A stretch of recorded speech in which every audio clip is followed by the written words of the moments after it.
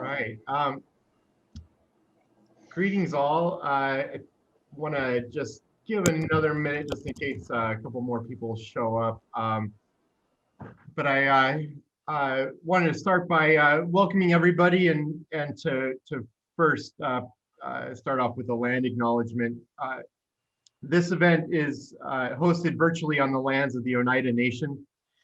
We recognize and respect the Oneida and the tribes of the Iroquois, Haudenosaunee Confederacy as the traditional stewards of this land, acknowledge their sovereignty, rights, and relationship to the land since time immemorial. We're grateful to be here. We also acknowledge that all of our participants today are on ancestral and traditional lands of Indigenous peoples. If you feel appropriate to acknowledge those lands and peoples when you introduce yourself, please feel free.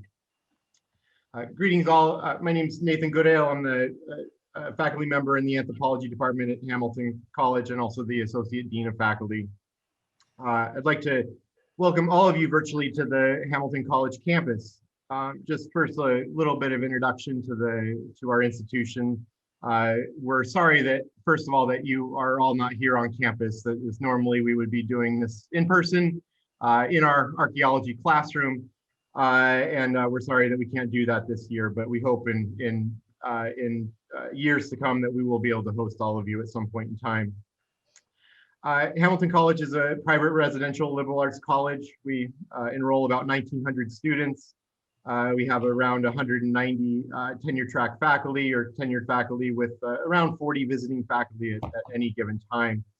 We offer only Bachelor of Arts degrees in 43 areas of study. The anthropology department currently has 5 tenure track members of the faculty and 3 visiting faculty. We offer majors in cultural anthropology, archaeology, geoarchaeology, and we directly support the offering and additional minors in linguistics and education studies. We're here for the second Winslow Lectureship Workshop that supports the Persistent Questions of the Past series that's published through Routledge Press. I thought I'd give you a little bit of history on who Winslow was and how we kind of all got here. William Copley Winslow graduated in the class of 1862 from Hamilton College. He then went on to earn a PhD in classics and was the vice president of the Egyptian Exploration Fund. He's noted to have donated a lot of things to Hamilton College for its Natural Museum for its Museum of Natural History. Winslow also donated several gifts to the institution, including endowing several endowments. One of them, the Winslow Lectureship Fund, which is what is supporting financially this series, and it hosts visiting speakers to the college in the subjects of classics and archaeology. This is the second Winslow workshop. The first occurred in January 2019. That workshop has now produced a volume that's titled The Archaeology of Households, Kinship, and Social Change, edited by Anna Prentice and Lacey Carpenter. That volume is now in press with Routledge. We expect it out sometime in 2021. I'd like to thank the editorial board, including Colin Quinn, Anna Prentice, Lacey Carpenter, and Rachel Horowitz. And with that, I'm just going to turn this over to them to introduce themselves quickly. Anna? Hi, everyone. I'm Anna Prentice. I'm professor at the University of Montana. It's good to see everyone. University of Montana sits on the traditional lands of the Montana Salish, who have stewarded this land since time immemorial. And we are greatly appreciative of their history and willingness to allow us to exist in this space. Happy to be here. Looking forward to the papers. Thank you. Lacey? Hi, I'm Lacey Carpenter. I'm a visiting assistant professor at Hamilton College. So thank you, Nathan, for the land acknowledgement. I second that sentiment. And yeah, I'm really excited to be here and to hear from all of you. Thank you. Rachel? I'm an assistant professor at Washington State University, which is on the ancestral lands of the Palouse and Nez Perce peoples, and we recognize their connection to the land since time immemorial as well. And I'm also excited and looking forward to all the papers. I'm also a Hamilton alum, so I'm just imagining I'm back there on the Hill for all of this. So looking forward to it. Thank you, Rachel. And Colin Quinn.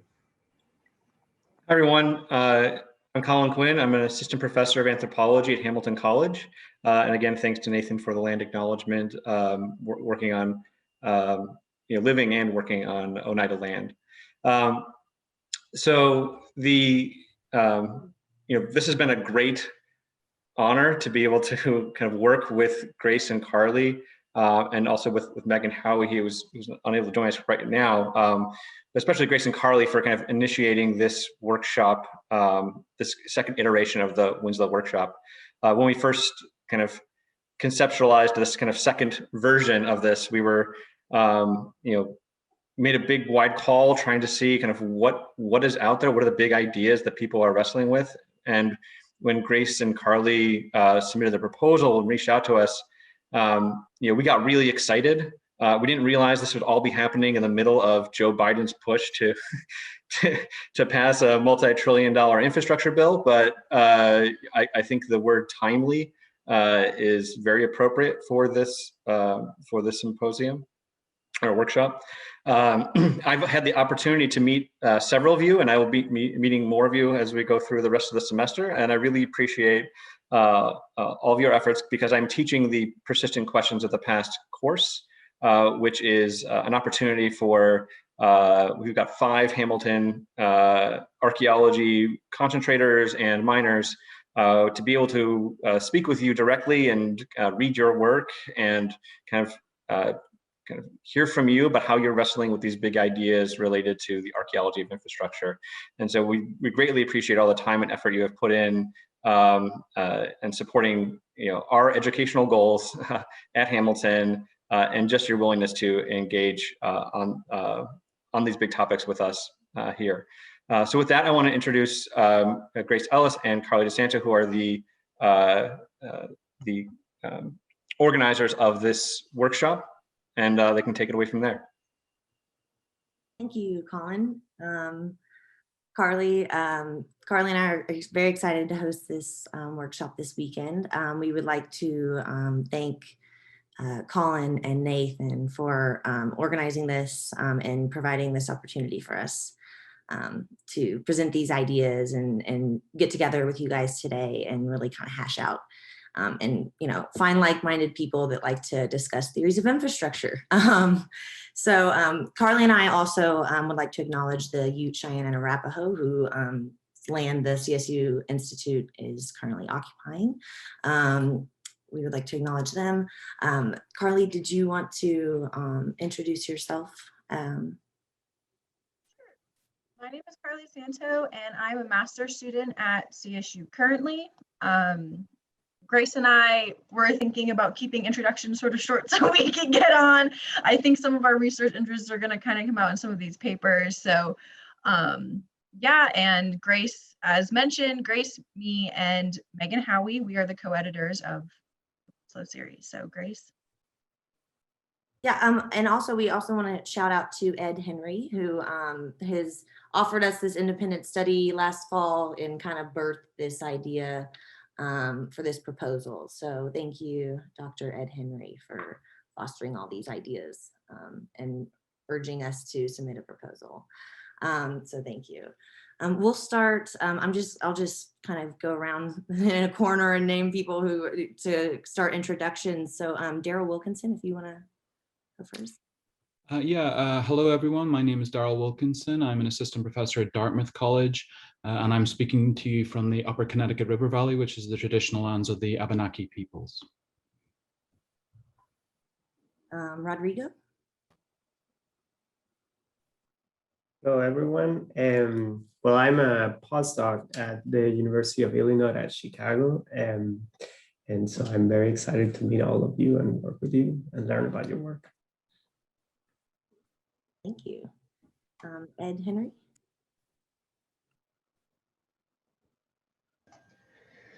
Hello, everyone. My name is Ed Henry. I'm an assistant professor here at Colorado State University.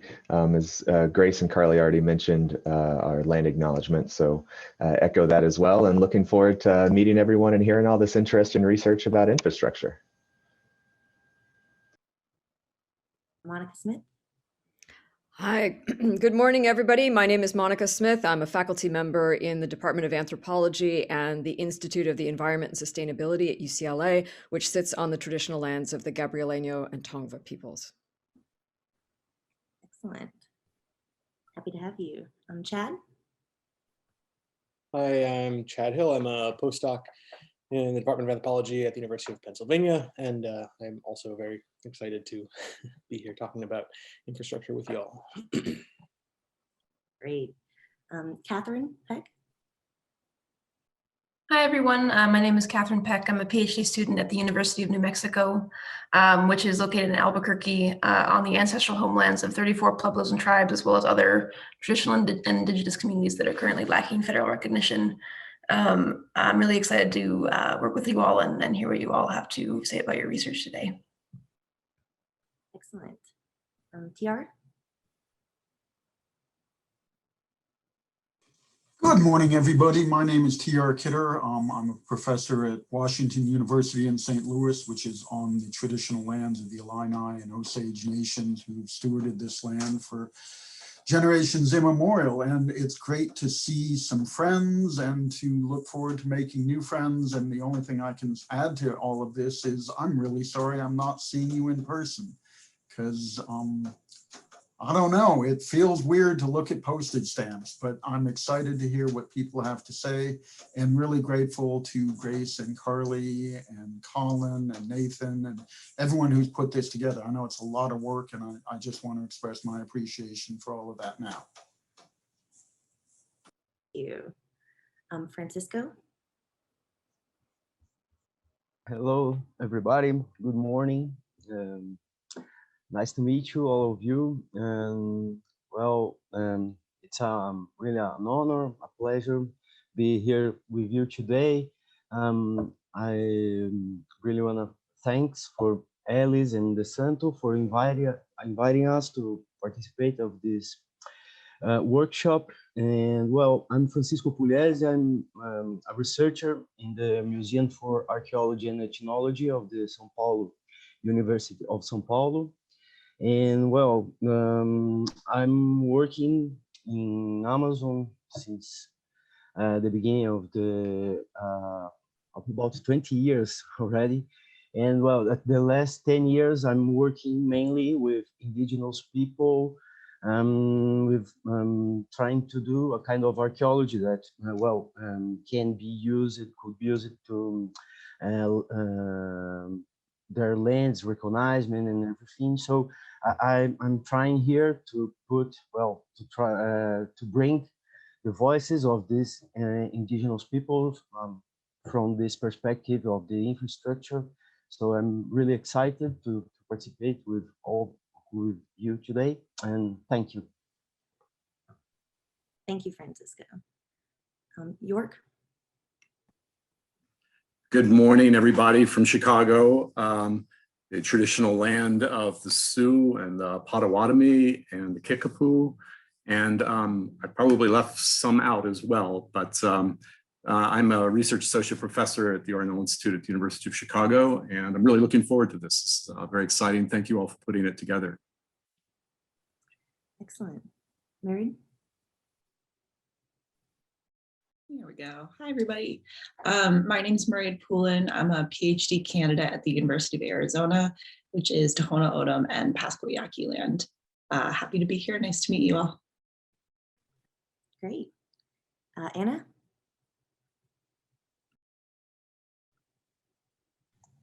There we go. Okay. Hi, everyone. I'm Anna Brown Ribeiro. I'm an assistant professor at the University of Louisville in Kentucky. And I am speaking to you from what is traditionally Miami, Cherokee, Shawnee, and Osage territory, and was probably occupied by other peoples as well since time immemorial. Even though it is actually falsely known as traditionally a hunting ground, it was occupied by many peoples. And I am also really honored and excited to be here. And thank you, Grace and Carly, for the invitation. And I'm excited to see some familiar faces and to meet everybody and talk about this very timely and exciting topic. Well, excellent. Nice to finally virtually meet everybody and have faces to names now. Hopefully in the future we'll get to meet in person one of these days. So now that we've done introductions, we'll just briefly outline the workshop goals and the structure and kind of how we see the schedule going for this weekend. So today we really wanted to focus on laying out all of the evidence and reviewing all of the case studies that you all are going to present. So we specifically wanted participants that represented not only a wide geographic range to kind of see what different materialities and patterns and forms infrastructure might look like, but also from a temporal scale as well. So we really just kind of wanted to lay out the evidence. We intentionally didn't want to provide you guys with any readings or sources, just to kind of see what you guys are thinking of infrastructure and maybe kind of have some interesting ideas that would pop up that might not pop up if we're all reading, you know, the same sources and the same material. So we kind of wanted this to be a more organic, if you want to call it that, and then just bring all of our ideas together. And then the second day, we'll focus more on fleshing out those ideas. But for today, we're going to keep presentations to around 10 to 15 minutes. Followed by around 5 to 10 minutes of questions afterwards. If you have a question during someone's presentation, you can type it in the chat, but just keep your microphones muted until after presentations and hold your questions for then, and you can turn your microphones on. We understand we're all from home and there might be dogs or people or babies in the house, so we understand loud noises, there's no problem, but just to be respectful to participants, just keep those muted while they're presenting. So we'll just do a brief presentation, Q&A. We'll have a break for lunch, kind of wrap things up at the end of the day and highlight some of these key themes that we're seeing throughout the presentations. And then tomorrow morning, we're going to reconvene and start out with some breakout sessions. So this day is really going to be dedicated to outlining the 3 main goals, which are, defining infrastructure from an archaeological perspective. What does a theory of infrastructure mean for our interpretation of archaeological records? And then also, what does that mean for fields outside of archaeology? What does a explicitly archaeological theory of infrastructure bring to the field outside of archaeology? And so we thought to kind of trigger your all's minds and get the ball rolling, we'll do some breakout groups of 4 people. And then we'll have Anna, Rachel, and Lacey, and Nathan and Colin kind of moderating these groups and contributing to discussions as well. But we'll dedicate the first hour and a half to small group discussions, kind of fleshing out these main ideas. And then we'll reconvene for the last hour and a half of the morning and kind of come back together once we have these ideas kind of distilled and talk about it as a group of what we've kind of come to a conclusion and what we're thinking and where we're heading with all of these ideas. We'll also have a break and then resume after lunch or breakfast or early dinner, wherever you are in the world.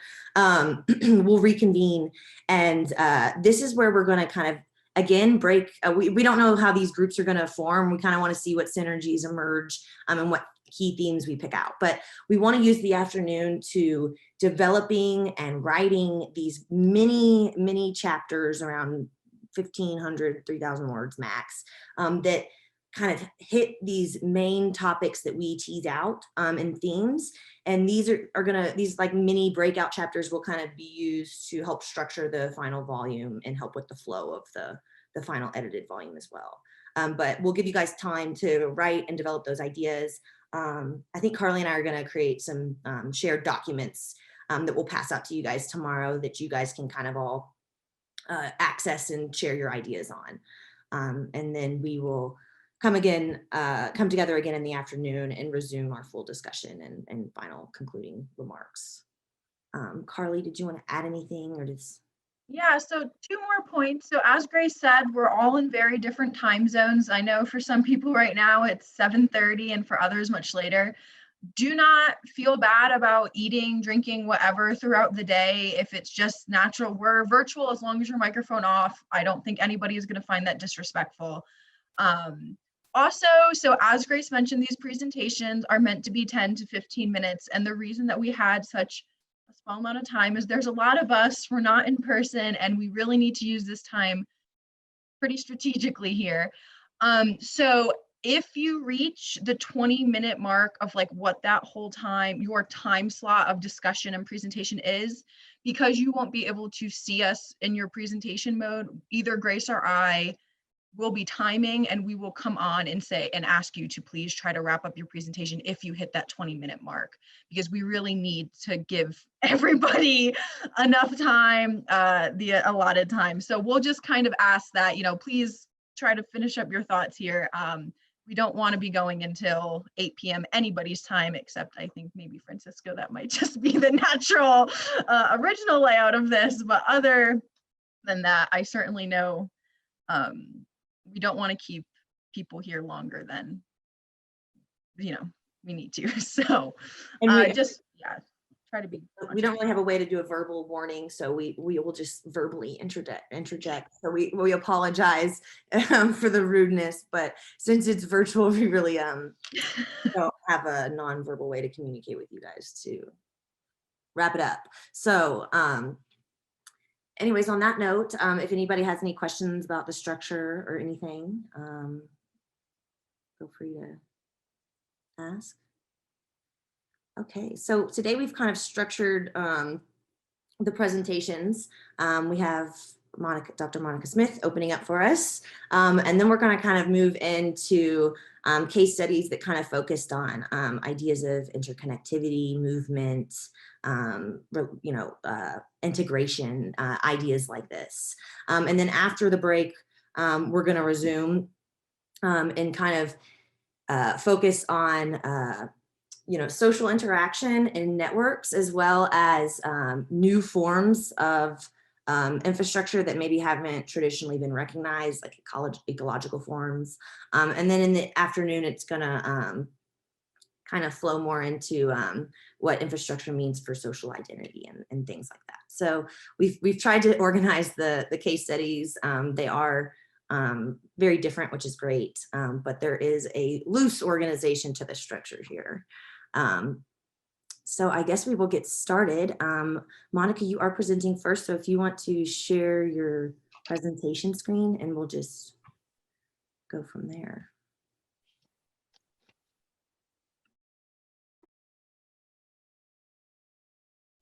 That looks good, I can see it.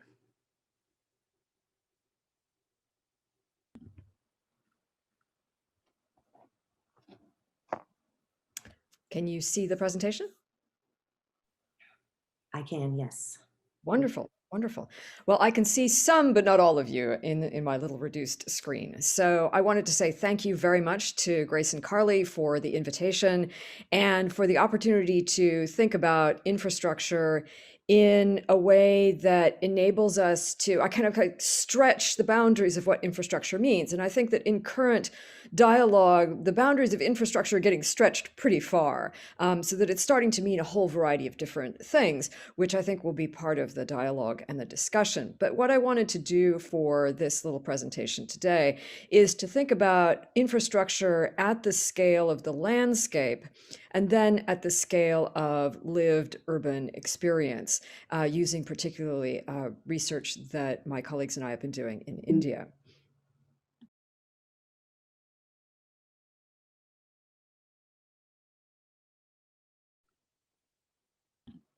So when we think about infrastructure, what we see is that there is a world of nature out there. It's doing its own thing, has for billions of years. And then there's the human world that people are engaged with socially and economically and through communication.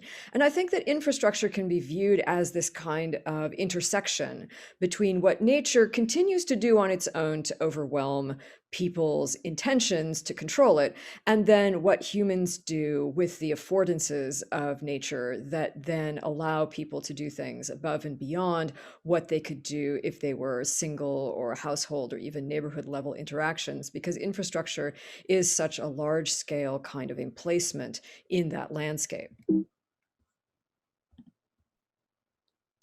So here's a question for us. Why don't we know more about water in the ancient world? Here's the answer: because we work in the dry season. And when you think about water, you read about people working, it's often only in a footnote that you get a statement that says something like, oh, well, we happened to be at the site during an unseasonable rainstorm. And all of a sudden we realized what was happening in terms of the gradient, the topography, the drainage. And this is also something that happened to me working in India, because of course, the field season is generally in December, January, February, which is the dry season. It's also the coolest part of the year in the Indian subcontinent, relatively speaking.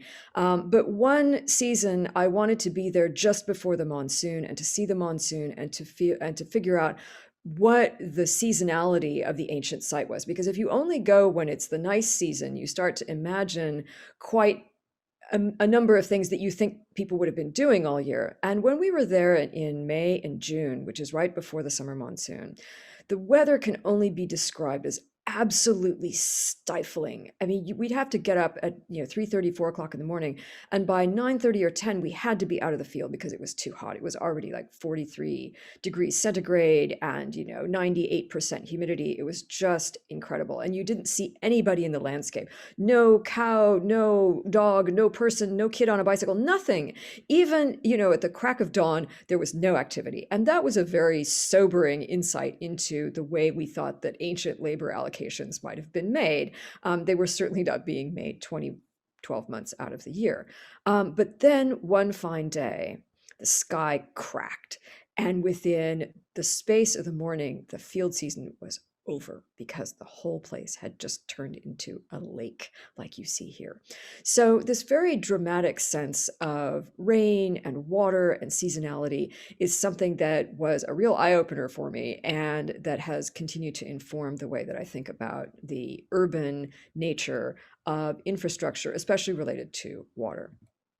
So in the Indian historical and literary tradition, the monsoon is viewed as this season in the summer that is a kind of annual release from dryness. It is the thing that enables crop production, and it's even viewed, like the thunder of the clouds coming in, and this phenomenon of rain is something that is described like elephants rolling around. So it's something that completely animates people's understanding of the environment.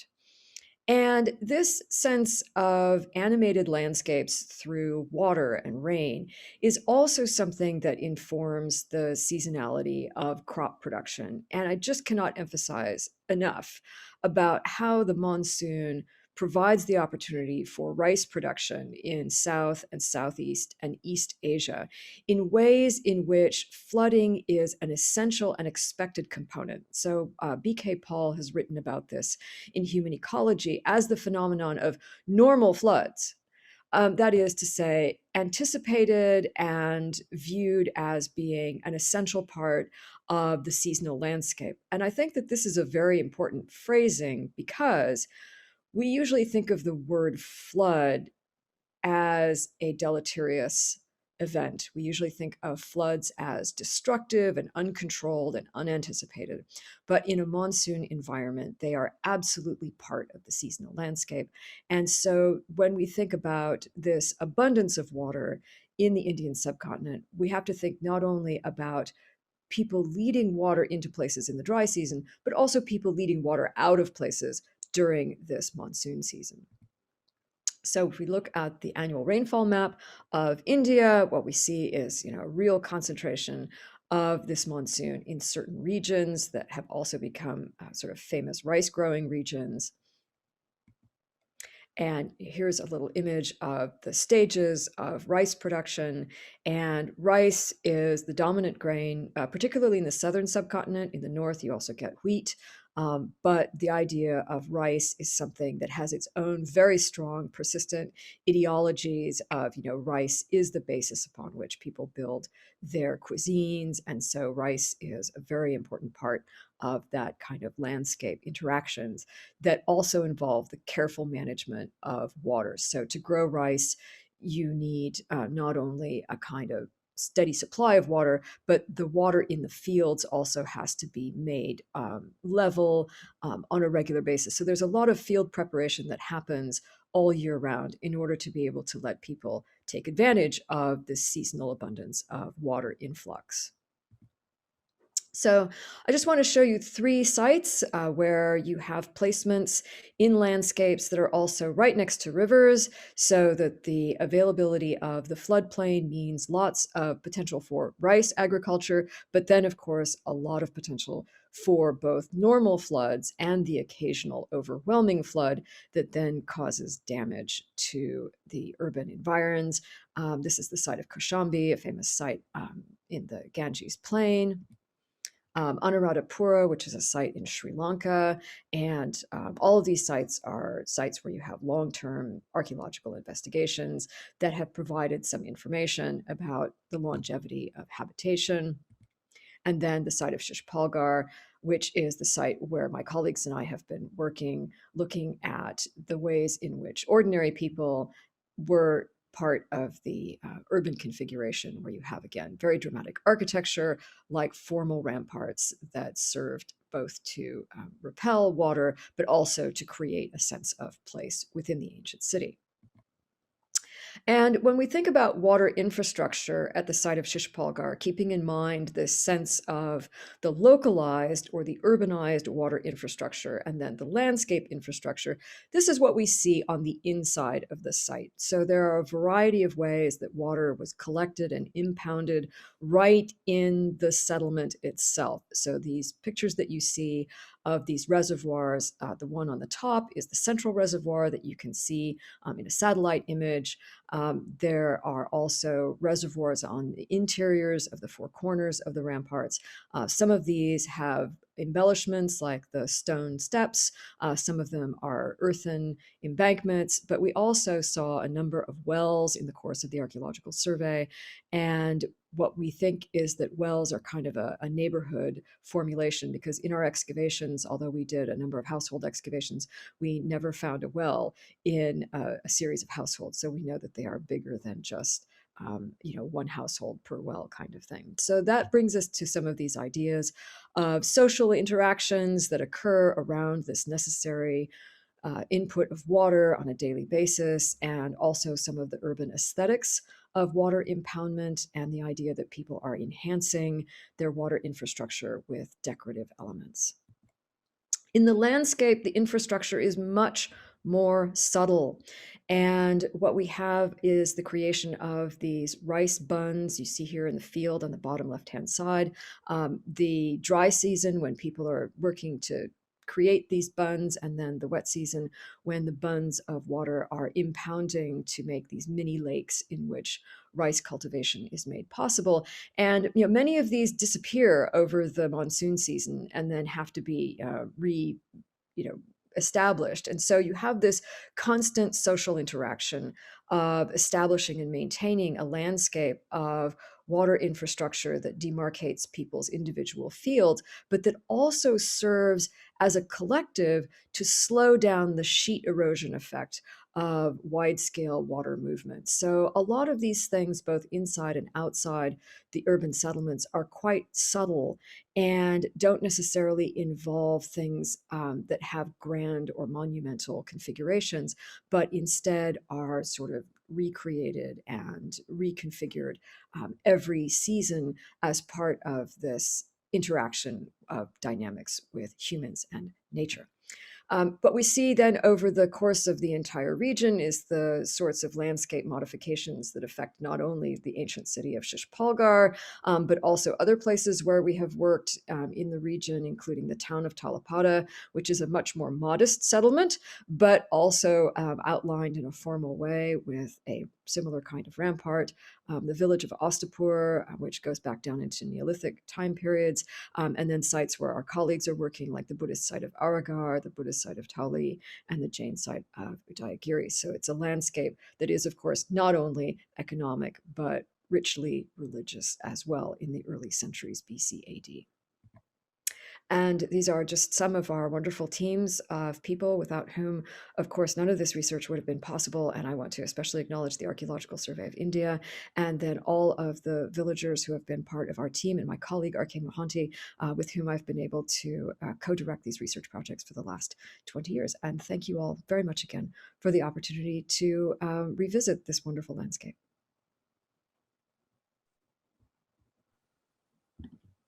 Thank you, Monica. It was excellent. I'll open the floor to any questions.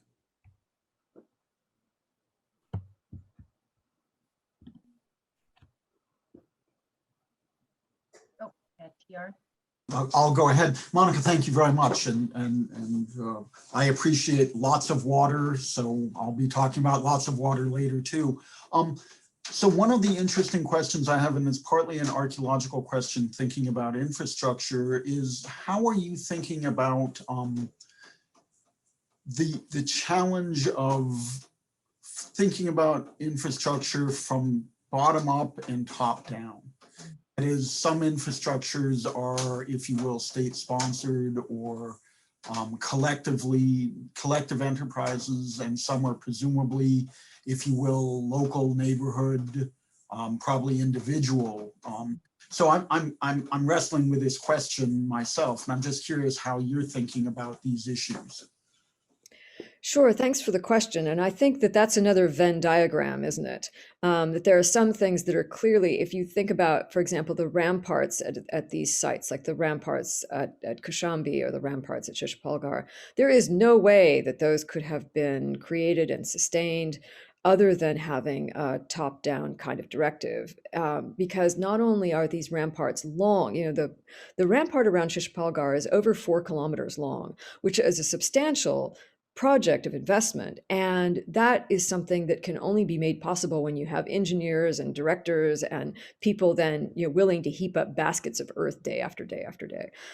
So that is definitely a centrally created project that is something that's also crafted as a kind of 2-for-1. So when they make the rampart, they scoop out the earth to make the surrounding moat. So you get 2 pieces of infrastructure out of 1 construction episode.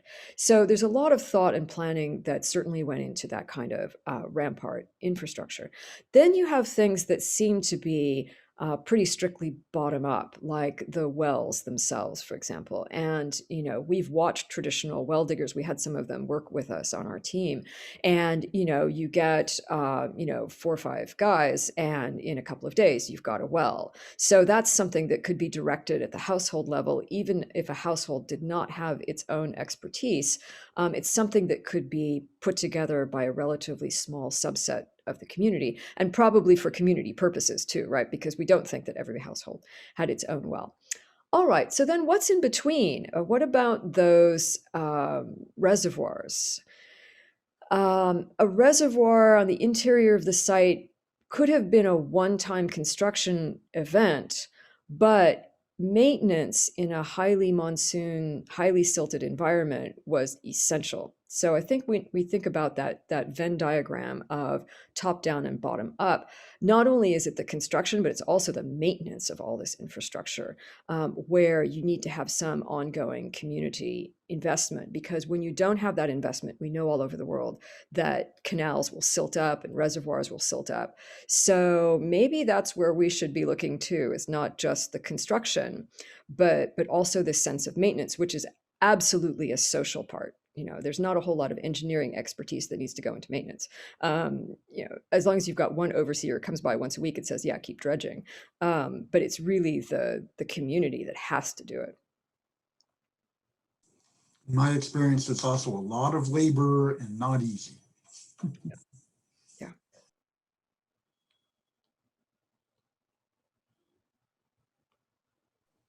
Ed, go ahead. Is it okay to just jump in, I guess? Or would you guys prefer some hands being raised?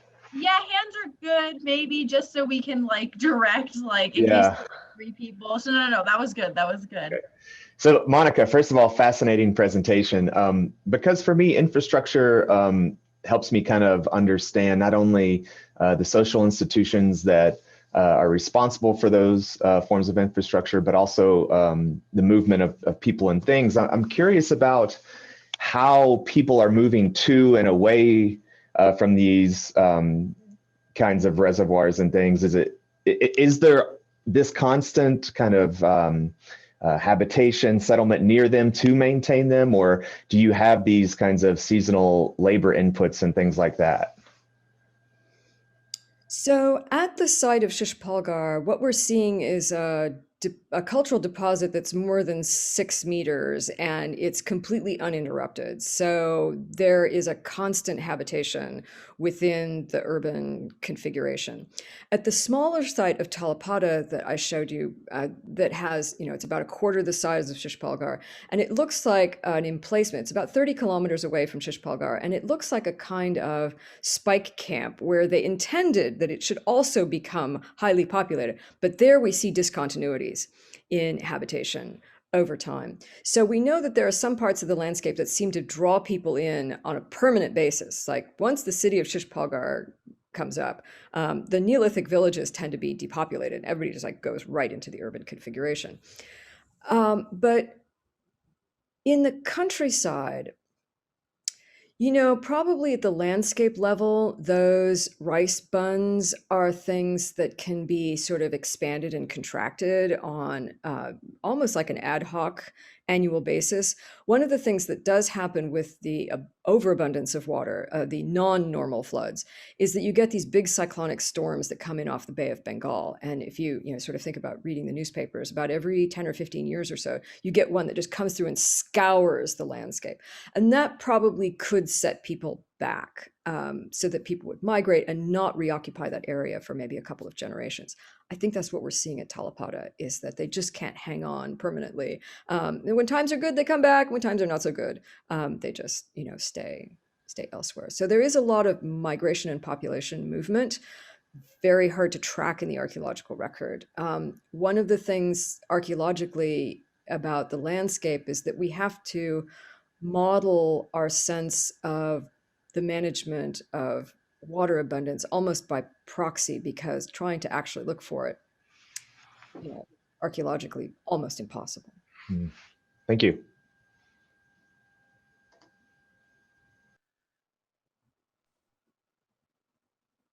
Okay, if there are no more questions, then we can move on to the next presenter. Grace, do you have that list?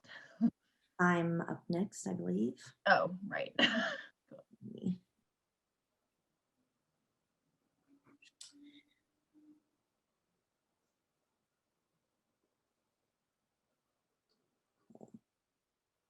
Can everybody see this? Okay. So thank you all again for coming today and listening to my presentation. I'm presenting a paper by myself and my advisor, Dr. Christopher Fisher, Infrastructure and Interconnectivity in Pre-Columbian Amazonia. So as we know, infrastructure is integral to maintaining social, economic, and political relationships across vast distances, both temporally and spatially. And infrastructure has been documented across the globe in the archaeological record, yet an explicit theoretical understanding of infrastructure has yet to emerge. And we believe that this has led to the misapplication of the concept of infrastructure to the archaeological past, as well as aided in the creation of false narratives that tie infrastructure to modernity, urbanism, development, or progress. And these narratives largely exclude places like the Amazon because the archaeological evidence from these places doesn't really fit the urban or Western ideal of infrastructure in terms of material, form, and pattern.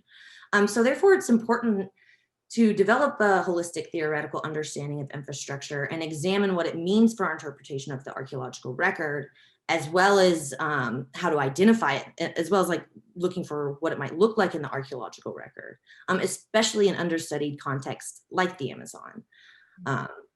And this requires shifting the focus of infrastructure from social progress to social integration and recognizing the unique historical trajectories, materialities, and patterns infrastructure can assume across space and time. So the main objectives of this paper are 1, what is infrastructure? 2, what does a theory of infrastructure mean for our interpretation of the archaeological record, specifically in Amazonia? And then 3, what does the archaeological evidence for infrastructure look like in Amazonia? And I'm going to specifically be focusing on forms of interconnective infrastructure, which I'll define later. So before we dive in, why does this all matter? If anybody has read the newspaper lately, you might have read about the Suez Canal. Infrastructure and the functioning of infrastructure is a hot topic and matters today. This canal is responsible for around 10% of the world's global trade, and this blockage for 2 weeks caused billions of dollars in damage and is creating ruptures throughout the whole entire global supply chain. In the United States, as Colin mentioned, infrastructure is also important. People are today asking, what is real infrastructure? Can infrastructure be something that's not a material, concrete road or train? So these headlines kind of illuminate that infrastructure matters and it impacts the everyday lives of people who experience it. And therefore it's important for us as archaeologists to have a conceptual understanding of what infrastructure is and to recognize what a theory of infrastructure means for our interpretation of the archaeological record. So what is infrastructure? It's been largely defined as the material manifestation of multi-user networks that facilitate the flow of goods, people, and ideas over space and time. It's typically characterized by large immobile features that last for generations and require super household maintenance. I really like Monica Smith's idea of materialized consensus, meaning large infrastructural networks emerge and are maintained through group collaboration and cooperation, and therefore they cannot exist independently from these behaviors. And behaviors like collaboration and cooperation require physical interaction among people, as well as physical networks to facilitate these interactions and maintain communication over long distances. And so this means that infrastructure can be analyzed as the materialization of ongoing communication and social interaction. And therefore archaeologists can analyze specific materials or practices or meanings associated with these infrastructural networks to understand specific aspects of society, including community integration, political forms, human environment interactions, things like that. So we're also kind of trying to disentangle infrastructure from social evolution. So historically, it's been tied to contemporary or urban contexts and situated in discourses surrounding progress or development or modernity.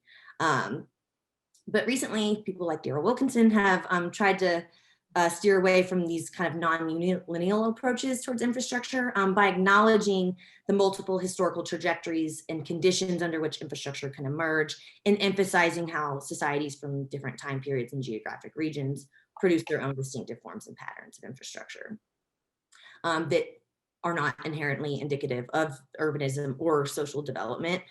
Instead, these patterns offer more unique glimpses into these complex social and political relationships that unfolded over generations and across regions, and ultimately indicate long-term social interaction and large-scale human organization rather than social progress or development. So this approach is useful for understanding how infrastructure facilitates social interconnectivity and how it materially reflects patterns of socially significant relationships in the past. So what is interconnective infrastructure? This includes certain forms of infrastructure that functions explicitly to facilitate the interconnectivity between people, places, and things, such as roads, sidewalks, bridges, telephone wires, that kind of thing.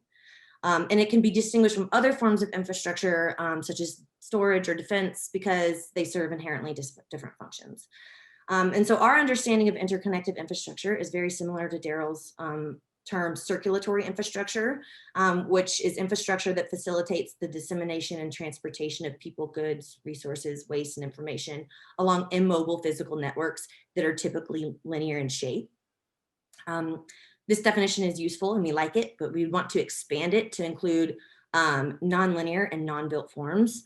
So this table here kind of shows different patterns and forms interconnected infrastructure can assume. So an earthen wharf has more of a U shape and a V structure. River channels are very meandering and typically non-built. Doesn't mean that they're not managed.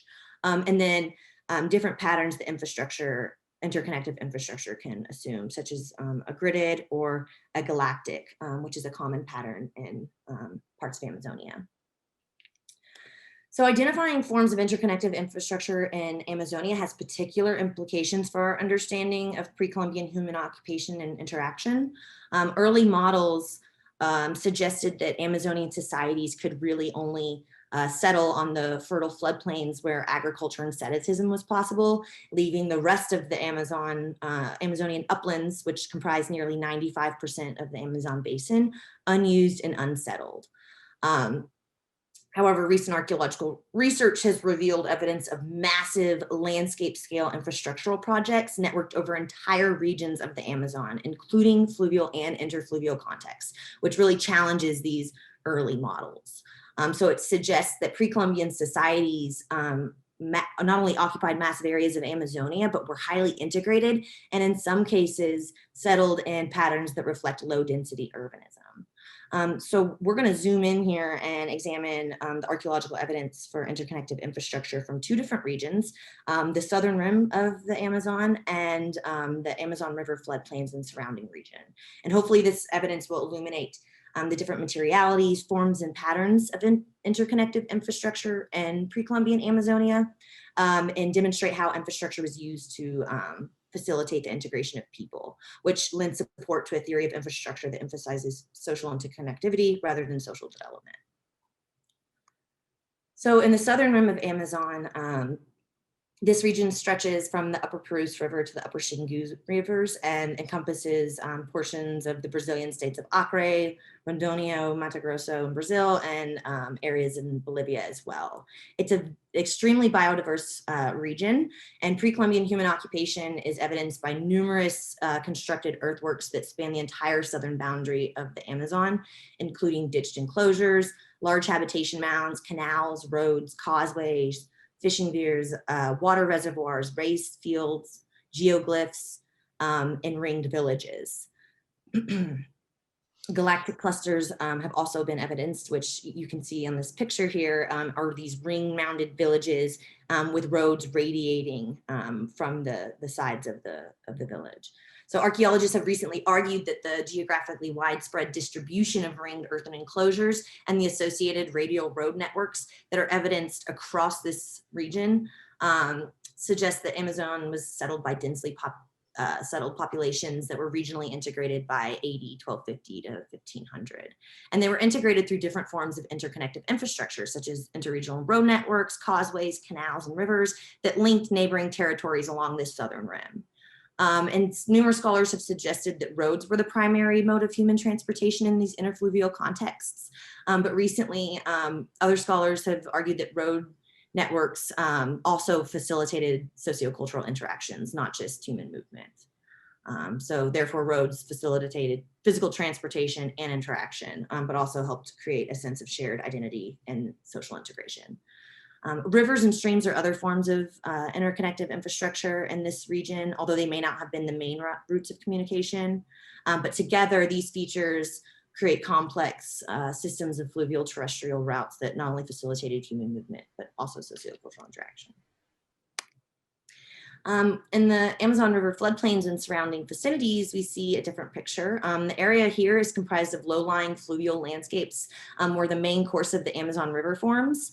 The region extends from the confluence of the Rio Negro and Salamoas, where the Amazon River begins, to the lower Amazon River where it meets the lower Xingu.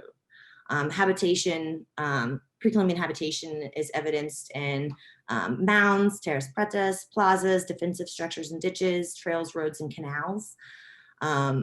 Amazonian archaeologists have claimed that this region after 8400 became increasingly integrated and interconnected. Straight shallow depressions running between sites in Santarém have been documented, as well as incised roads at sites in the central Amazon and along the lower Trombetas River. Large depressions have also been evidenced at sites in Central America that may indicate more formal ports that facilitated the connectivity between land and water. Ports have also been recorded along the middle Amazon River, where I did my thesis research at the site of Macurani, which suggests that pre-Columbian inhabitants in this region were explicitly using lakes and rivers as means of transportation. And this photo is a picture of one of the earthen wharfs that was documented at the site of Macurani. So it's interesting that in this region, the fact that most of the interconnected infrastructural features documented along the floodplain are related to water resources. And it might indicate that pre-Columbian inhabitants in these regions had a stronger relationship with water. And it's interesting after Monica Smith's presentation about managing floodplain landscapes, the relationship with water, what that entails.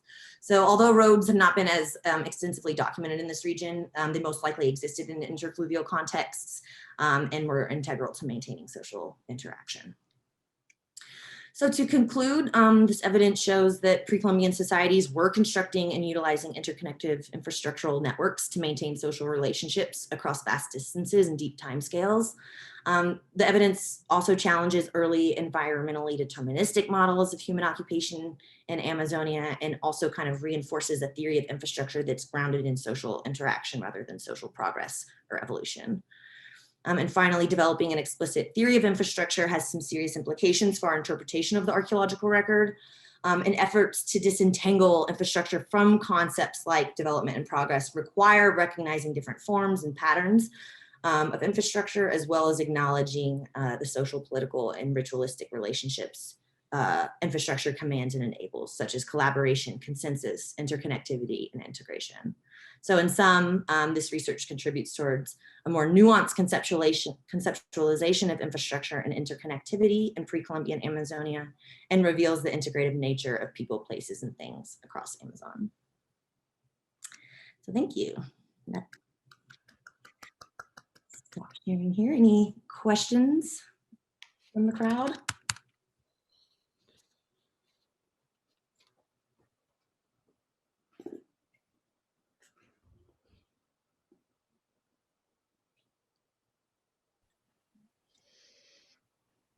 Carl has his hands up. Oh, I don't see it. Sorry. Go ahead and shout it out. Thanks very much. A really interesting presentation. Generally, in other parts of the pre-colonial Americas, interconnected infrastructure tends to get associated with particular polities, right? Thinking of, causeways in the Yucatan, they're sort of associated with particular Maya, urban entity. Certainly in the Andes, road networks are very tightly associated with polities like the Inca road network or the Wari road network.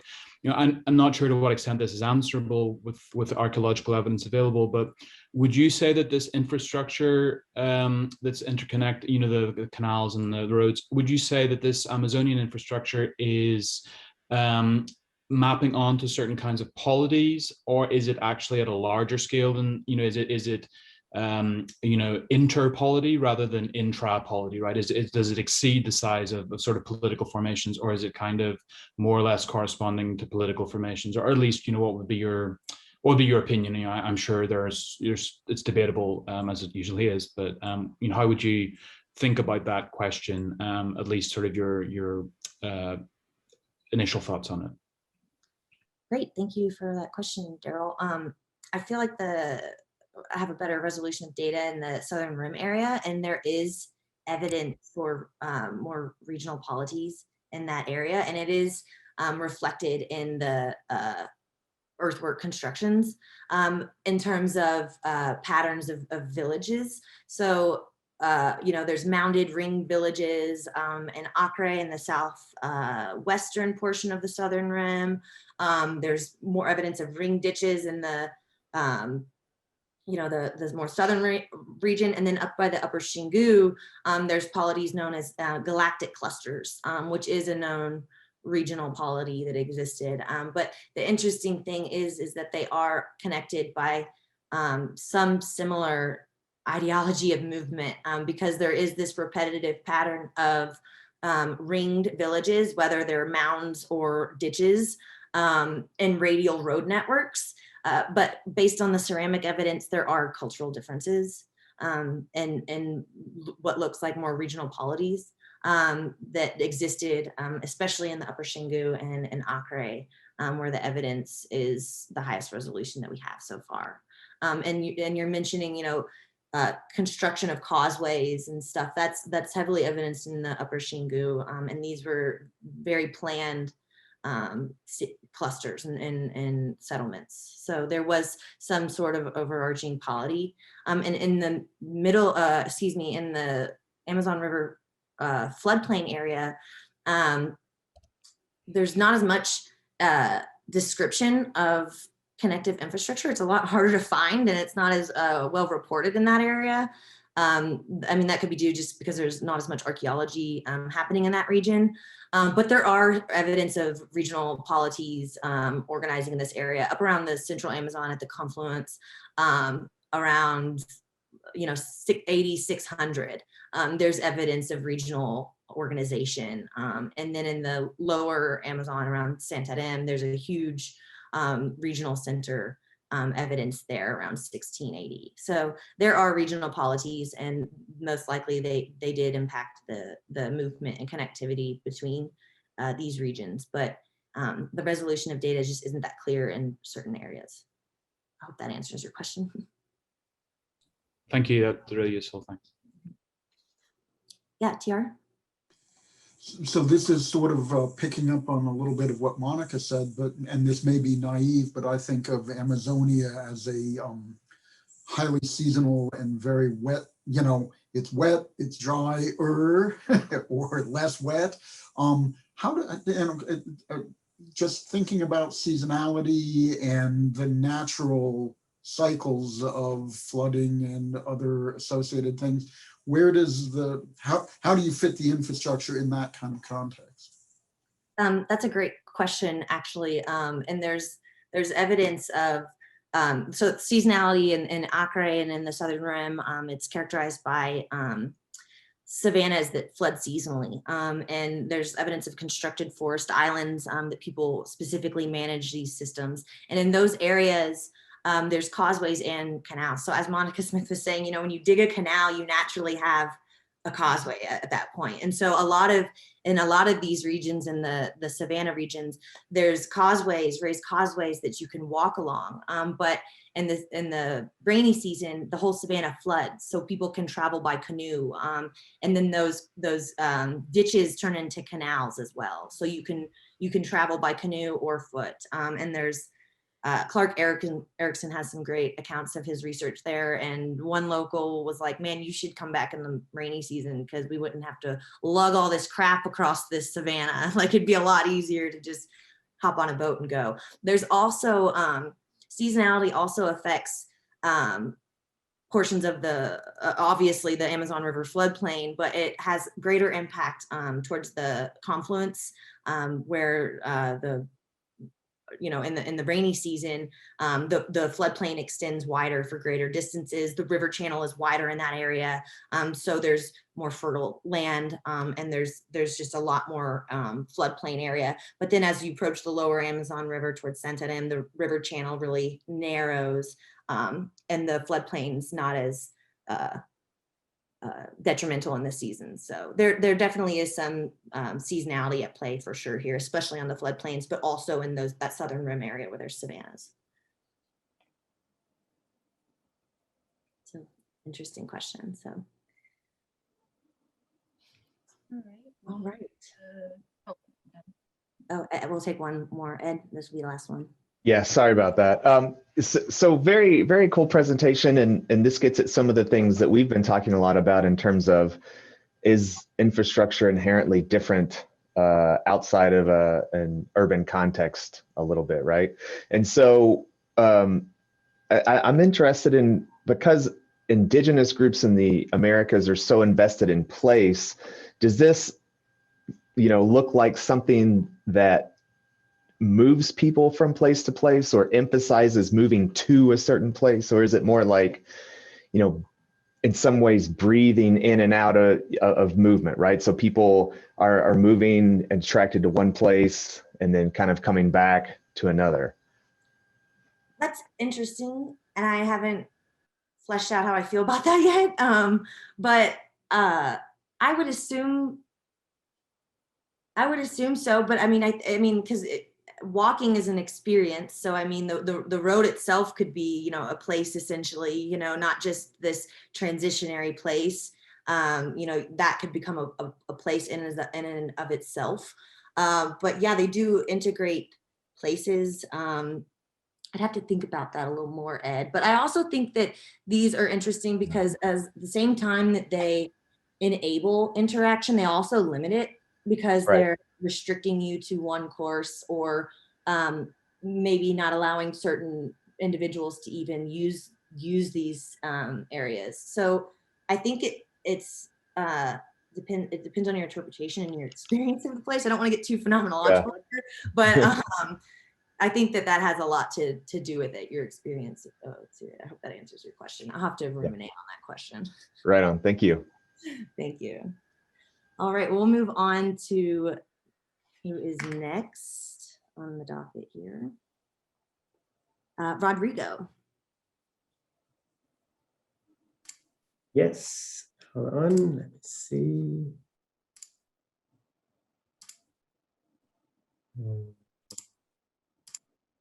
You can see my presentation, right? Okay, I'm gonna move it around too. Good. Okay, so thank you. Thank you again for the invitation, for being part of this group. I already getting super excited of all these ideas and conversations, especially because we're keep moving into movement, which is my preferred topic. So I'm very happy to be here and thank you for the invitation and everyone. I'll be talking about three particular kind of like examples within this area and case study that I've been working for a while. But to get into there, and that's what I put in the draft and I was trying to discuss, which is mainly just talking about the infrastructure associated to movement, but also understanding the changes of these and how dynamic it is and the involvement of regular people into that. So I'm going to give a little of a kind of like a context of or framework of how I think about these things and maybe some more context of this site. So it could be understood a little more. It's a site in Mesoamerica. So first of all, the things that I think we all agree on, but that I think of when we're thinking about movement infrastructure, that it has an impact in the landscape, right? So it does change the landscape, and that's something that is clear to us, but maybe not everyone. But that impact in the landscape is not the same because there are a bunch of different types of transportation of movement systems of networks. So we need to consider and think about what are those different types and that they have different kinds of archaeological evidence or impacts. They have been studied, what I call through proxy evidence, right? We know that things move. So we find things that shouldn't be there and how they got there and why they got there. So we are good at understanding those things. But also we study them through direct evidence, and usually is material culture directly associated to the act of moving around and transporting things like vessels specifically made for transportations, carts, and even like old shoes and sandals, but also what maybe we're discussing this weekend, which is the infrastructure that allows us to move and transport things. And that is the thing that has been helpful lately with these new technologies. How do we find these things? How do we identify them? How we classify them? And then how we study how they were conceived, used, and modified through different techniques. But let me just step a little back. It is important to understand, yes, we are mobile beings. We always move. We have always moved for different reasons. And those reasons are the motivations. Why do we move? Across these landscapes, like we've been seeing, or in urban settings. And that's important to think. It's a very important component of movement. But the other thing that we should be thinking about it is the behaviors of movement. And those had to be with like the actual mechanic behaviors of our human body, how we move around, or the other modes of transportation that we have. But actually, it is about how we conceptualize movement. And I think that might be a way that would open ways for us to understanding infrastructure of movement. We don't use roads. Roads is a concept that it only exists in the person who's naming it road, right? We move by using routes, and we go from one place to another, and by using parts of those roads, segments of those roads. And then we have a bunch of motivations. We want to get there the fastest way or the safest way, or we're going to pass by and visit someone along the way. But in order to do those things, in order to create those routes, we need a system, right? It is easier to think of it in an urban environment, and that system is there available to us. That doesn't mean that that whole system is completely open to us. There's some parts of the system that are secluded from us, that can only be used by a bike or something like that, or a pedestrian. Some parts are like close to residents of that area, but some parts of those systems are there available for us to use. And that's important. There are elements within that system, that network, that guide us of how to use it or when to use it, right? That guide those motivations. But the other part that is important to think about those systems is that they change. And they change, like we were discussing, you guys were discussing about those decisions from the state, how to modify the system, but also by down, right? By regular users and daily commuters. They modify that system by their natural behaviors. And and that is the thing that is interesting to me in archaeology. Well, one thing that is interesting to me, thinking about networks of movement, how those changes occur and what motivations are go on to those changes, and how can we find them in archaeology, which is, like everything else, a super big challenge, right? And just to add to that, something that we have already been saying, and probably one of the main topics of this weekend, is that infrastructure is not a group of things. Movement infrastructure is not just roads. Roads is just one element, right? The crossroads, the nodes that those roads cross, along with other access points, ramps, bridges, canals, as we were discussing, all of that combined creates this infrastructure. So we need to think of all of them, not just the walking surfaces. So how do we find this in archaeology, and how do we study? We need to open our eyes, because it's not the typical materials, the typical evidence that we are so used to in archaeology. And I want to look at it in this context, this case study. This is Angamuco, we call this place. It's a Mesoamerican city. For those who know a little bit about Mesoamerica, in Western Mexico, at the time of the conquest, there was a big empire, the Purépecha Empire. There was a territorial empire. And as it expanded, it absorbed some other cities and directly and indirectly imposed some traditions, material culture, economic systems, and whatnot. Well, this city, or this site, is an urban center called Angamuco. It's only 10 kilometers away from the capital of this big empire. So obviously it got some influence. It changed its layout, the way the city was configured, and other things. But it was also a city that was established about 1,000 years before the empire even existed. So there are other systems before, the ones that we might know about the Purépecha. And it's interesting to see if there are any changes with these, at least this big introduction of this new way of living. And well, the site that we have been studying over 12 years, but only 12 years is not that much. So we're starting to understand some things about it. In general, it's a big site. It's about 10, 12 square kilometers. It has, it's a very densely populated, probably 30, 40,000 people. It's we calculate over 70,000 different structures of houses and buildings and pyramids and things like that. And this is a little insight of how it looks. This is one of the many different ceremonial centers in the city. There's a pyramid, altars, and whatnot. And these are all buildings and houses. And so it is kind of like, it looks like a decentralized city, right? It's not one of those that have one ceremonial center like it's typical in some Mesoamerican cities. So, and the houses, they all have like their family patios and terraces for growing their food. So we already are guessing that there is a different type of interaction and living in the city. But well, the other two things that I want to point out before I talk about roads is there's this natural border it's a escarpment. The city is set in this Holocene lava flow, so it creates this kind of like a plateau on top, and we divide this in two different sides, two different parts of the site, the upper and lower part, and that escarpment gets really steep at some point. It's like 50, 60 meters. So it is a very intense, big city, but I look like a lot of people are interacting with each other all over the place. And then I started studying the roads, and I did some things to understand the whole network, where it is, how many roads there are. Doing field work there, I realized that there is like a diversity on how these roads are built. And it is both a diversity, but it's also standardized diversity, right?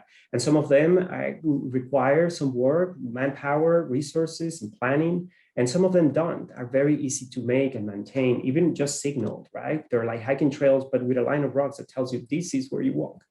And so there are things that are interesting to learn about them. So I want to concentrate on how I found some modifications of these segments of roads, and how I think they are pointing out to, yes, this level of organization, but also motivations of why they wanted to change.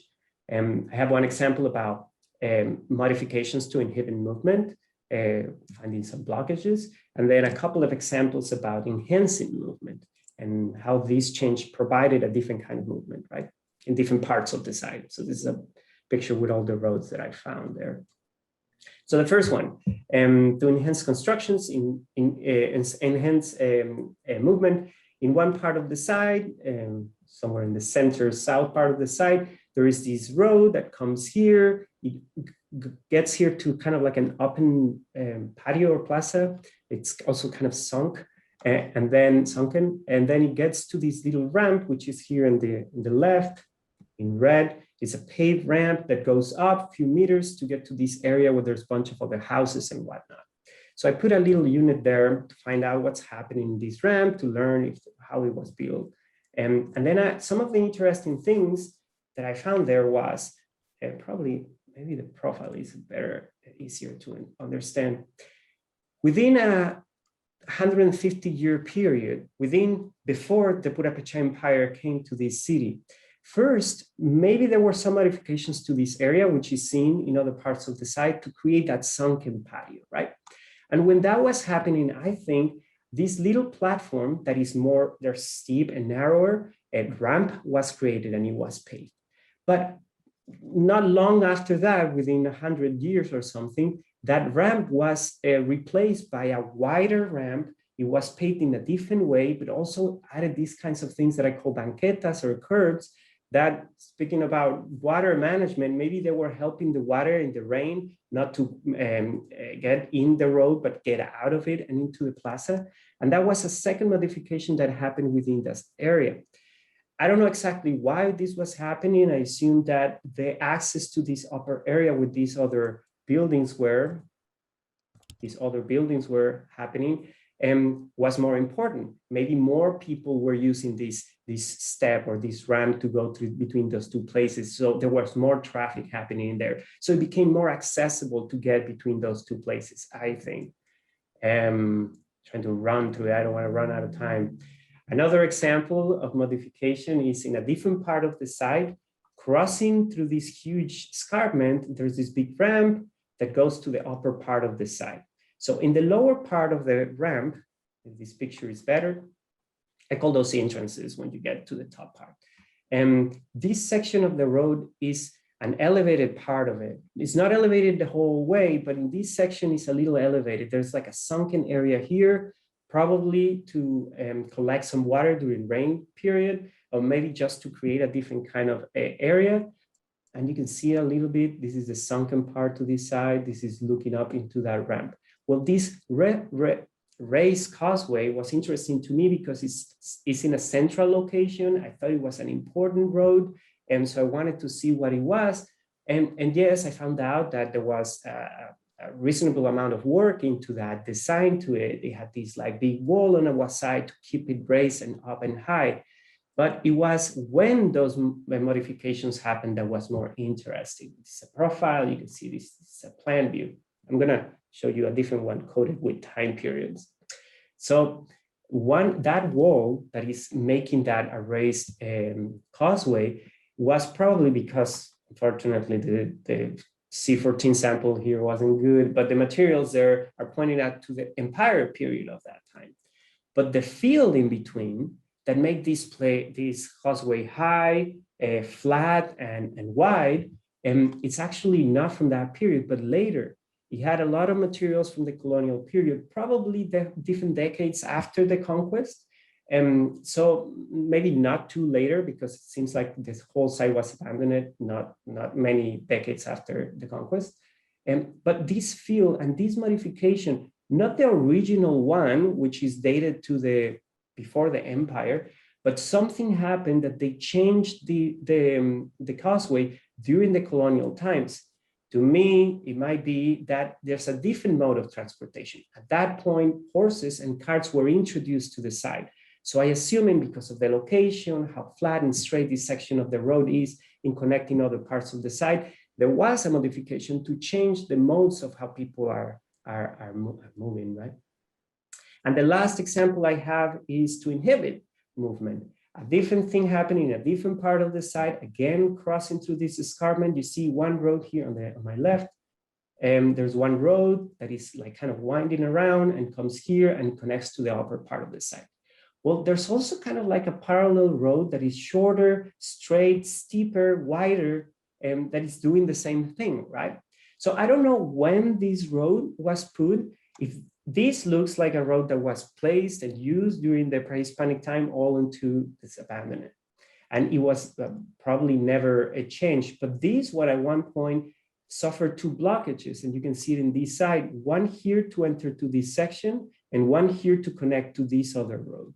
I don't know if it was placed after and then blocked after, and this was always used, or it was put after this was stopped use. But at some point, they clearly made an effort to close it from regular people. And this is just a sketch to see it. The way it's built is different. Actually, it's kind of like a sunken road in this section here, this yellow section, which is short. The blockage is not here, but down here. And I think I have a picture.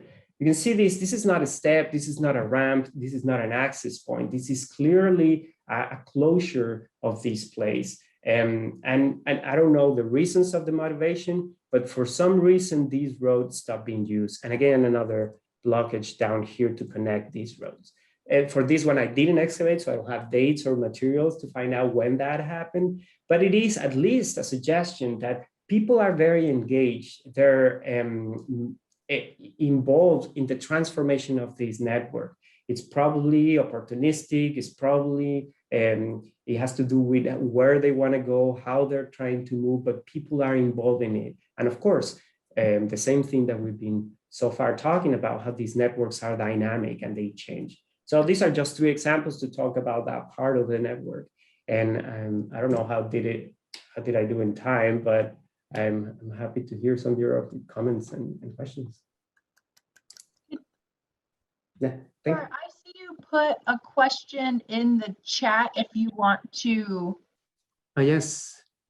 Is that a road that is blocked originally a water channel? I don't think it is, but so there's 2 interesting things about that part that is blocked. It looks like it's flatter, wider, and paved. The section that crosses the escarpment, PR is the one who's asking this. The part that is sunken maybe has a different use. If you walk through it, it looks like it was paved and built, but the boulders that were used for that are like pulled out, yanked out, like they use it for something else eventually. So I don't think it is because it's so wide and so formal and has these tall walls that it was used for water. There are a bunch of other water drainages all over the site, but they're smaller. So I think this is something different. We definitely have time for another question if any. Oh, TR expands. For sure. I don't want to monopolize things, but Rodrigo, I really enjoyed that. So I was fascinated by, I know this is just a little thing, but your sort of definition of how that section changed with presumably a changing technology of horses or carts. Mm-hmm. What I was wondering about is in what ways do these infrastructures create histories? Do they, so you've got an earlier, if I've read you right, you have an earlier road that sort of sets a path, if, I'm sorry, that's a bad pun, not intended, Yes. where flows, in this case, people now are constrained through history. And I don't know if you have any reflections on that, because I think of infrastructure as being history. Yeah, no, I agree with you. I think that's exactly what it is. It's like, some people call it biography of objects, biography of infrastructure, right? Like there's a lot of different events, historic events that are happening that are like be recorded in the changes of infrastructure. So definitely, I see it that way. Ed, you have your hand up?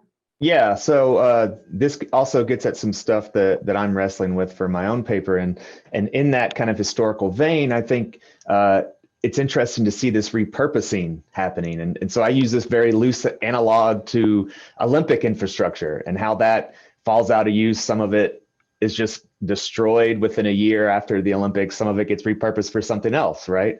And so this is a very cool kind of ability to trace how movement's changing here. Thank you. Yeah. Good point. Anna, go ahead. One thing that kind of came to mind as I was listening to this really interesting work is that should be asked in some cases anyway, which is military involvement. How much, when I think of roads being blocked and roads being opened, I think sometimes anyway, we need to be thinking about military decision making. Yeah, no, that's an excellent point. Something I haven't really looked into, but this is a militaristic empire. So maybe there is an interest to protect some way, to surveil who's entering, right? So yeah, thank you. Anna Brown Bear, did you have your hand up earlier? No, okay.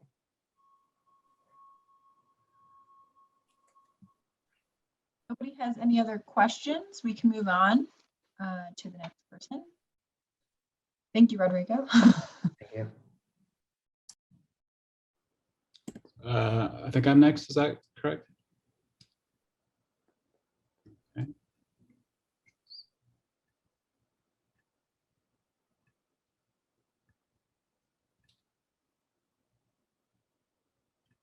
Hopefully you can all see that okay. So thanks again to Grace and Carly for the invitation to speak as part of this workshop. You know, it's already been really interesting and fascinating, and I'm looking forward to the rest of the conversations we're going to have over the next couple of days.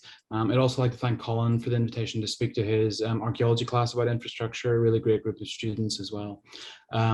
So what I'm really going to talk to you today about is what I think is the difference between consumption and infrastructure. And what I'm going to try and suggest to you basically is that consumption and infrastructure as analytical or theoretical perspectives are basically opposites of each other. And so part of talking about this, I want to preface that statement by, contextualize that statement by highlighting that consumption has had a several decades long hegemony in archaeological theorizing about material culture. Right, if you look at the sort of 21st century handbooks of material culture that have been published, in both cases edited by at least some archaeologists, they have chapters on consumption in both cases. They talk about consumption a lot, but neither have chapters on infrastructure. And they don't really talk about infrastructure all that much, which is kind of remarkable in a sense because arguably infrastructure makes up the majority of the material culture that humanity has ever produced, right, depending on how one defines it.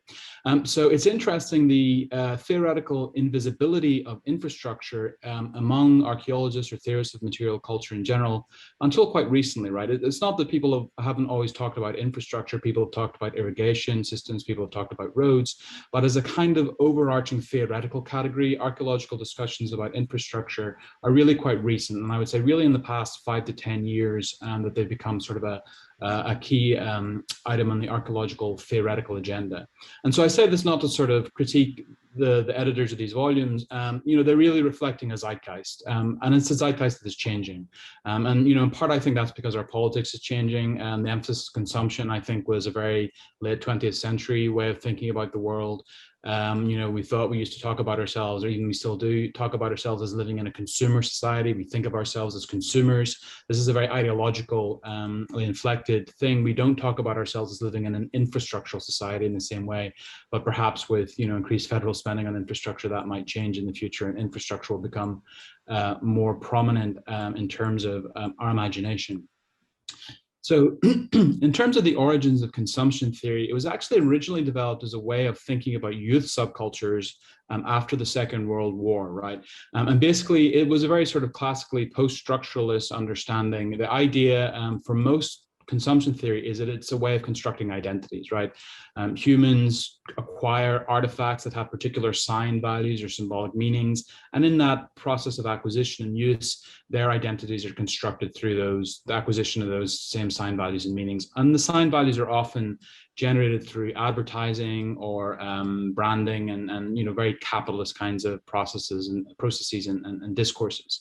So just to give an example, you know, it's pretty hard to think about the mods without the Vespa scooter. It's pretty hard to think about the rockers without the Triumph Bonneville motorcycle. It's pretty hard to think about hippers without the Volkswagen Type 2 camper van, right? The mass-produced consumer products become integral to the identity performance of various subcultures. But what's been interesting about consumption theory since it was instituted is that it has expanded considerably in time and space, right? As I just said, it was initially developed only to apply to post-World War II youth subcultures. However, it was quickly, especially getting into the 1980s, expanded to basically subsume all post-World War II industrialized cultures of any kind, right? Not just youth cultures, but all cultures. Everyone generated identities through consumption in the post-war era. And, you know, for some scholars like Baudrillard, this was a change from a kind of Marxist understanding where people define their identities through their relationship to the means of production, right? You were a laborer in a factory, and that's how you self-identified in the post-World War II era. And the argument was that we shifted to a more consumer-based understanding of identity, and identity was created through consumable items. Archaeologists, in particular, historical archaeologists, were instrumental in extending this idea to all Western cultures, basically settler colonies and metropolitan societies of Europe, from AD 1500 onwards. So a lot of historical archaeologists in the last 20 years or so, 25 years, have applied the idea of consumption to identity formation in all historical archaeology contexts, including like early colonial societies in the Americas, for example. And so, for example, something like Delftware we would think of now in terms of identity and consumption in a way that used to only be used of, say, post-World War II social contexts. And then what happened once we got into the 21st century, right, in the early 2000s, this idea of consumption identity was applied to basically all Western cultures, or those that were considered ancestral to the West within its own sort of civilizational narrative, right? So here we're thinking about particularly ancient Mediterranean societies, Romans, Greeks, and maybe to some extent Phoenicians and other sort of adjacent groups. So ideas that follow this were things like Roman terra sigillata, the sort of classic fineware of the Roman Empire, which graced every sort of Roman household of distinction, which was a way of invoking one's humanitas or civilized, cultivated values, became increasingly read as a kind of identity consumption, identity manufacturing, identity construction through consumptive practices. So just to give you sort of very explicit way in which this was presented, this is the, you know, a well-known work by the classical archaeologist Gregory Wolfe, writing in 2000, and he said Roman society was in this respect much more like modern societies in which consumption is an important strategy for self-actualization, a means to create a distinctive individual identity. So Wolfe is basically saying ancient Romans are just like modern people. They create their identities through the consumption of goods, right? Things like ceramic vessels. And then increasingly in the last few years, this idea has been expanded now to almost all urban cultures. If you look at recent, you know, archaeological writing, it's been extended to Teotihuacan in ancient Mesoamerica. It's been extended by people like Chase to the ancient Indus city. So it's increasingly now in the last few years a way of thinking about not just Western societies, both ancient and modern, but all urban societies. And I suspect probably in a few years, it'll be extended even beyond urban societies, irrespective of time or place. So why do I think then that infrastructure is the opposite of this kind of consumption theory that I've sort of been very sort of briefly outlining? Well, for one thing, consumption always assumes a kind of dyad between the human and the artifact that's highly individualistic, right? So basically, consumption theory is never really applied to consumption by large collective organizations, right? So the National Health Service in Britain consumes billions of dollars worth of pharmaceuticals every year, but no one would ever talk about that in terms of consumption theory. It's very tightly focused on identity construction and the private purchases of individuals. So it has this very individualistic way of being framed. On top of that, consumption is also often assuming some kind of market-like relation, right? People are buying things, and it applies agency and choice, right? Because they're choosing their consumables, that reflects their identity because it's a choice that they've made personally with a certain degree of agency or freedom. Infrastructure, however, is very, very different, right? And infrastructure is almost impossible to think about in terms of individual relationships between one human and artifact. Infrastructure encompasses large collectives of people. It encompasses often thousands or tens of thousands or millions, even in some cases, when we think about sort of state road networks or what have you, groups. So infrastructure is inherently opposed to this kind of individualistic dyad where the one human and one artifact are thought about as being the kind of focus of the analysis. Infrastructure incorporates collective action. So, you know, to use Monica Smith's phrase, which has already been cited today, of infrastructure as materialized consensus, I would say that consumption is really materialized individualism, right? So it's in that sense that they're really kind of divergent analytical perspectives on material culture. They make us think about the relationship of people to material culture in effectively opposite ways in a lot of cases. And this is also true of the lack of a market relationship between most infrastructure. You don't buy infrastructures as such. You know, we could think that we at least buy the water that we drink, but we don't really think that we purchase or consume the aqueducts or the reservoirs or the pipes that bring the water to us, right? So the infrastructural side of material culture is quite difficult to put into a sort of market-like analytic and an individualistic analytic, the opposite in that case of consumption. So I want to sort of now turn to Inca polychrome, which is of course the sort of archaeological hallmark of the Inca Empire. It's an ubiquitous type of artifact that's found, you know, everywhere the Incas had some kind of influence.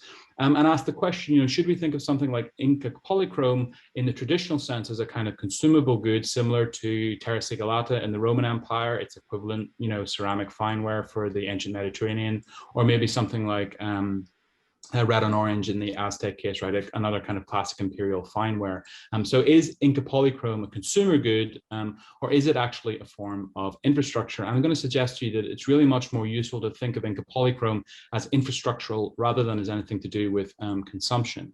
And there are a couple of things to sort of emphasize about Inca polychrome that make it at least distinct as a form of imperial pottery, certainly if we contrast it with Roman terra sigillata.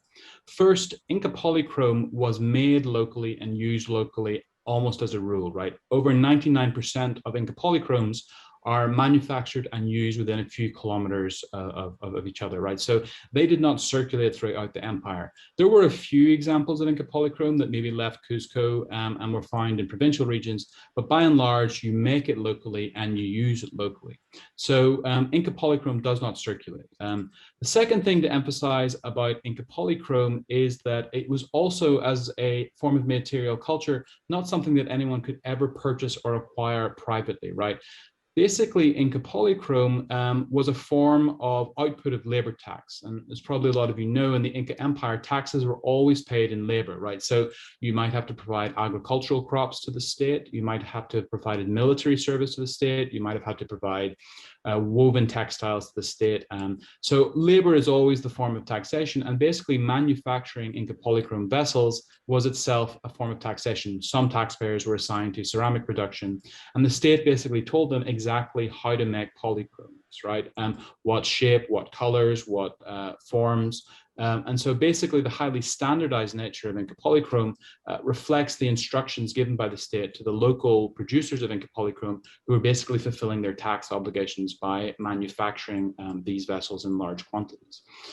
So Inca polychrome really is very different from what we typically think of as consumer products, including ceramic vessels, which are usually what archaeologists look at when they look at consumption, at least in other parts of the world, right? This is not true of Roman vessels, but it is certainly true of Inca vessels. Like, they're not things that circulate, and they're not things that ever privately owned or purchased. In fact, the whole purpose behind Inca polychrome was to maintain the feasting or commensal hospitality, which was the social foundation of the labor state, right? In exchange for labor taxes, the state provided feasting, alcohol, as well as food, and Inca polychrome vessels were the vehicle through which that feasting was provided.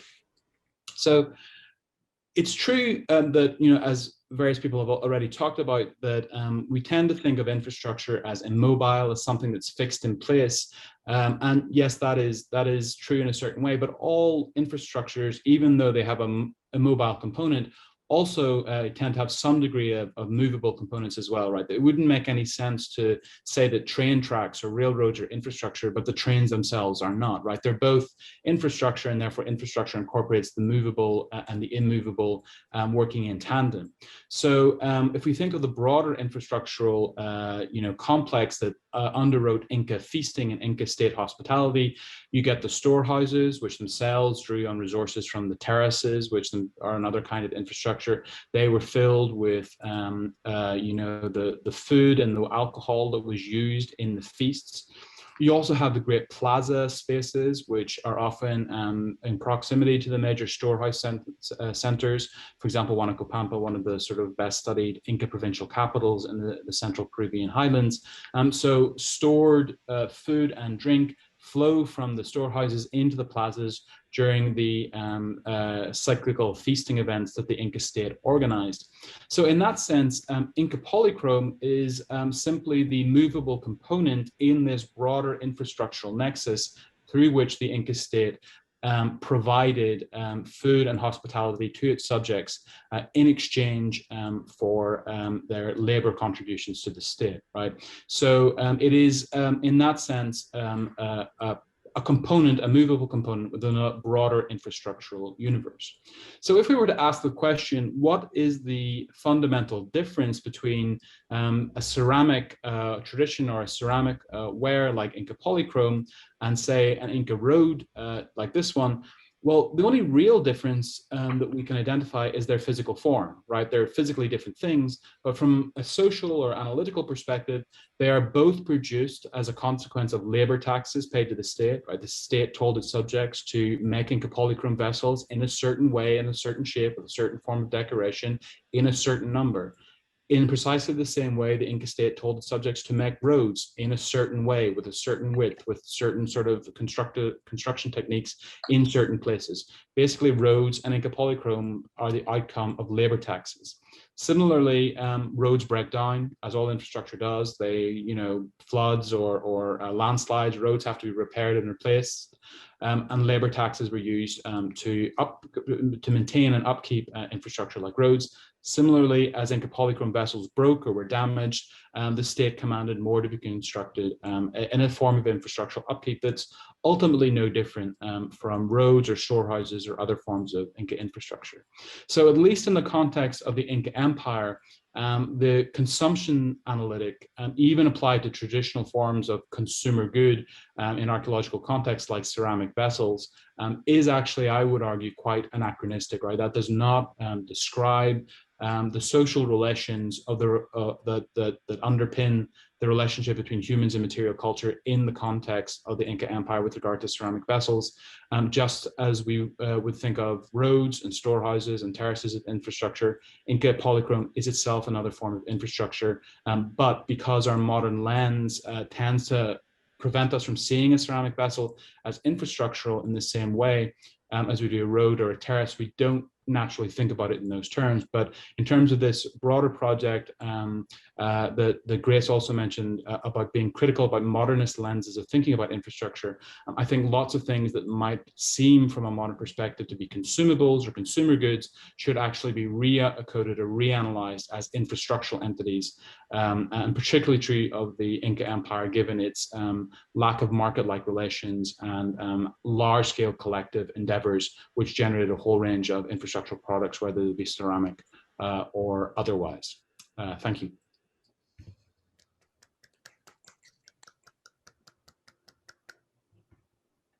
Excellent. Open the floor to any questions. Monica, go ahead. So I really like your comment that we don't consume infrastructure except by proxy, right? Like we don't own the road, we don't build it, we don't build the road out in front of our house, we don't build the dam. We just are the end users of something that comes right to our doorstep. So if we're thinking about the consumption of infrastructure by proxy, what does that look like for like the average denizen of the Inca Empire? Like at what points do they participate in this system? So does everybody get to use the road? Does everybody have the opportunity to access some Inca polychrome? And then how does that create a social distinction of have and have nots? Yeah, so for Inca Polychrome, to a certain extent, everybody does get to use it, or at least everyone who pays labor taxes to the state gets to use it. So it's not a sort of exclusive ceramic vessel that, say, elites might use, right? So in that sense, it's not like Terra Sigillata in the Roman Empire. It's not for the wealthy.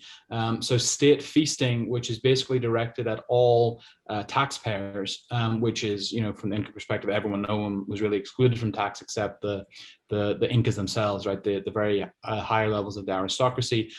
Everyone accesses Inca Polychrome, and really the only owner is the state, right? It's a bit like how we would think of road networks in the United States. They are maintained by the state, owned by the state, sort of regulated by the state. But in theory, everyone can use them, or at least has access to them. So all taxpayers could access Inca Polychrome.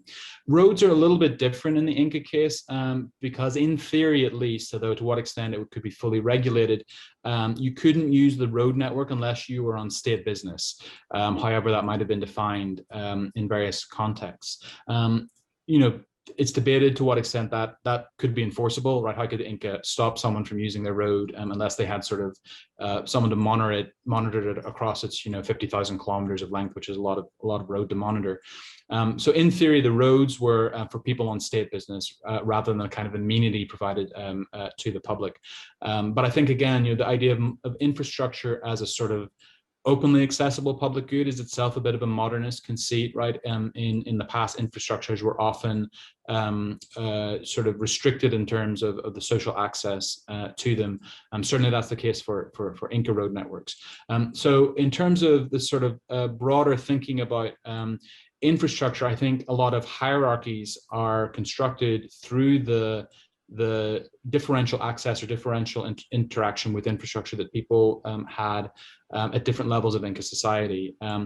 But in getting away from the consumption analytic, that's not because people own it. I mean, the consumer good generates hierarchy by showing as a sign of conspicuous wealth, right? The fact that you can afford something, the fact that you have the good taste to want to own something makes you individually higher status through that ownership, which is quite different, I think, from the forms of hierarchy that are produced through unequal access or unequal interaction with infrastructural entities, which I think is quite a different form of hierarchy being generated, at least in many contexts. Yeah, thanks.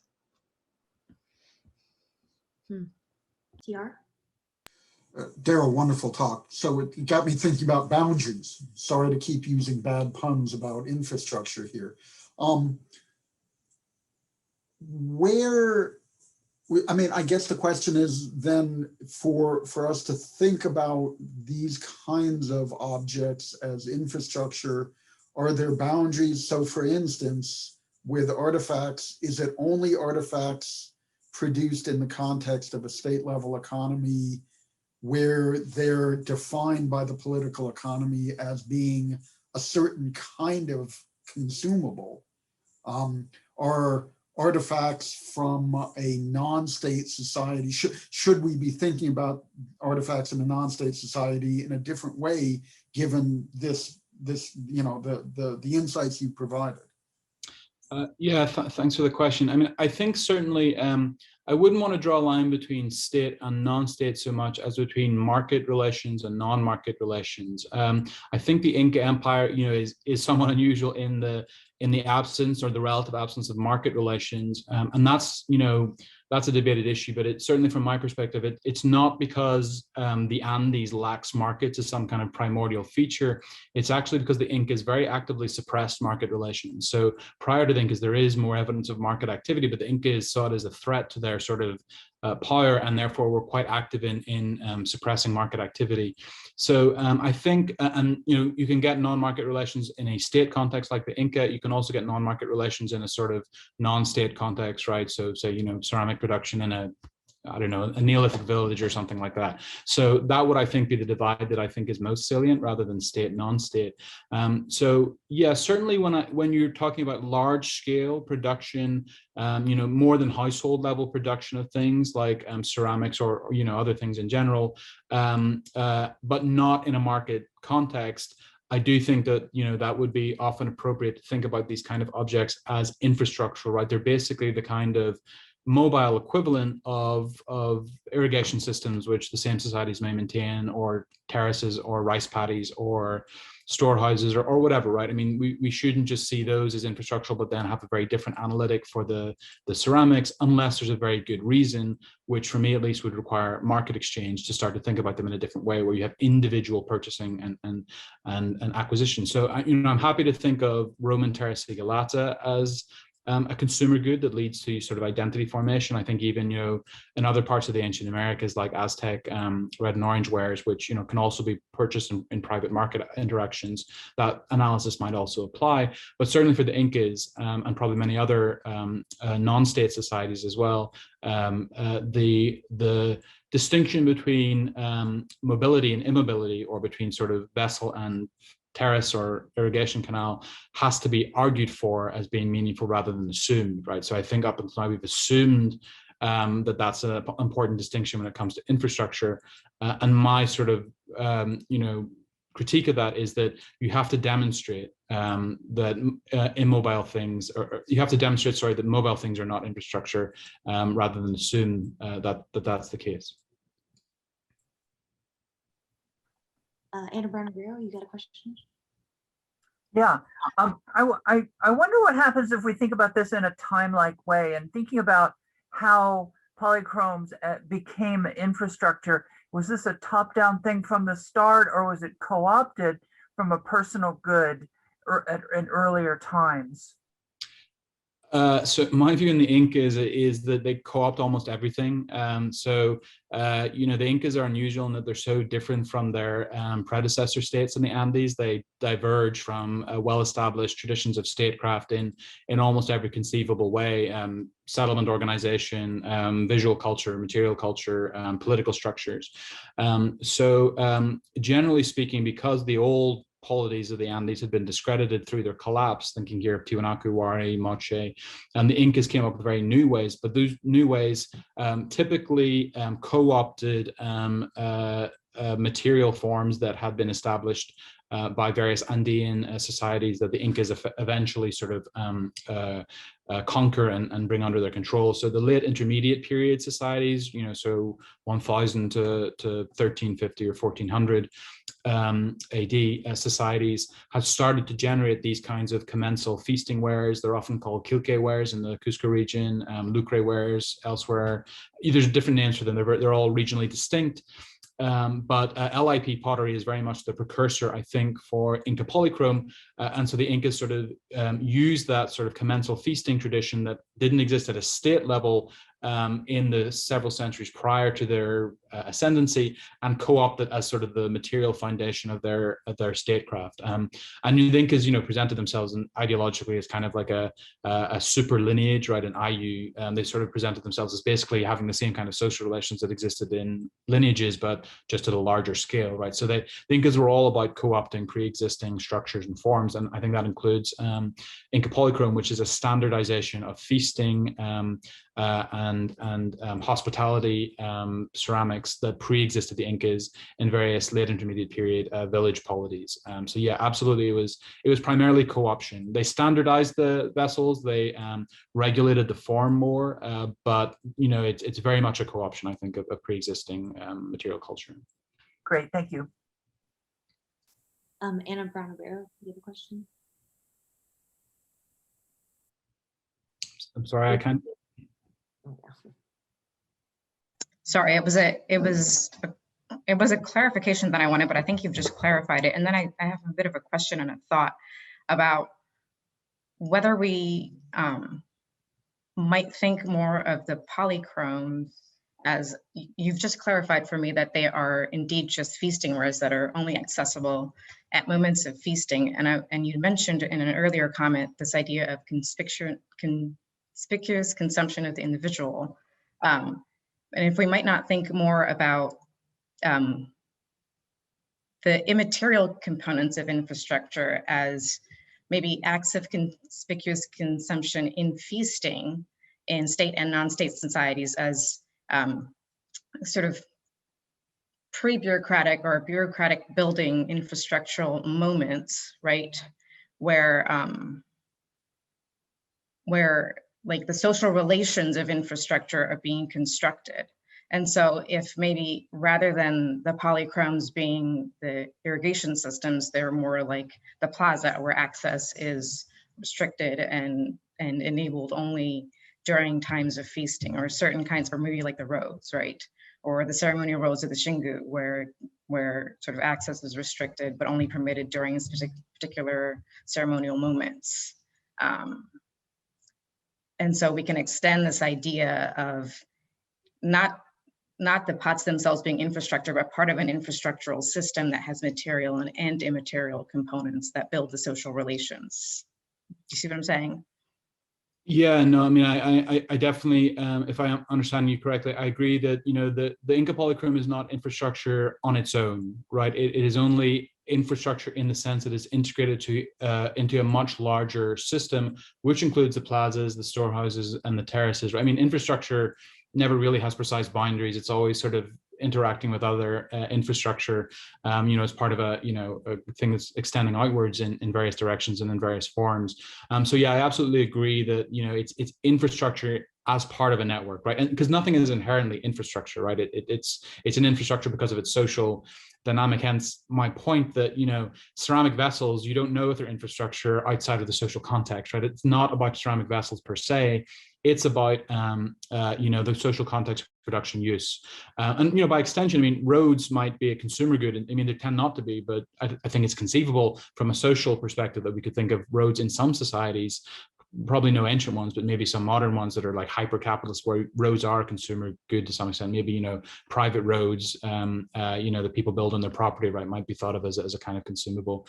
So it's never inherent to the form of the material culture. It's more the social context, I think, that makes it infrastructural or not infrastructural, depending on the historical, geographical situation.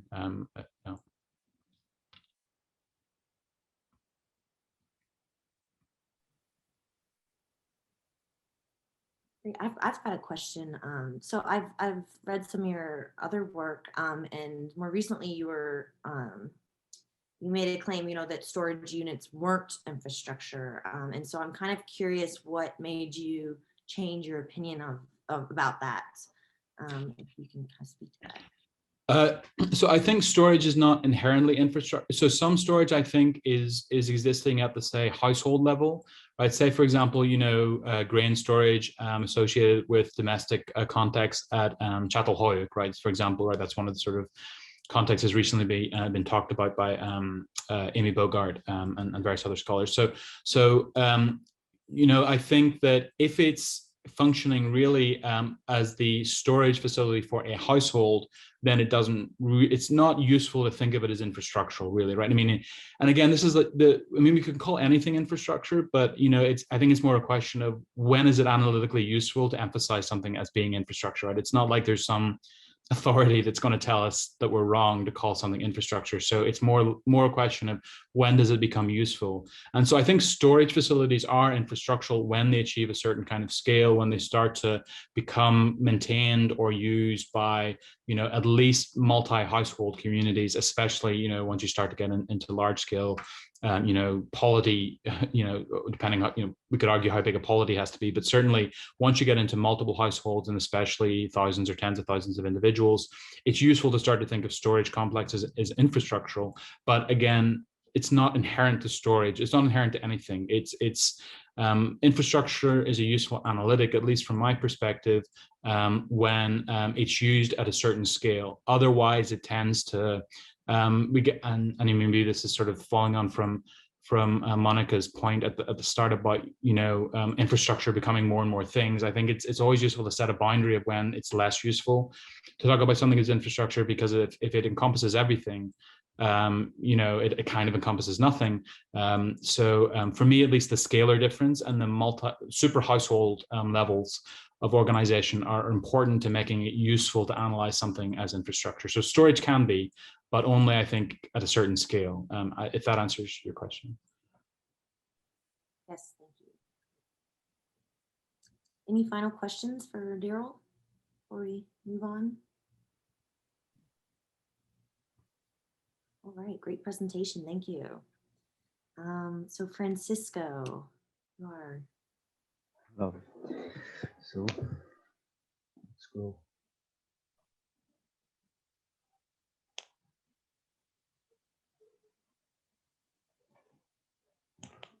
Can you see my presentation? Can you hear me? Okay. Well, thanks again for the invitation. Today, I will try to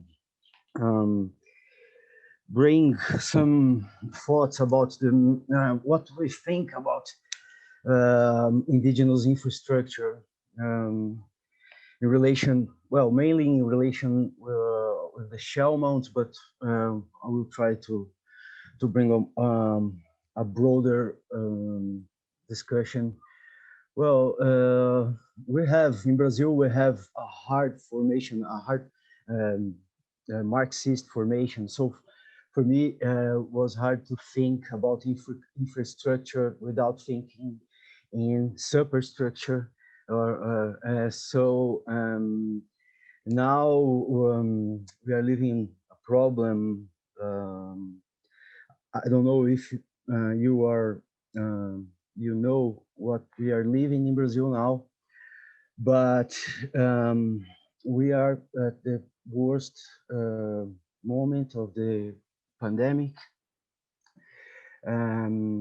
People are really returning to starvation as they were about 20, 50 years ago.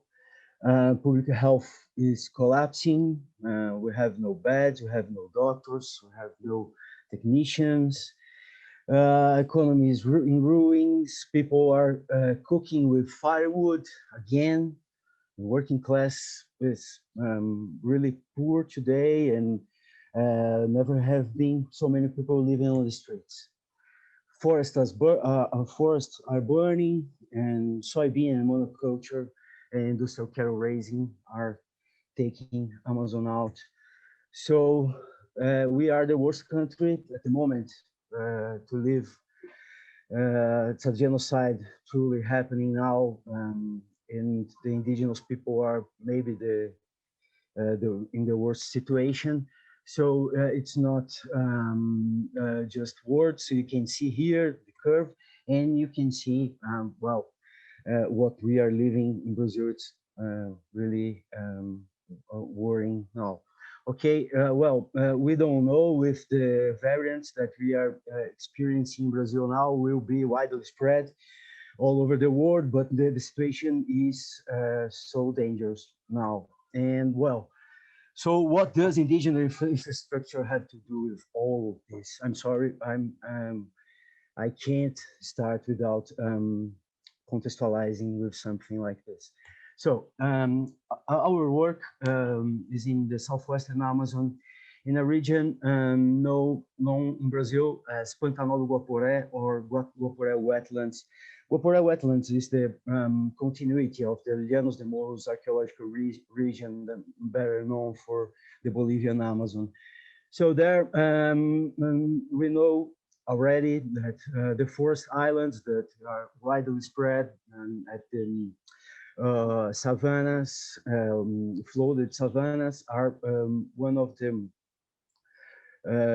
ancient places with the remains, the remains of the intensification of human environment relationship all over the Holocene, but we already know that, well, there is some remains that are dating from the beginning of the Holocene. So they are really old, and there are so many, and they are better known for the Bolivian Amazon. But in Brazil, we call this specific forest island Monte Castelo Shell Mound. Monte Castelo Shell Mound is a huge mound built with earth and shells, gastropod shells. And here you can see the plant species that are so important, not only economic importance, but always at these places we have plants that are used in rituals, and well, there are important places, not only logistically speaking, but also there are cemeteries and, well, special meaningful places in every sense. So here you can see we took this picture just when the pandemic was starting.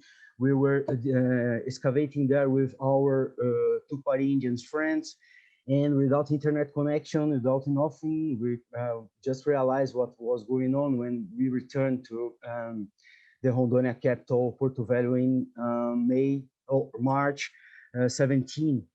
Last year. Well, we started to dig there because we already knew about this kind of impressive chronological continuity. This site already, we already knew also that the site has, I'm sorry, one of the oldest ceramic assemblages of the Amazon, not only the Amazon, but from all the South American continents. And well, we started to excavate in 2014 when we reached almost more than 4.5 meters deep. And after that, we excavated the site in 2016. And after 2018, 2020 now, well, what we have, the chronology, the chronostratigraphy you can see here with those old ceramics, and well, you can see that the chronology spans since 6,000 years ago till well, we have radiocarbon dates till the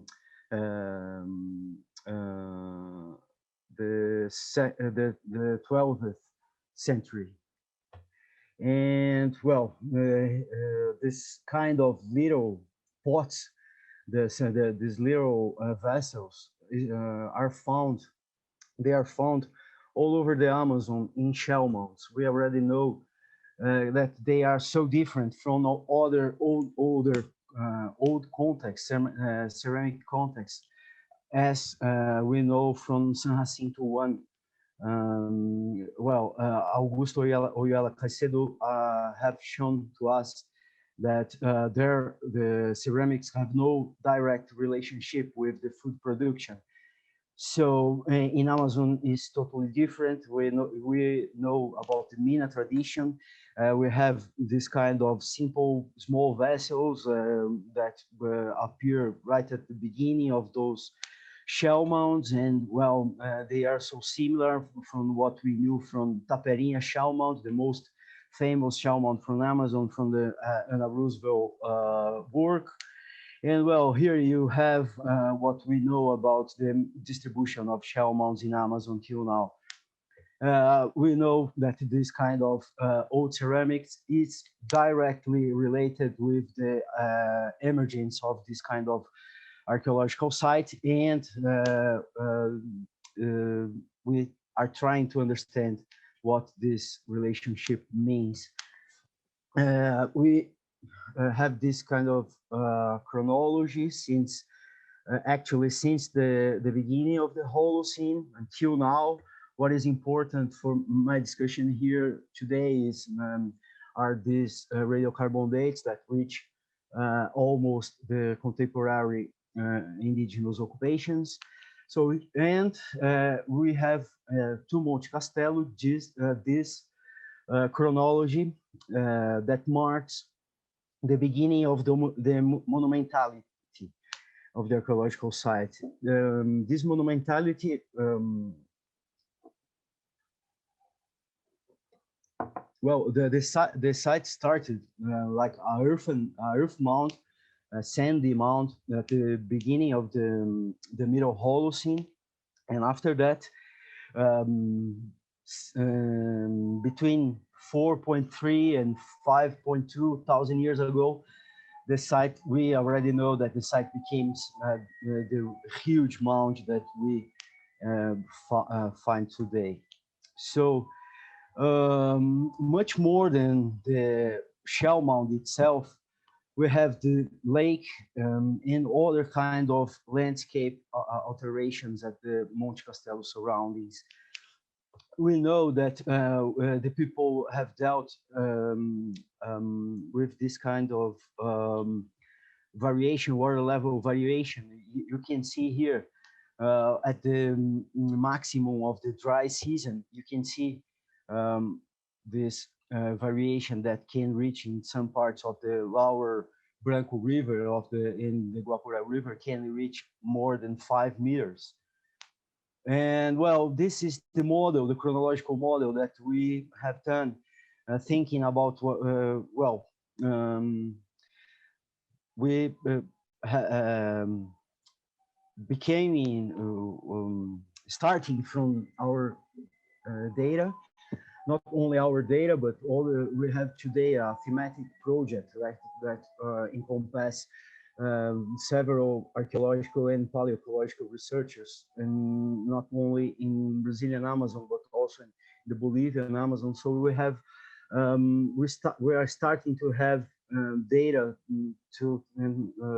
that permits this kind of local resolution to the reconstruction of the paleo environments. So here you can see what we think that happened at the Monte Castelo surroundings. And at the 6,000 years ago, the site was just starting to be occupied at old Paleo Levi. And after that, the site became this mount. And the Paleo Channel that today is something like an oxbow lake.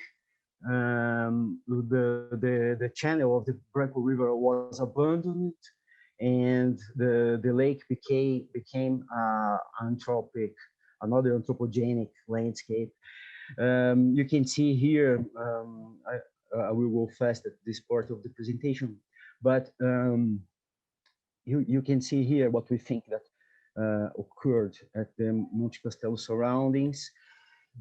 Since the people started between 4,000 and 5,000 years ago, the site became the huge mound, and the surrounding landscape started to be highly altered. Here you can see at the maximum of the dry season, the Monte Castelo Lake still have water. There is no water in no other place in kilometers, but just only at the river channel. But the Monte Castelo Shell Mound is still wet, still with a meter of water. So you can see here what we think that is an archaeological dam. If we are right, this is the oldest archaeological dam of all over the Amazon. More than 2,000 years older than the other that we have dated till now.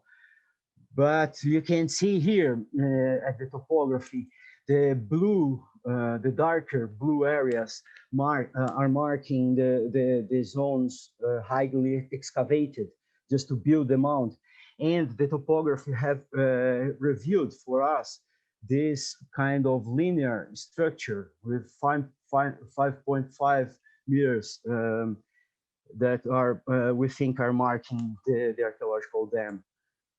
So here in red, you can see another clue about the dam that we have from the Miller's excavation. The first Miller's excavation, the pioneer archaeologists that started to that have found the site at the end of the 70s. He excavated the site at the beginning of the 80s. He found this inversion. So his excavation outside the shell mound, just near the dam, revealed this this radiocarbon date that have almost 4,000 years ago, at almost 2 meters deep, and almost at the surface he found 5,000 years ago radiocarbon date. So maybe there is another clue. We at the next field season will excavate the dam just to test this hypothesis. But here you have another kind of information from infrastructure that belongs at, well, this kind of architectural structure that people have built in Monte Castello shell mound at the beginning of the occupation. So here you have the density of ceramics at the first archaeological layer of the site. So we think that this remains belongs an old structure that was built to just to permit the occupation of that Paleolithic that I have shown to you. So this history, now I start the end of my presentation, because this history belongs deep indigenous history that we are starting to know at this Middle Guaporé River basin. And well, we have already mapped several archaeological sites at the Brazilian side of the Guaporé River. And we have shown that there is some relationship, some interesting relationship in the ceramic decoration that are spread in an area, in a wide area. And this kind of ceramic decorative pattern have some interesting relation with other kind of rock art that we know from the oldest rock shelter from the southwestern Amazon, maybe from all over the Amazon. This kind of decorative pattern have so much to do with the Bacabal ceramics that we have found in Monte Castelo shell mound and the other archaeological sites from Brazil and Llanos de Morros. You can see that this kind of zoned hatchet and this zigzag so near from one pattern and another. So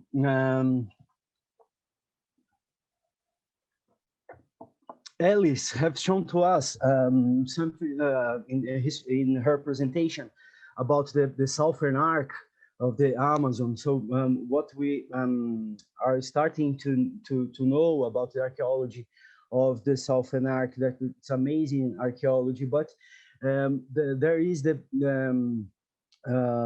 most destroyed part of the Amazon. All over the Amazon, we have areas devastated, but the southern arc, you can see here that we have parts of there is no forest anymore. And when we do this, a superposition between the indigenous lands recognized and the forest that still is there in the southern arc of Amazon, you can see the impressive relationship, the impressive superposition between the indigenous lands and these areas. So there is a clear relationship between conservation and indigenous occupation. So we do not have the archaeology, but archaeology can help these people that are struggling for their lives since, well, 500 years ago. They are struggling with through genocide, and archaeology, they are realizing with the indigenous archaeology that they can have his struggle stronger, at least at the in relation of our Western ideas of belonging and territories and everything. So there is an archaeological site that we have 7,000 years ago, and this rock shelter is at the heart of the Uruel-Wawau indigenous land at the middle of the river basin. And well, this is the same region, the same, maybe the same site that Coronel Rondon have found at the beginning of the last century when he opened the way from the what was the Brazil and the deep Amazon. So why we need indigenous in ancient infrastructure in Amazon? You can see here in Rondônia, where we work, the only undevastated areas are indigenous lands or just a few conservation units.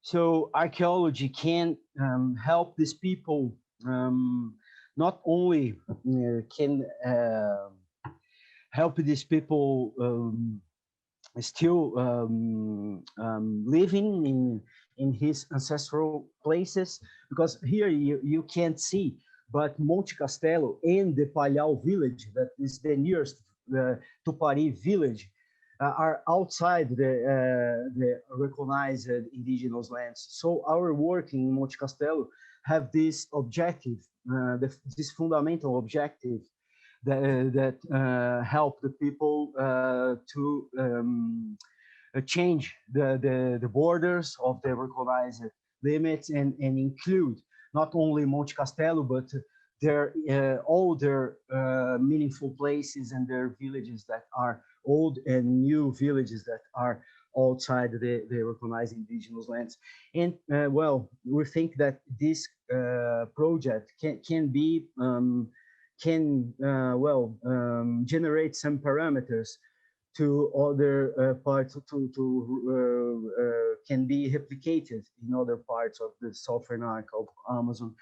So what does indigenous infrastructure have to do with COVID-19? Just to return of the beginning. Well, pandemics are products of the environmental imbalance. We already know about this and what happened in southern China and can happen. The specialists are trying to tell us that Amazon maybe will be the next place where the next pandemic can appear.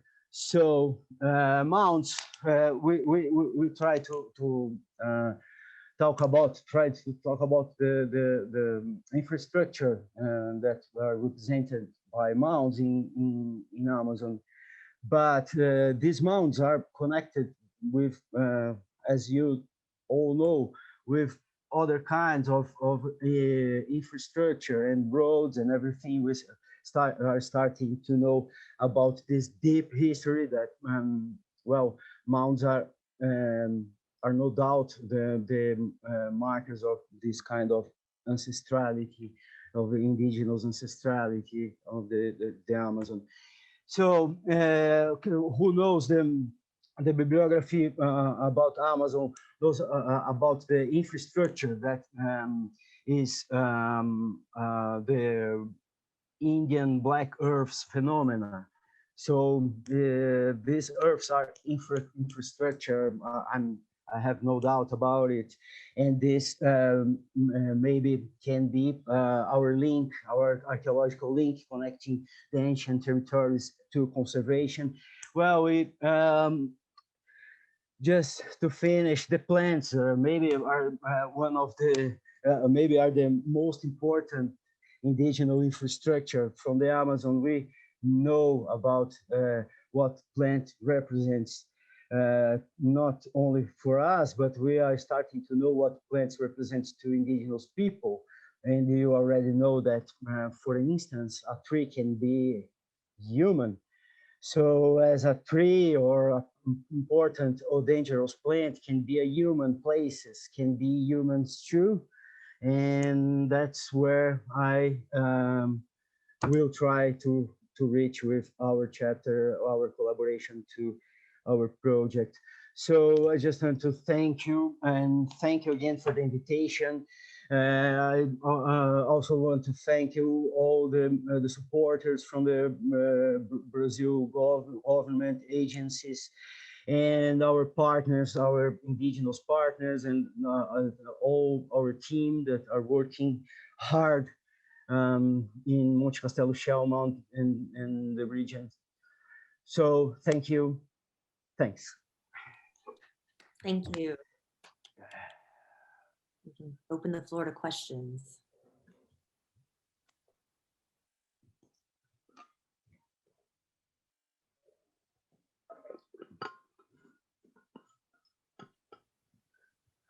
"20 minutes.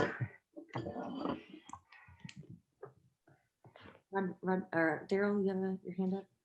Yeah, no, thank you. That was really powerful presentation. This is a more of a comment, I think, but I was just really struck about how when we talk about infrastructure in a sort of modernist or Western context, we think of it as inherently having an antagonistic relationship to the natural world, or we think of development, road building, dams as destructive, but it was fascinating how you juxtapose the destruction of the forested environment, so that it's best preserved or conserved where there is more indigenous infrastructure, right? So that analytic depends on the kind of infrastructure, and there is no kind of like universal.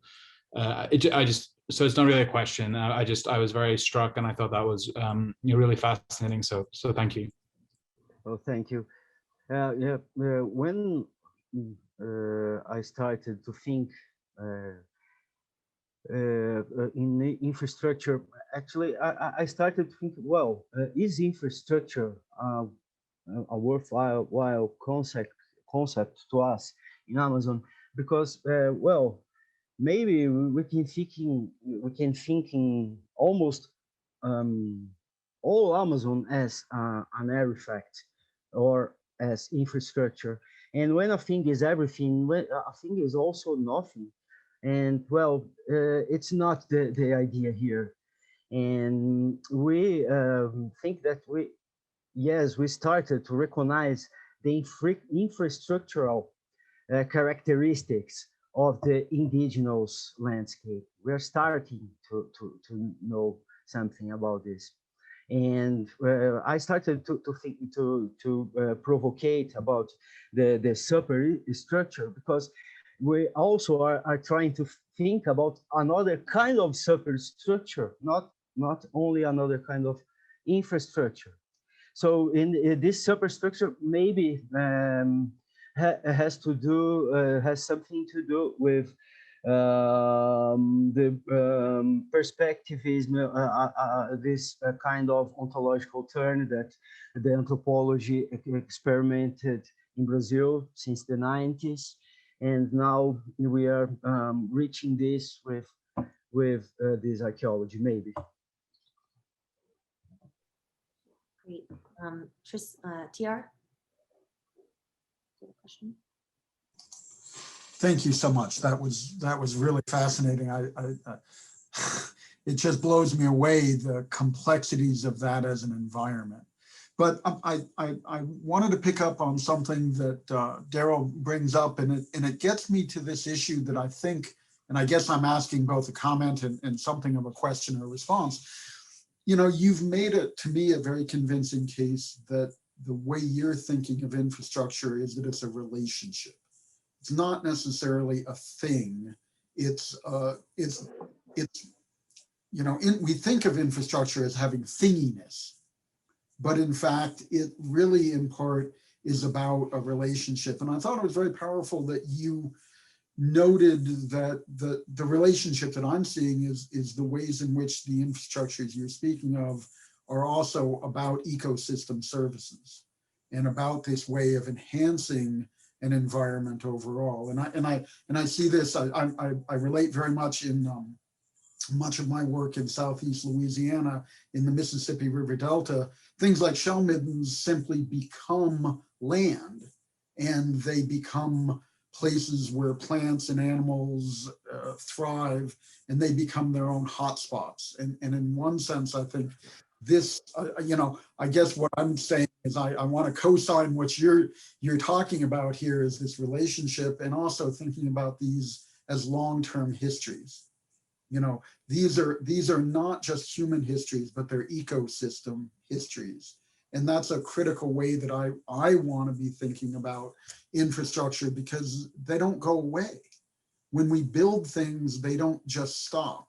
They have legacies well beyond whatever an intention may have been. And you made a powerful case for showing we're the inheritors, for good or for bad, of these legacies. Yeah, thank you. Yeah, I think that, shell mounds are hotspots, are biodiversity hotspots, no doubt. And I think that, well, we learn so much with the ecological history. So since the 90s, the end of the 90s, we changed our mind of what the Amazon forest represents. So and we experienced it in Brazil since the 80s, the 1980s, a political movement to recognize some regions as untouchable, that these regions needed to be untouchable just to be preserved. And you already know that these places, as happened in some places in the Southwestern Amazon, these places where the people were taken out, the biodiversity gets lower. So the humans are an important part of the ecology of the environment, and we can't go far beyond if we don't try to reach this kind of indigenous understanding of the nature and of the forest, that there is no clear division between the natural and the human. And well, these structures, this infrastructure were built from this kind of ideology. So we are trying to do this.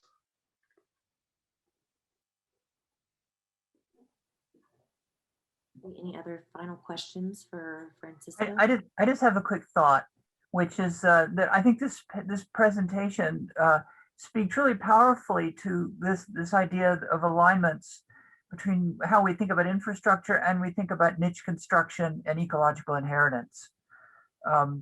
We're in effect creating our own niches, and we're inheriting the after effects of that, and infrastructure sort of feeds into that thinking. That's all. The Western science realize that forests are legacies. It's a constant now in the publications, this term legacies. So Amazon forest is a ancestral indigenous legacy where we need to deal with it. We Western scientists, and well, actually, we are trying. Well, I expect that we Western scientists will be less useful in the near future, because we are starting to have indigenous archaeologists and indigenous truly indigenous archaeology.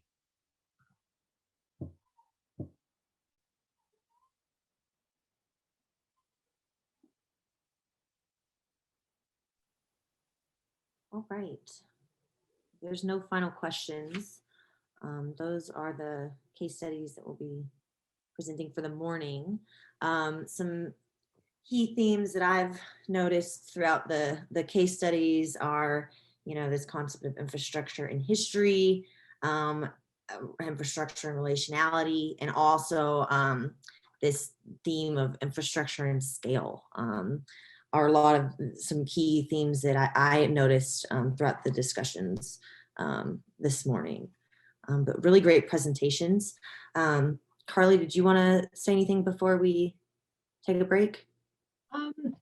If anybody has any last comments, because we have the time, feel free, if as Grace, you want to say anything to leave us with thoughts for lunch as we dwell on them. This would be a great time, as we do have the time to do so. But also the discussions will be tomorrow for more overarching stuff. So there's no pressure here for conversation, but if anybody had something that they would like to discuss.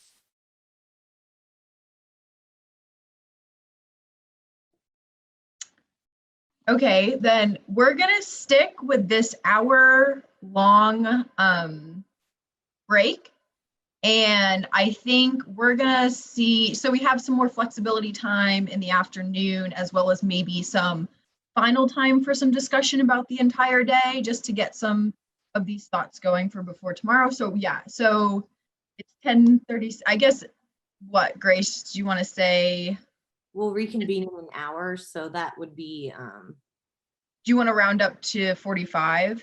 Like, yeah, 12:45 Eastern time, we'll reconvene. Sound good? All right, and we'll reconvene on this same Zoom link, so you can just use the same link that we sent in that original email. So we'll see everybody in an hour.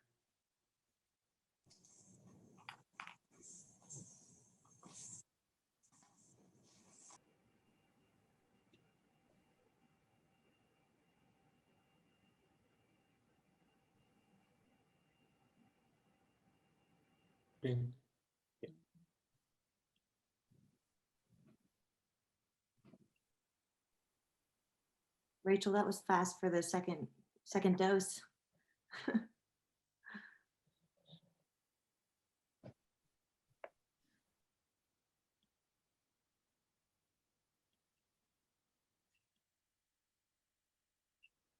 Oh, I can't. Can you all hear her?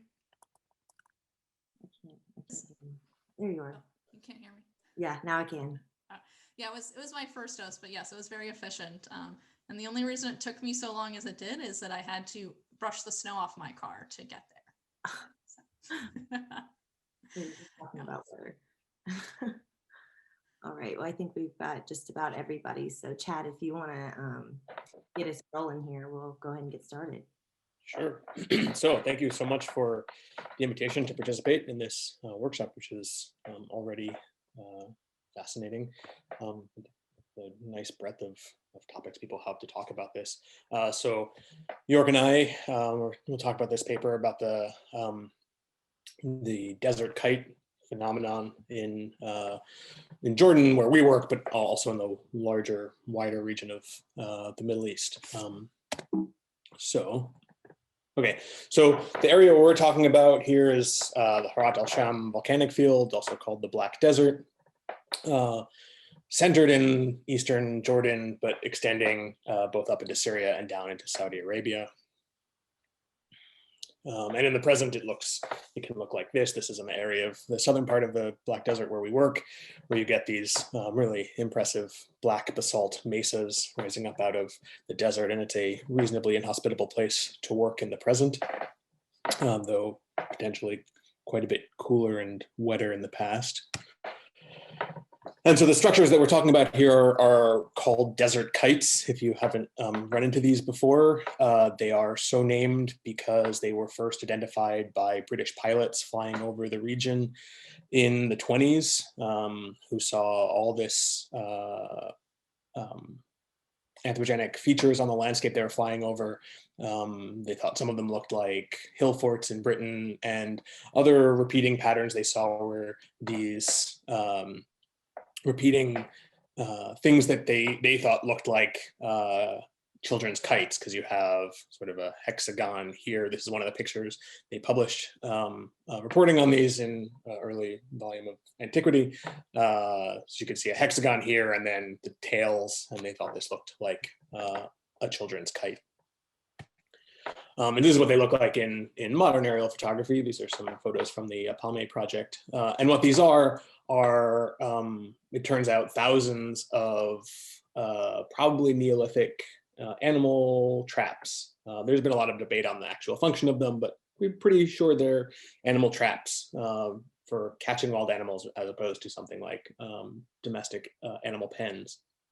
And there's a pretty big variety of shapes and constructions of them, but sort of one of the main shapes, especially in the Black Desert region where we're talking about, are these enclosures with a series of cells around the edge of them as the actual trap, and then these arms all coming out, and in this region all coming out to the east. They all open to the east, radiating it off, and also not only a little bit visible in this picture, often lots of them have these series of meander walls that also run off from the sides of them and often connect to adjacent kites.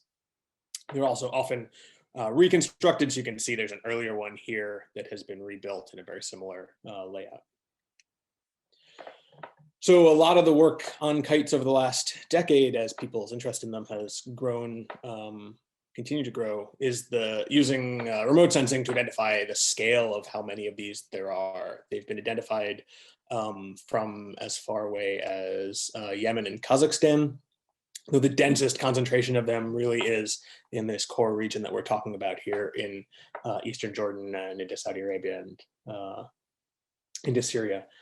So the Global Kites Project, this remote sensing project to try to inventory the entirety of the phenomenon, has identified, as of a couple of years ago, close to 6,000 individual traps across this wide area. And then in the area we're talking about here, which I often refer to as the core region, we have still thousands of these traps, but they're organized, and this is what's, I think, fascinating we're talking about them here, for infrastructure, into these chains of connected traps. So you have all running these series of them that nicely color-coded here from this publication from a couple of years ago, nicely color-coded by groups of aligned traps that all are connected as you travel north to south. That either you have the arms that are coming out facing east connect to the next set of arms and the next kite to the north, or these meandering walls connect from one to the next, creating what people have referred to as chains of kites. So you get hundreds of kites covering a continuous stretch of land in this area, up to like 100 kilometers. It's just under 100 kilometers for some of the lengths of these chains of kites. And this is really kind of a surprising scale for this sort of construction. So York and I have worked on this in the southeastern part of the Black Desert here, really focused on two sites where the Eastern Badia project has done excavation, over here at Wadi Al-Katafi and to the east at Wasad Pools. And these are these two sites where people are living, or right in the heart of some of the locations where these traps are. So we get a couple of these chains extending down into the southern border of the Black Desert. The dating of the traps has been quite heavily debated, because until relatively recently, there weren't very many actual dates connected to them. But in the last just a couple of years, we're starting to get more good dates for them that seems pretty convincingly put them their earliest construction at 10,000 years ago, and then possible latest use a couple thousand years after that. So York and I have done some extensive survey of anthropogenic features out here in these two survey areas for our larger project. And that's resulted in a bunch of mapping of these features at very high resolution, and also some nice video where you can see what these look like from the sky flying around. So this is some drone video showing a single one of these enclosures. You can see the enclosure here, these arms stretching out to the east. And for scale, those are some pickup trucks way back here, and you can just make out, I think this is York and I standing here while I'm flying the drone around to take this video. So they're big things. We also find them, we can connect them to the places where people are living to some extent by their representation in petroglyphs. So we just had a paper recently talking about the petroglyphs at Wisad pools, where you get nice pecked shapes of kites that sometimes have animals inside of them and sometimes have people in the arms, really showing that they're important to the people who are here and that they're in use. But really important to mention is that they are not impressive structures in general on the ground. You can walk over one without knowing that you've just walked over this impressive hunting trap, because for a vast majority of the walls that comprise these structures, they are just a line of stone. And this is not because they've been buried. They are just, for a large percentage of the area, just these lines of stones which are operating by relying on the kind of psychology and behavior of wild gazelle, who tend to follow natural topography and natural lines. So the walls, as they're way out hundreds of meters away from the trap, tending to get gazelle to follow the line in towards the enclosure where the walls get steeper, rather than actually being a barrier that, if they wanted to, the gazelles wouldn't be able to just walk right over. They're not really a wall that's impenetrable. They're more of a suggestion for large parts of these, like, hey, gazelle, go this way. And this makes them less impressive, I think, when you're on the ground saying, hey, what's going on here? So another photo showing, you can look right by these structures and not notice that there's one of these enclosures right here. Okay, so we've done a bunch of mapping out here showing how these kites, they use natural topography. They're built on the slopes of some of these basalt mesas, which is both access to raw material to make them, so you don't have to go very far to get the raw material, and also using the shape of topography to hide the enclosures or make them easier to build. So we get enclosures built into like this bowl between two of these mesas, and also hidden from animals probably coming from the east up into the arms.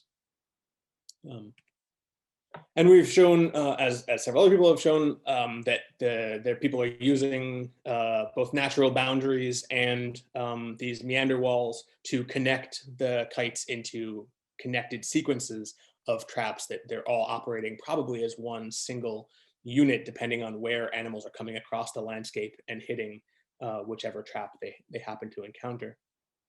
And so you can see tracing both the mesas here and the arms of the walls and meander walls, we get a bunch of connections connecting all of these traps into one. And it's even more obvious in some of the areas farther to the north.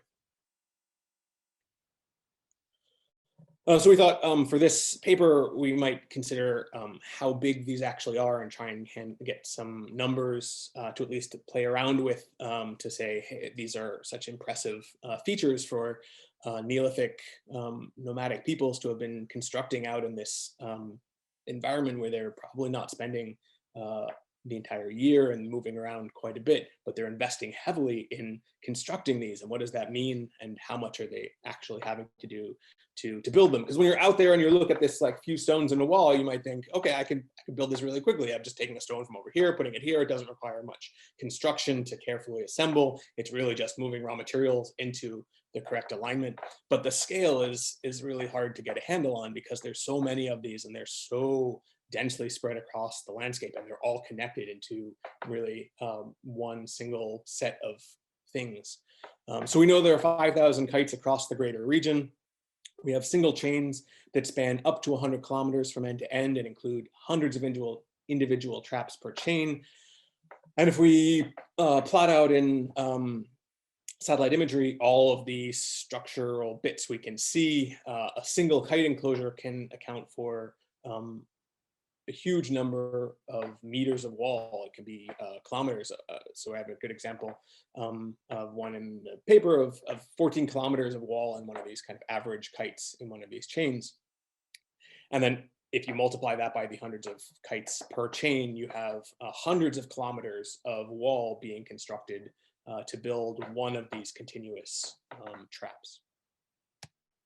So we played around a little bit with some architectural energetics to try to have some numbers we could play about with this. So there are, of course, some significant assumptions being made to do this, but it helps get a sense of the scale of what's going on here. So we took some photogrammetrically derived models of some of the walls and the typical walls on some of these structures where we've done the survey, and extracted for the walls that are away from these enclosures, typical volume of stone, a very low typical volume of stone for these arms and meandered walls of 0.25 cubic meters per meter of wall, and found some references about how many cubic meters of stone one person might move per day if they're only moving the stone a short distance and not having to do other kinds of work about arranging the stone. And this gives us an estimate of 22 to 24 meters of wall construction per person day. And this does not account for the fact that, as you can see in this very nice oblique photo of a kite, that the enclosures themselves are significantly thicker, higher, more carefully constructed, and sometimes dug subterranean to make the cells these deep pits that the animals could go into. So the enclosures themselves take a lot more time, but we're kind of saying this would be a low estimate for some kind of estimate for how much construction is going on with these. And that gives a per kite estimate of like 500 to 600 person days of labor, which is pretty significant investment. We can compare that to some data we have from the site around Wissaud Pools, where we plotted out all of the walls and structures around all of the kites that could be reached within a few hours of walking from the site where we were working. And we estimated there are something like 74 kites that would be reachable within a few hours of walking. So trying to get some handle on the number of kites that maybe people would have been going to from one place where they're building permanent, semi-permanent, or annually visited habitation structures. And so if we account for just these like kites that are within close reach of one site where people were living, that's something like 600 kilometers of walls, which, if we use our low estimate of volumes of wall, how much volume of wall that is 150,000 cubic meters, or using these kind of simplistic ideas of the number of person days, 25,000 person days of labor to construct these. It's a huge investment in building these permanent things on the landscape to catch wild animals. We can compare that, since the numbers for generating these are sort of arbitrary because we could change that dramatically by picking different labor rates. We can compare that to some of the structures that are built at these sites that are within the walking distance of all these kites. So we've excavated several of these domestic structures at Wissaud Pools and have good photogrammetry also for these. So we can compare the amount of labor that might have gone into kite construction to the amount of labor that's gone into these domestic structures. Which we have a lot of experience moving the rocks for, because we've taken all the rocks out of them as part of the excavation. And we get something like 109 cubic meters of material for one of these domestic structures, which would translate, using these numbers, to 17 to 19 person days of labor, which maps on pretty well to how long we felt like it took us to move all the stones out and just a few meters away.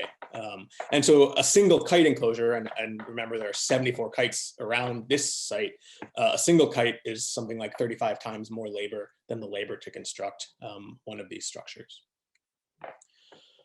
So I think it's, I was excited to think about this for this workshop, because I think talking about the kite network as infrastructure is a useful way to think about them and the role that they played in Neolithic peoples moving out into these environments 10,000 years ago. They are a landscape scale construction. They span hundreds of kilometers. They involve hundreds of kilometers worth of walls.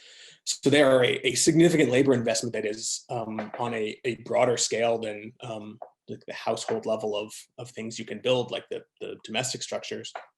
They are permanent investments. They remained in use for millennia. almost certainly, possibly many millennia, there's some evidence of them in use much later, though maybe their role changed pretty dramatically. They are non-residential structures. If we're thinking about the nice classification system that Daryl has talked about, they would probably be best described as abounding infrastructure that are in a large extent just guiding animal movement on the landscape and then ultimately constraining it so that animals can be slaughtered. And they are a large-scale coordination for the people living out here, both in terms of their construction, maintenance, because they are clearly being maintained and rebuilt through time, and then also their operation. We don't really know how much they're being operated at the same time or how many people are operating different parts of them at the same time. But almost certainly they required people working together over a pretty broad region. And based on the fact that these are all connected into a single chains, it seems to imply that we get a broad scale coordinated effort of people across a pretty large area to operate them. And so they are constructed and operated over this long period. And it's really remarkable, I think. And so why is it useful to talk about this as infrastructure in this early time period and this marginal environment? Almost certainly, we can think about the kites and this construction of this large scale system as increasing access to a critical resource in this region. So the number of gazelle you can capture with a kite is probably significantly more than you can capture through hunting without a kite. And so to some extent, they must have either allowed Neolithic populations to move into the region, supported larger populations of people moving into the region, or extended the seasons in which people could be out in this part of the region during the season in which gazelle were coming across the landscape in an annual migration. And to some extent, this like physical construction on the landscape has to be signaling to some extent or demarcating use of the land, because they're so, even though they're not impressive, they're low, but they're still marking the landscape of these long chains, and seems likely that they would have been saying something about who's controlling which parts of the landscape to access this resource. There is a lot we don't know about kites that will help us understand significantly more about how they're operated and what it means to think about their role within kind of social structures in this environment. As I said, there's very few good published dates for these. So we don't have good chronologies, internal chronologies about the timing over which they're constructed, whether the chains are all in use at the same time, or this is a result of changing movements of the migrations of gazelle. So people are constructing individual chains through time. There's also been debate about whether the meander walls themselves are a system that predates the construction of the actual enclosures, so that they were doing something kind of different first, and then evolve or elaborated into these more complex traps, which seems possible, and good evidence of both of when they're, not just when they're constructed, but the whole use life of individual traps versus the entire network of kites. And so we don't know that much about the economic function of them either. There's been almost no good faunal data from kites or from sites that are directly associated with them. And this would be crucial for understanding the kinds of economy of producing food or accessing food from them. And we can expect that as more excavations of the actual kites themselves, we will get some faunal data. There's been some examples of preliminary excavations from some areas outside of the Black Desert where you get good faunal preservation in some of these. And so then having more of this dating and faunal data would give us a better understanding of the connections between where people are living, like the sites we've excavated at Wasada Pools and Wadi Katafi, and the use of the kites, and how extensive there are relationships between where people are building habitation structures and then accessing all the kites across the region. So hopefully this was an interesting brief introduction about kites and how we might see them as infrastructure, and why that might be surprising, since we don't often think about, as has been brought up already several times, think about infrastructure as being associated with people who are not living in a later and urban environment. So thank you very much.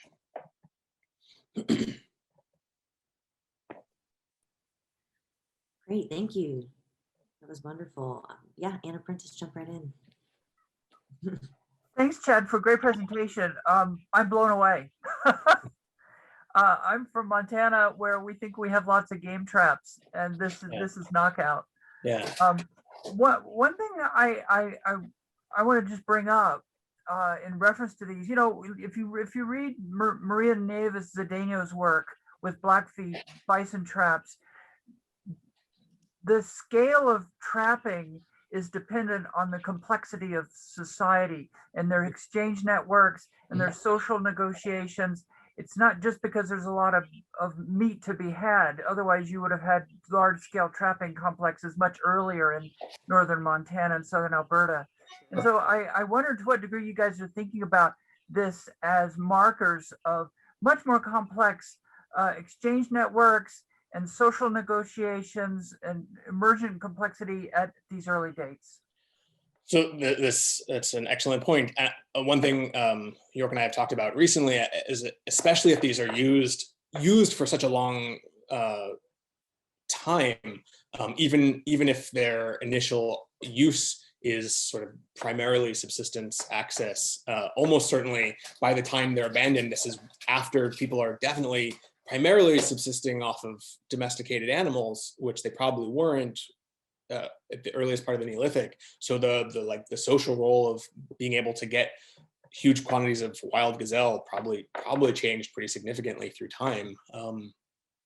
But for sure, there's an important questions that have not been answered about what this kind of scale means for the scale of what we think of the amount of social hierarchy I think we expect to be happening here at 10,000 years ago.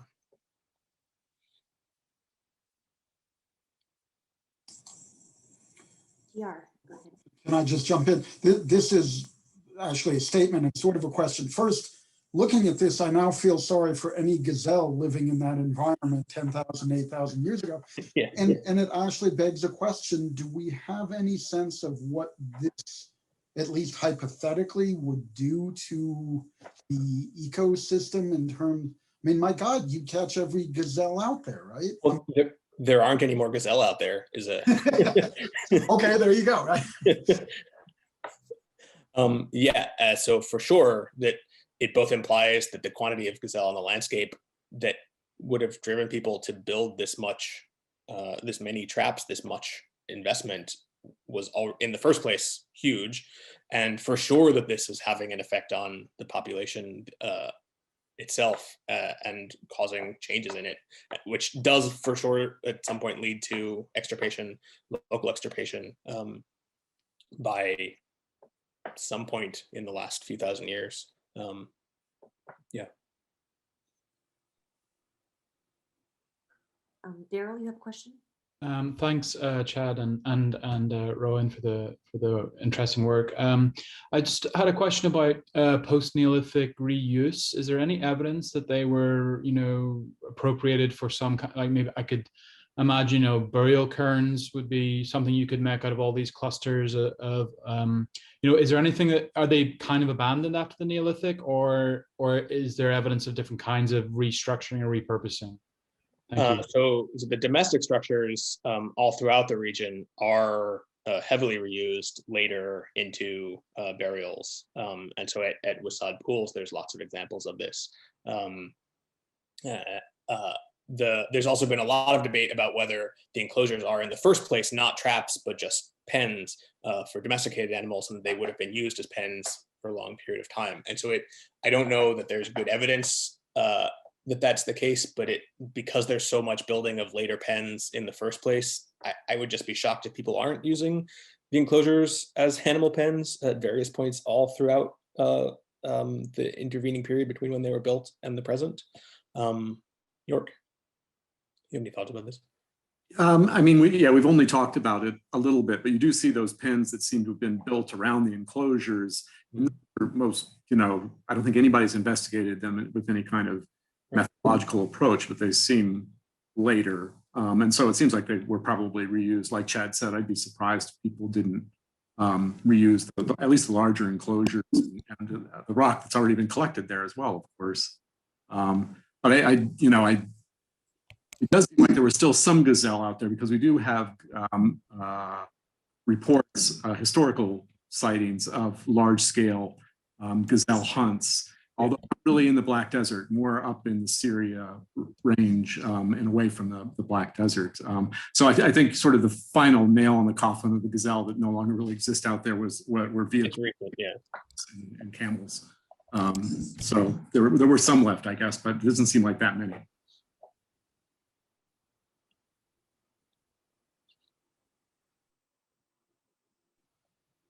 Could you do environmental DNA analysis of sediments in the small pens within the kites to look for distinctions between wild and domesticated animals? So yes.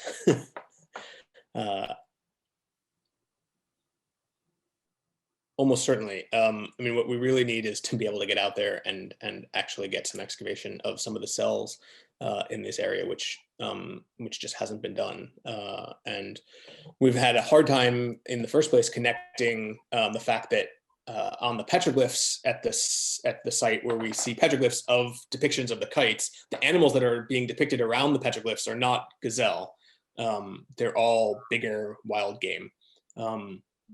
But there's no evidence that that's what's being hunted by the traps. And it'd be nice to confirm that the traps are only being used, at least in this region, for hunting gazelle, and then connecting that to refuse found at habitation structures that also shows that at least for some part of the year, the food is being dominated by gazelle, which we have some evidence for, and to be able to tie these things together. All right, let's take one more question. Anna Brown-Rivero, you have one? Yeah, actually, I was going to also ask about residue analysis at the sites, but I was interested if this is a moment where you see social differentiation and hierarchy development, if you've noticed any different patterning among the like in the shapes of the traps, like if there's any evidence that you're seeing different social groups emerging and people are maybe marking their territory by having slight differentiations in the way that they're building these, or are these all different, or do they all seem to have the same patterns? Is there a way that people are marking territories in different ways? This is an excellent question. And I think it's to some extent confounded by the problem of to some extent, the construction of the shapes of the kites is reflecting the conditions immediately around where the kites are constructed. So in some areas where there's a lot of basalt available right on the landscape, they don't have to go very far for the raw material. And they're building them in these kind of more elaborate structures. Probably where there's less access to the stone, they're not building as elaborate ones. We can see that as they're being reconstructed, when you can find good evidence of some of those pictures we showed, where you can see an earlier one with a second one cutting it, that they do get, the later ones are often more elaborate, that there's more cells, the enclosures are bigger, there's more of these blinds, and the arms are more elaborate, so they're investing more in them. And then there's also the using the shape of the landscape around them. So the shape is often reflecting the topography more than a choice about style, I think. Though also there are these major stylistic differences in the region, but I don't think we have any good investigation yet about whether there's regional patterning to which styles you find across the region, except between much broader areas. So the kites in Saudi Arabia are much different than the kites in the center of the Black Desert, where we're talking about. The kites in the Negev are on a much smaller scale. They're a different style of trap. So you get broader regional differences, but I don't know if we have good evidence for, within just these ones that I was talking about, these chains, evidence for kind of a stylistic choice about the shape of the kites. Outside of these other reasons.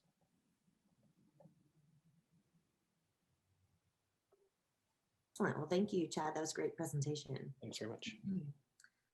Let's see, is Catherine, looks like you are next. All right.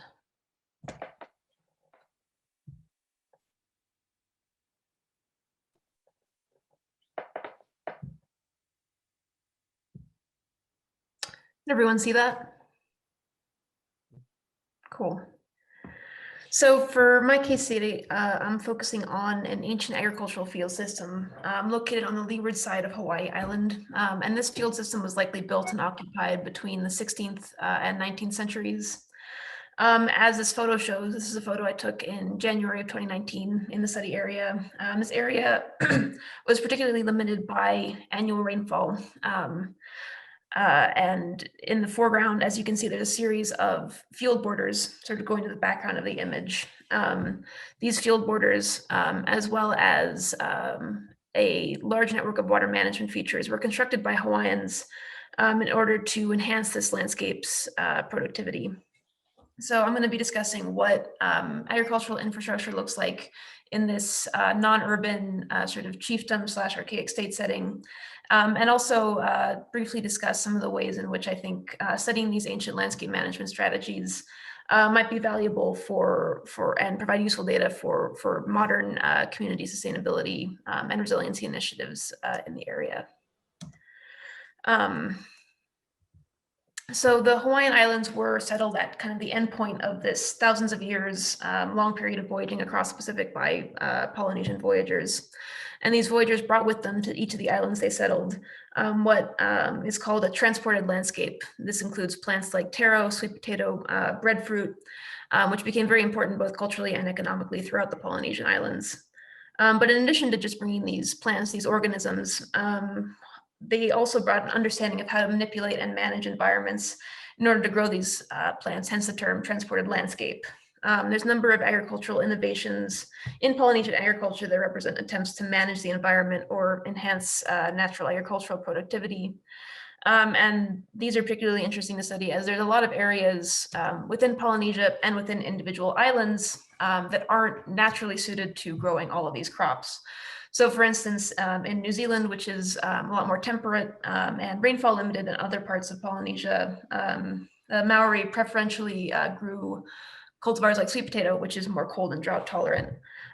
In areas that had limited soils, planters would use techniques like rock and shell mulch to enhance soil nutrients and drainage in the soil, as well as to buffer against temperature changes. And while these strategies represent some really interesting agricultural strategies in terms of their, organization and labor investment, they might not constitute agricultural infrastructure specifically, especially under a definition of agriculture that emphasizes sort of the built environment and that multi-household labor aspect. And this is one thing I've been trying to, tease out over the course of this paper is to what extent these different strategies constitute infrastructure.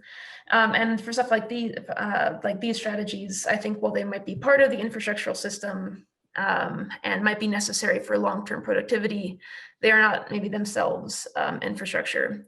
But there are a number of strategies that more clearly fit in that maybe more traditional definition of infrastructure throughout Polynesia and in the Hawaiian Islands.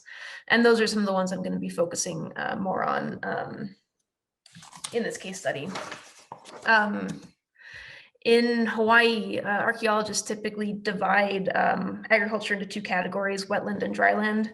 And both of these are associated with different kinds of agricultural infrastructure. Wetland agriculture typically characterizes older islands like the island of Kauai and windward or wet sides of islands. These systems utilize terrace fields or pond fields. That picture on the top there is from a modern pond field in Makapala on Hawaii Island. Pond fields which are watered by irrigation ditches and generally used to cultivate taro or kalo. And these pond fields had varied in complexity from simple what are called barrage terraces or just simple check dams built across intermittent streams which would build up sediment over time, forming planting surfaces. To very complex terraced alluvial surfaces that were fed and drained by multiple irrigation ditches. Even a relatively small valley that was had pond fields in it could easily produce a significant surplus of crops with relatively little labor. Dryland field systems, on the other hand, are found typically in leeward or drier settings, particularly on younger islands like the island of Hawaii or the island of Maui. And these are typically associated with plants like sweet potato or sugarcane. And the primary infrastructure associated with those field systems are field borders. The photo on the bottom shows the same photo of field borders from the study area that I work in.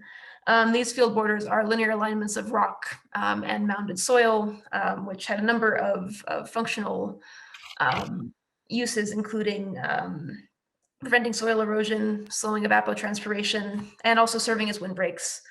In Kohala, in the district of Kohala in particular, which is some of these major field systems, it's incredibly windy, and so they would often be planted with plants like sugarcane that would prevent the sweet potato crops planted in the middle of the fields from being knocked down. So my research focuses on this area, which is called the Moku, or district of Kohala. It's the northern part of the island of Hawaii, and it contains three sort of field system areas. My research focuses on that middle polygon, which is called the South Kohala Field System, while the Leeward Kohala Field System to the north is an extensive rain-fed field system. The South Kohala Field System and the Waimea Field System, those two polygons for this to the south, likely included both intermittent flow irrigation and traditional or more typical rain-fed agricultural practices. And that's where that kind of pond field, dryland, wetland, dryland dichotomy starts to break down a little bit. So what does agricultural infrastructure look like specifically in this study area? So while my focus is on water management features, I also want to touch on two of the other kind of visible infrastructural categories that we see on this landscape. The map on the left shows two long coastal upland or Malcolm-Mackay trails, which would have connected coastal and upland communities and probably would have connected to smaller trails within the field system. These particular trails are mapped from early 20th century maps, but they go, evidence these trails goes back to some of the earliest maps from the period just after Euro-American arrival, and they're probably routes that were used well before then as well. Within the field system, we see features that look like sort of smaller trails that probably were offshoots of these as well. The other, and probably the most visible evidence of human modification in this landscape is this really dense network of field borders. The map on the right is a section of this district here, the area that's the confluence of those two larger gulches in the middle of the image. And that area has hundreds of agricultural field borders. And it seems to represent the area where people were investing the most amount of time in building kind of permanent planting structures. But one of the interesting parts about this landscape is that those field borders are located in an area that receives less rainfall than what we would expect for a rain-fed system, less rainfall annually and month to month than would be needed to plant sweet potato. And it's also located on a slightly older geologic flow, which is an interesting consideration when thinking about soil development. There's probably a lot of reasons why these fields are where they are, including the potential that this area was maybe more enriched in soil nutrients, but whether or not it was, it still is the case that this area is not receiving enough rainfall for rain-fed agriculture. And that brings me to the third major category of infrastructure in this landscape, water management. So there's kind of two major categories of water management structures in this landscape: irrigation ditches and check dams. The irrigation system that we've mapped includes elements of the natural drainage system on the landscape. These drainages were cut into with anthropogenic ditches, which funnel water into fields. And we've sort of defined these anthropogenic ditches, ORY, as features that tend to be linear, relatively shallow, although occasionally they are cut into bedrock. They also tend to cross drainage systems, and they will sort of feed into either a enclosure or a set of field borders kind of at one point along their route. We've mapped about 13 individual ditch networks And I wanted to focus on just one of those to show you what they look like. This is one in particular that we've surveyed both through remote sensing and in the field. So we've kind of confirmed that this is actually an irrigation network. You can see there's kind of two parts of it. One is that blue drainage, which is probably a natural drainage, but that area above the road has two features that we've interpreted as anthropogenic ditches, which were also mapped in a previous CRM survey of that area. And then the area below the road, we believe that that ditch continues, and that in that area where it gets a little bit more dendritic towards the bottom, it actually passes through an enclosure, which might have had an agricultural function, but may have also been a later historic period animal enclosure placed on top of the ditch. And this ditch area down here, the more dendritic one, that's this sort of smaller straight ditch here on the left. The other category of water management features on this landscape are these non-channel features, these check dams, which are similar to the features that you see in pond field agricultural settings on the windward side. These features are stacked stone walls, usually built within gullies, although occasionally you can find them in other places on the landscape. These serve to slow water velocity, which decreases channel incision, decreases downslope erosion, and also builds, over time, you get a buildup of a nice sediment planting surface behind the check dam. That planting surface could have been utilized for potentially intermittent flooded planting, although there would have been a degree of risk in using those in this setting because the gullies in this area can flow quite forcefully during certain parts of the year. But overall, the features that we've documented so far in terms of both the irrigation features and the larger field borders, these are some Google Earth images of the features that we've mapped. They show just how large and interconnected these fields are. Constructing this system, both the irrigation and planting features would have required a lot of planning, a lot of construction, and coordination between farmers in the landscape, especially given the length of some of the irrigation features. The check dams, part of the irrigation system, while individually probably would have required less effort to build, were still important parts of mitigating erosion within the larger system. And I should note that while I'm focusing on the agricultural aspects of the landscape, this is also a dense cultural landscape with residential features, ritual features, petroglyphs. This is a place where people lived and worked and probably traveled through between the coastal and upland areas. There's also a number of areas where we've noted irrigation ditches starting or passing within view of temple sites, heiau sites, suggesting, although this is an area for future research, a degree of ritual or elite surveillance or management of these irrigation features. And I wanted to finish up by talking a little bit about the potential of some of this infrastructural research for providing data, useful data for modern communities. So these two shapes here, these are the ahupua of Kauai High 1 and Kauai High 2, these traditional land tenure units.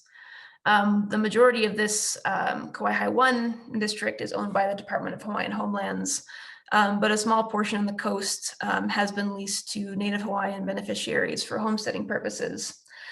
This area called Kailapa has some of the highest utility costs in Hawaii and is quite dry. And so in light of those concerns, members of that community have been working over the past couple of years to develop a long-term sustainability and resiliency plan for their community, which involves managing that upland area where those agricultural features are located for a number of initiatives, including sustainable energy infrastructure, disaster evacuation roads, erosion mitigation, and potentially bringing some of those agricultural plots back into use as part of an adaptive reuse project.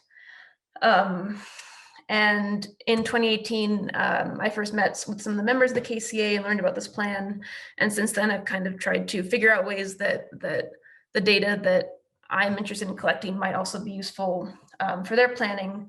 And there's several aspects that I think have some value, but in the context of this workshop, I think one of the most useful ones to talk about is surveying those ditches, documenting which ones continue to flow. I've been up on this landscape in January, February, October, and in the summer of different years. So I've been able to see how the seasonality of rainfall affects whether stuff is flowing in the gullies and how wet different parts of the field system are at different times of year. And so investigating or just documenting that will provide some useful information about whether or not agriculture is viable in the modern era up there, whether it would require modern irrigation infrastructure, or potentially whether that ancient water management system could actually be put back into use in a reasonable way. Overall, this is a project that I'm still working on. It's part of my dissertation research, and I'm going to be continuing to return to the field system, continue mapping, surveying, conducting some soil analysis, and continuing to work with the Kaiwapa Community Association in developing and providing some useful data for their plan. But overall, the results of the project so far suggest that the South Kohala field system, this area, is unique evidence of landscape management where Hawaiians invested significantly in infrastructure to overcome the natural limitations of this landscape. Thank you.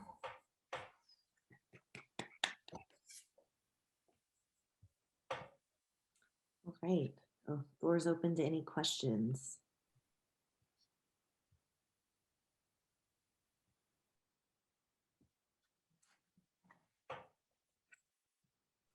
Ed, go ahead. Jump in. Yes, great presentation. That was very cool, Catherine. Is really speaks to this idea that kind of came out of that independent study that Carly and Grace had mentioned, which is this notion of, indigenous infrastructure. And because infrastructure becomes so, I guess, nested in many ways and can be repurposed and has these histories, what I loved was that, this bigger argument about pulling infrastructure out of modernity kind of loops back on itself when you're talking about reclaiming these indigenous forms of infrastructure in a modern context. So I just wanted to say that was a really fascinating kind of thread to see come around there. And there's a number of projects in Hawaii that are using these kind of ancient agricultural features. I showed a photo on one of those slides of a modern taro pond field that's actually on a older agricultural terrace that's owned by a woman in that part of Hawaii, and she's kind of put that ancient Hawaii irrigation system back into use. And it's this really, really beautiful area that still, preserves the archaeological features, but is, puts it back into use. And there's other sort of more experimental archaeology that's being done on the leeward side of Hawaii that's also using some ancient fields to kind of test, what areas were the best for growing certain kinds of crops.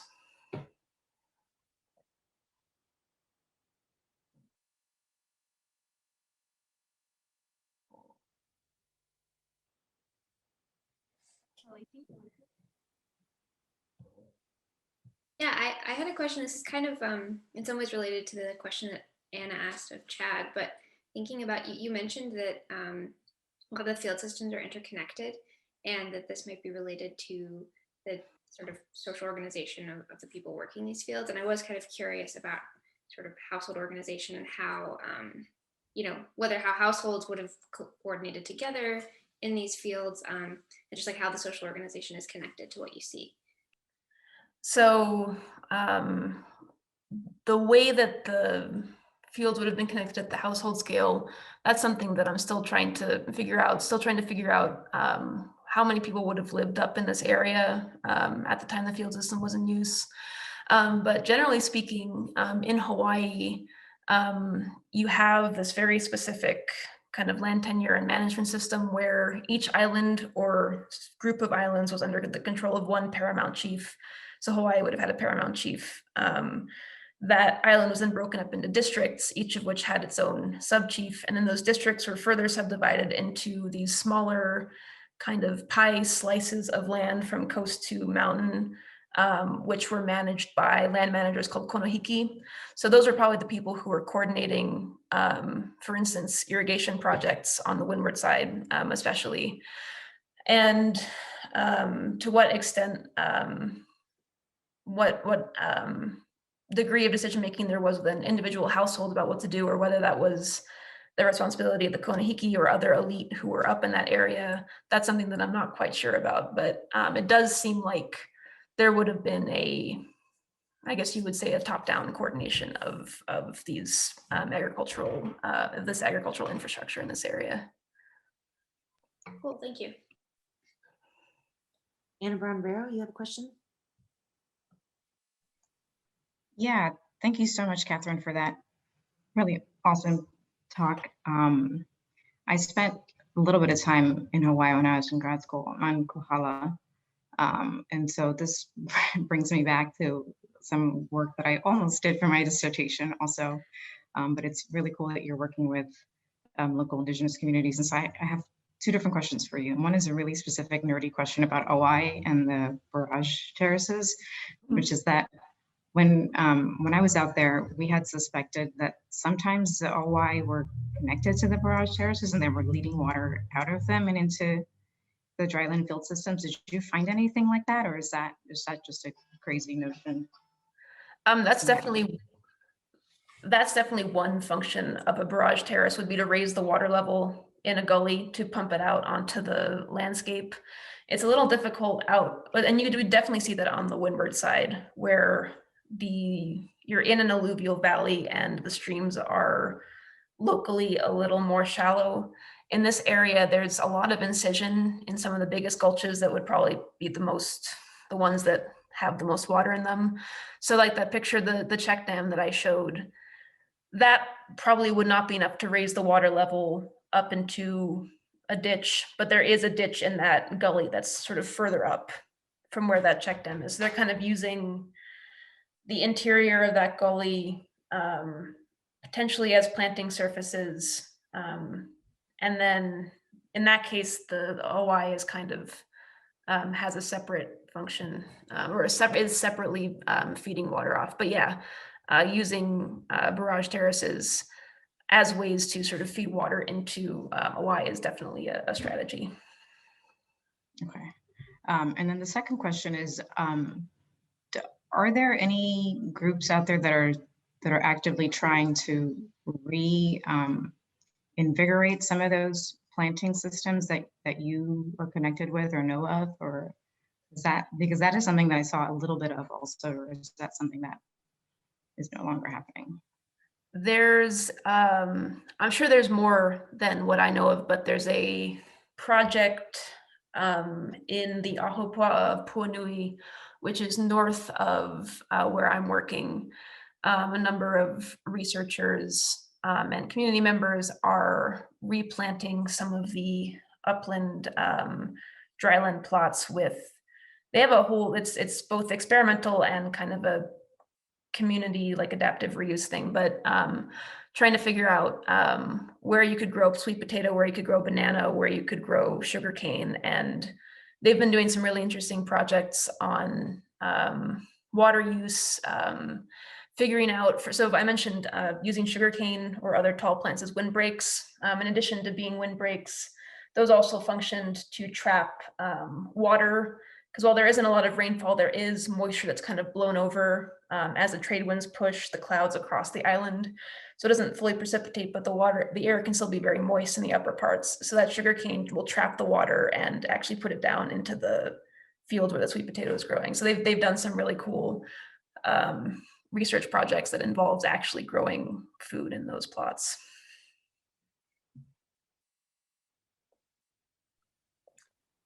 Excellent. Well, if nobody has any more questions, we'll move on to Anna Brown-Barrow.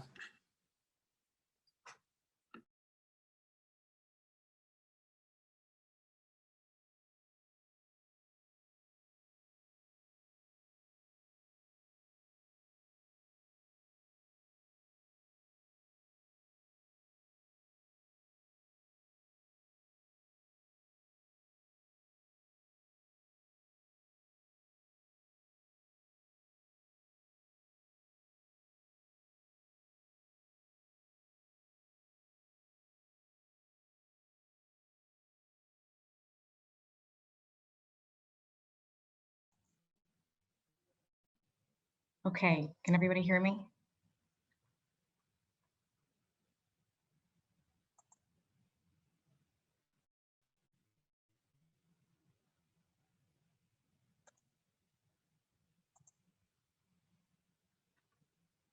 Can you guys see that and hear me? Okay. Now, sorry, I can't see you.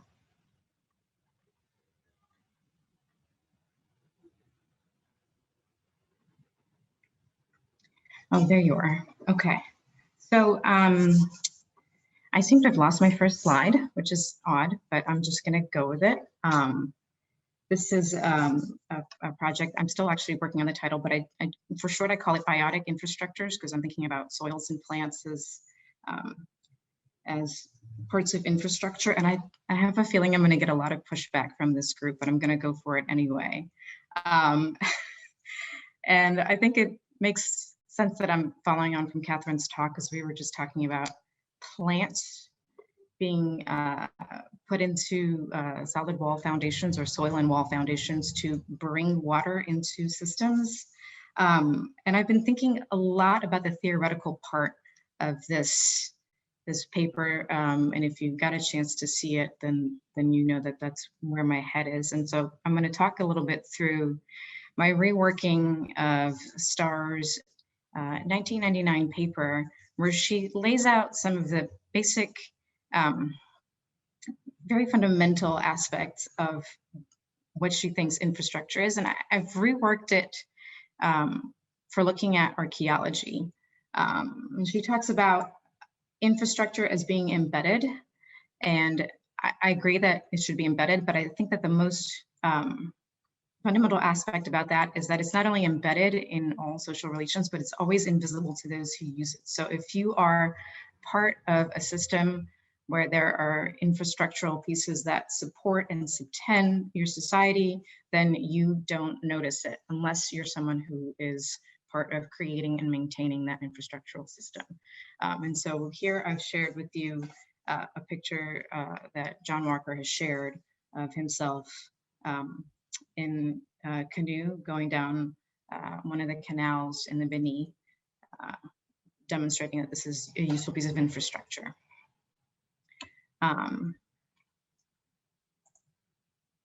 She also says that it has reach and scope, and I think this is one of the most important pieces of infrastructure. And here I'm trying to think about infrastructure as not necessarily urban, not necessarily built, right? I'm thinking about the material and immaterial aspects of it, and I'm thinking of it as relational and operational. So it reaches beyond the structures of society spatially, but also temporally. It lasts beyond any particular moment, any particular regime, any particular month, year. And so here are some causeways from the Beni, and we were talking with Grace earlier today about the potential that some of these roads and causeways and canals are interconnected across the lower rim of the Amazon. I'm not going to spend too much time on this because we've talked about this already today. The other thing that Starr mentions is that infrastructure is learned as part of a membership. And what she means by this is that participating in infrastructures is the kind of thing that is not transparent to an outsider, but that becomes transparent as you become part of that membership. So I'm going to shorten that and say that it possesses a social dimension, right? So all pieces of infrastructure, large and small, embody a sociality. So this is a Casa de Farinha, a manioc processing station. This is a piece of what I consider to be community infrastructure in the Amazon. It's shared by many families. People come and go and utilize the metal griddle, the clay oven. This does not belong to a particular family. In some places, families have their own, or extended families have their own farinha or manioc flour houses, flour processing houses. But in this particular community where I worked in Lago do Limão, this was actually shared by multiple families. So I consider this an infrastructural piece, right? Because it goes across family lines and it connects communities, and it is a fixed piece in routes of circulation. It's integral to the reproduction of society, and it supports the daily function of the society, because processing and producing manioc is important to feeding people. It's important to economic structures. It possesses what Starr calls links with conventions of practice. So there are certain practices that you must understand in order to do that. There are certain material aspects that are embedded in that. So you'll notice that this griddle has a round shape because it is based upon the original ceramic griddle. It is now made of metal, but it embeds a historicity. You'll notice that the big vat down here that the flour is drying in is a canoe. This is actually really common. So things are reutilized and they possess the shapes or actually old forms that are being reutilized. This is braided cane, what's the English word? Woven basketry.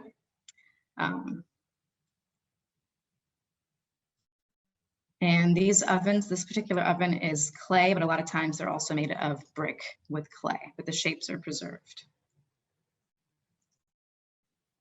Oh, and the houses, this particular house is a palm leaf house, but in more recent, or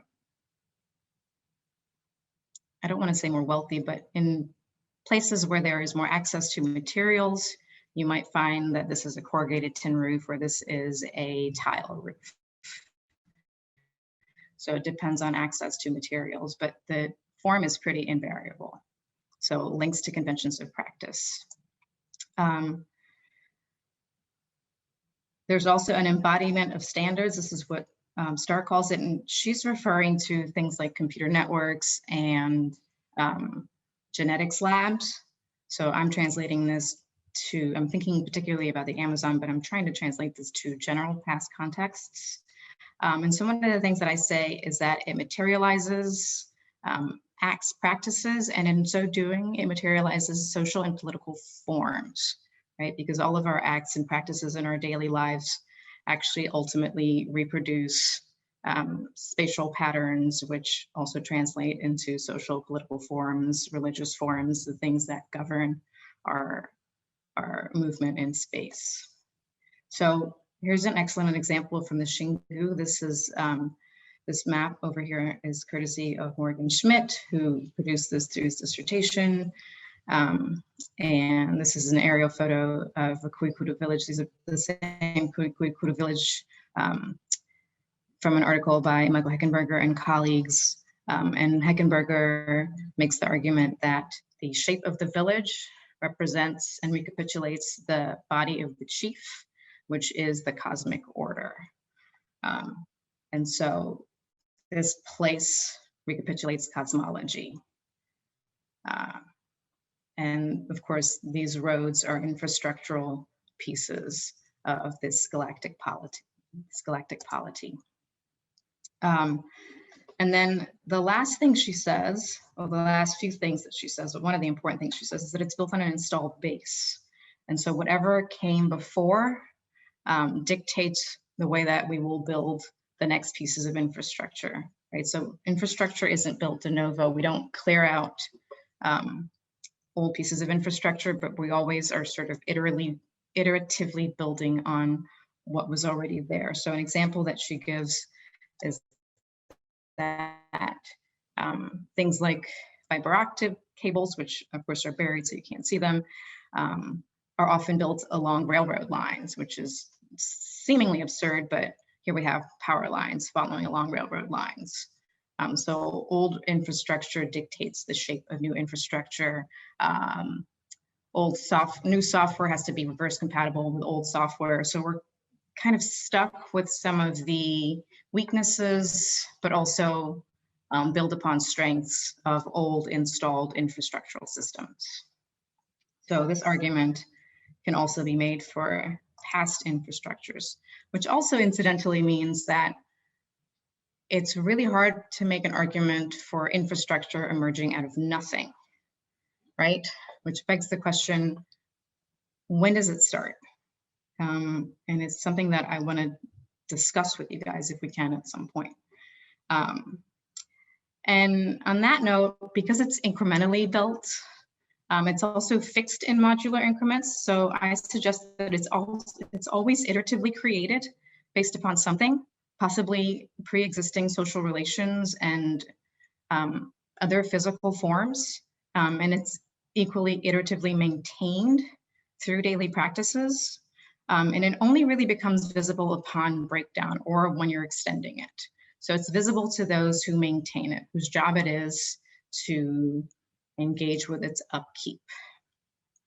One of the arguments that I started making, I plan to make in this paper, is that the work of maintenance is variable depending on the kinds of materials that you're engaging with and the kinds of ecologies that you're engaging with, how these relationships exist, right? It's all relational. So I'm going to quickly take us through some Amazonian infrastructure. Some of these you've already seen, some of these we haven't really talked about. So there are these fantastic agricultural earthworks. If you're familiar with the Amazonian literature, you've seen some of these pictures. Here's some raised field systems from the Guyanas. Here's some from the Beni with forest islands dotted along them. This is actually a reconstructed field system that a project that Clark Erickson engaged in Bolivia. Just an example of what one of these might look like if we were to undertake such a project, not from the Amazon. We have our causeways and canals that occur along the southern rim of the Amazon. Here's another artist's reconstruction from Clark Erickson's very creative work. There are ringed ditches. Also, oh, I seem to have excluded a picture of the geoglyphs from Acre, which are slightly different, potentially infrastructural work, might be ritual infrastructure, but our ring ditches potentially are defensive infrastructure. Work by De Souza et al. Predicts that they occur very frequently along this part of the southern rim of the Amazon, with some causeways as well, near those ring villages that Grace and Francisco both talked about. And then I want to talk about the Black Earth as infrastructure. I know Francisco already mentioned this. This is a different kind of infrastructure, right? If you haven't seen pictures of Tejapreta as dark soil, here's a pretty good example of not the deepest Tejapreta I've ever seen, but certainly a great example that shows you how dark that soil is. And this is completely anthropogenic, definitely intensively managed, and certainly at some point intentionally produced by humans. This is a kind of a splotchy frequency map of where Tejapreta sites have been found up until maybe about a year ago. I've seen some recent publications that I haven't been able to include here, and the dots show you more or less the intensity of sites. And Tejapreta is an interesting example of infrastructure because it completely changes the conditions of life. There's an argument to be made that some maintenance increases productivity. With intensive farming and no maintenance, productivity does go down somewhat. There is a myth that Tejapreta is totally self-sustaining, but under intensive farming conditions, it's probably not. And what else? likely iteratively created as well. I'd love some feedback about this. And then I want to focus in on very briefly on some work that's been inspiring me to think about plants as part of infrastructure. I did some research with descendant communities in Gurupá, Brazil, at the mouth of the Xingu River, supported by the Museu Paraense Emílio Gueldi in Belém. This is a project that's currently run by Helena Lima of the Museu Gueldi. I was a postdoc there, and I worked with some descendant communities and many other research partners, including Juliana Lins and Nigel Schmidt, who were at the time doing some plant surveys. And I also collected I did some guided tours with descendant communities that are not native communities. They're considered traditional communities in Brazil. And some of the things that I noticed was that there was a tremendous amount of importance given to plants and plant stands and the historicity of who planted plants and a dependence on the fruiting and flowering of plants. And that navigation was often done by certain kinds of trees. And some of these trees were said to be 50 to 100 years old. Some of them are Brazil nut trees, which are known to live to last for over 100, 200 years. Plant stands are markers of anthropogenic activity throughout the Amazon. And these are known to have been at the very least tended, if not intentionally planted by humans. And certainly they require some maintenance to exist. They also are markers of ancient habitations, and there's also correlations of other plants that are economically useful, like theobroma, plants in the cacao family that co-occur with other palms, for example, that show up either in phytoliths or seed banks. Near terra preta or dark earth or anthropogenic earth deposits that show where past habitation sites exist or where people previously managed landscapes, right? The work of Jenny Watling has shown this. The work of Juliana Lins and colleagues has shown this. Charles Clement, André Junqueira, I'm sure I'm forgetting some people. These managed patches of landscapes leave signals on the landscape. And traditional communities and indigenous communities continue to manage the Amazon in these patches. So some of the work that I did mapping combined with research that many other individual and group researchers have done in Amazonia suggest that looking at plant communities that co-occur with certain kinds of soil patches points to multi-species relationships that create a certain kind of resilient infrastructure that change the nature of the landscape in such a way that persists and that changes the conditions for life in ways that cannot be reversed, that require some maintenance for life, but that fundamentally alter the functioning of ecosystems. So not just terra preta being something that I've called a regime shift, but also that plant communities fundamentally are altered. So for example, here we see on this tour some bacaba trees, which are useful palm trees that are part of an old trail that's being re-cleared. So that's part of maintenance. Here we see a map of significant places for of one family in Jocojó. And these names, Cedro, Asaizal, and Piquia, are all names of specific trees or tree species that are also places. And so the trees become markers the tree places become then houses. So this pikia is a particularly special tree that then becomes the marker for a place. This cedro is an economically useful tree that becomes the center of a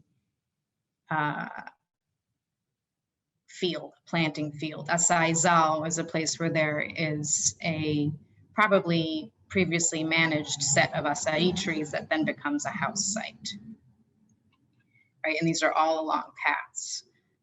Other researchers have found that along trails, something like, I don't know,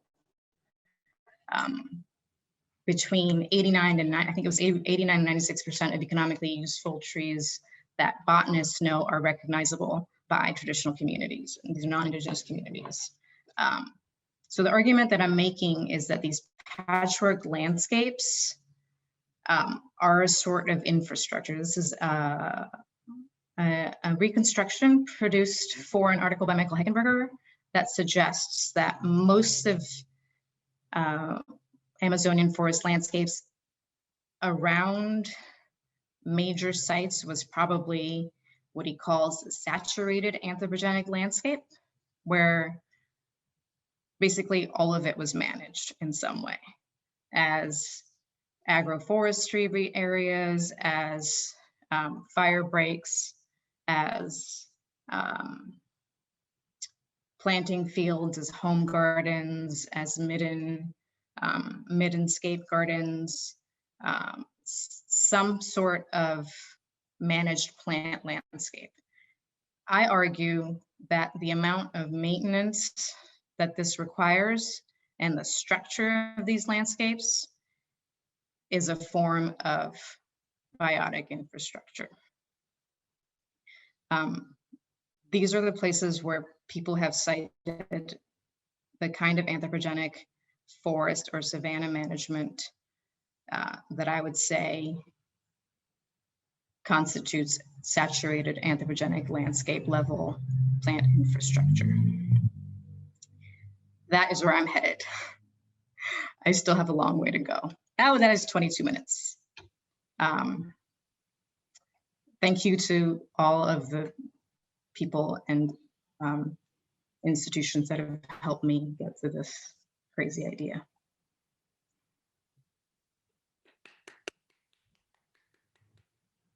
Thank you. That was great. Yeah, we have time for a few questions just because we have extra time. So anybody has questions? Can I mention something? Of course, go ahead.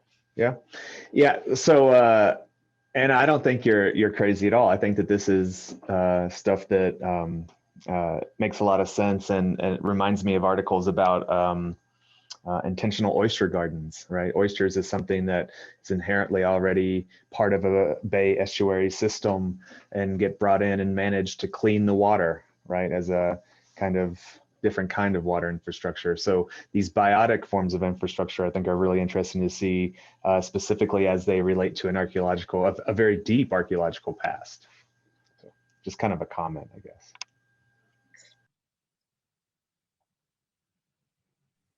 TR, go ahead. Thank you, Anna. It was wonderful. And I'm with Ed. I thought this was fascinating. I don't have pushback on many of these ideas. I was thinking when you were talking towards the end about plants and trails and things like that.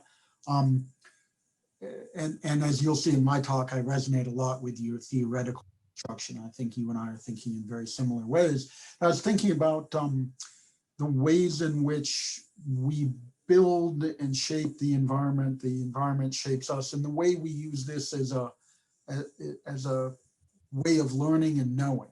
And I'm thinking particularly of Keith Basso's work on, wisdom sits in places, where fundamentally these become not only place markers and, trail markers, but they become part of a moral universe. And I think that this is something that we ought to think about when we're contemplating whatever infrastructure may mean, is that in fact it does have this social embeddedness, and it does have a morality to it. And I'd argue that morality plays out in many, many different ways. And I think you're getting at that. And I really certainly would encourage you to follow that up, because I think it's a very cool set of ideas. Thanks.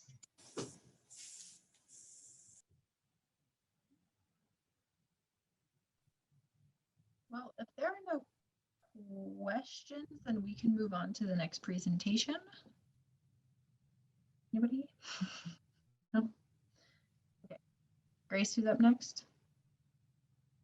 Oh. Meredith's up. Is it me? Okay. I thought so, but didn't want to jump the gun. Okay. So this is really interesting. I'm glad that I'm following Anna, because my work is also coming out of a collaborative project north where you are, but a lot of similar themes. And I wanted to begin also by quickly saying that a lot of the work that I'm doing and a lot of the knowledge incorporated into this presentation are going to come from Clifford Duncan, who's the man pictured at the top. He's was a Ute elder. He passed away several years ago.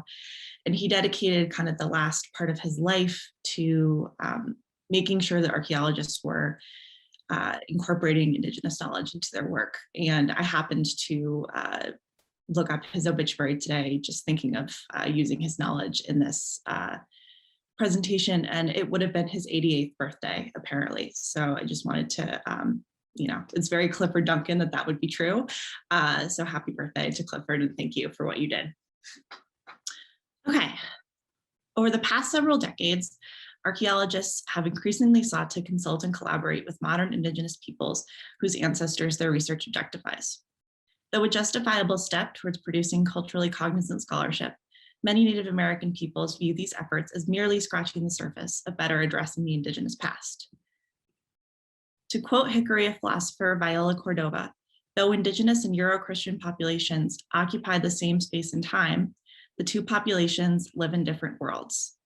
Western trained archaeologists like myself possess entirely different worldviews from those of the ancestral and modern populations. Because of this, our current frameworks do not accurately examine or represent Indigenous history. So in this paper then, I'm going to present an alternative archaeological framework for investigating infrastructure in Native North America. I think infrastructural study and archaeology at large has long taken a narrow Western philosophical focus and could be greatly expanded by incorporating principles from Indigenous worldviews. So I'll begin by describing the basic tenets of Indigenous philosophy with a note that I'm specifically drawing from the North American context to demonstrate how current conceptions of infrastructure are predicated on Western assumptions rather than neutral principles. This demonstrates the need for archaeological approaches that better incorporate alternative philosophies into their theory, method, and interpretation. And then I'll present a case study on the Ute bear dance to show the ways that using an Indigenous lens as our theoretical perspective elicits new methods for identifying infrastructure archaeologically. Such a shift poses positive changes for not just those who study Native North America, but archaeologists working in broader contexts as well. So, Cordova's words provide a solid basis for beginning to unpack the contrast between Indigenous and Western worldviews. While Western society imposes a boundary between secular and sacred forms, Indigenous communities approach all worldly beings and the relationships between them as sacred. This is because everything is created out of the same divine universal energy, which instills all things with autonomy and value. Where the Western world elevates humans to a status above animals, plants, and inanimate objects, Indigenous philosophy envisions all these forms as commensurate, animate members of a relational society. This core value is often summed with the refrain, "We are all related," that I see constantly when I read ethnographies and talk to folks. Being a good relation or fulfilling responsibilities to all beings is viewed as a central priority in Indigenous societies, which governs the way that individuals perceive and interact with the world around them.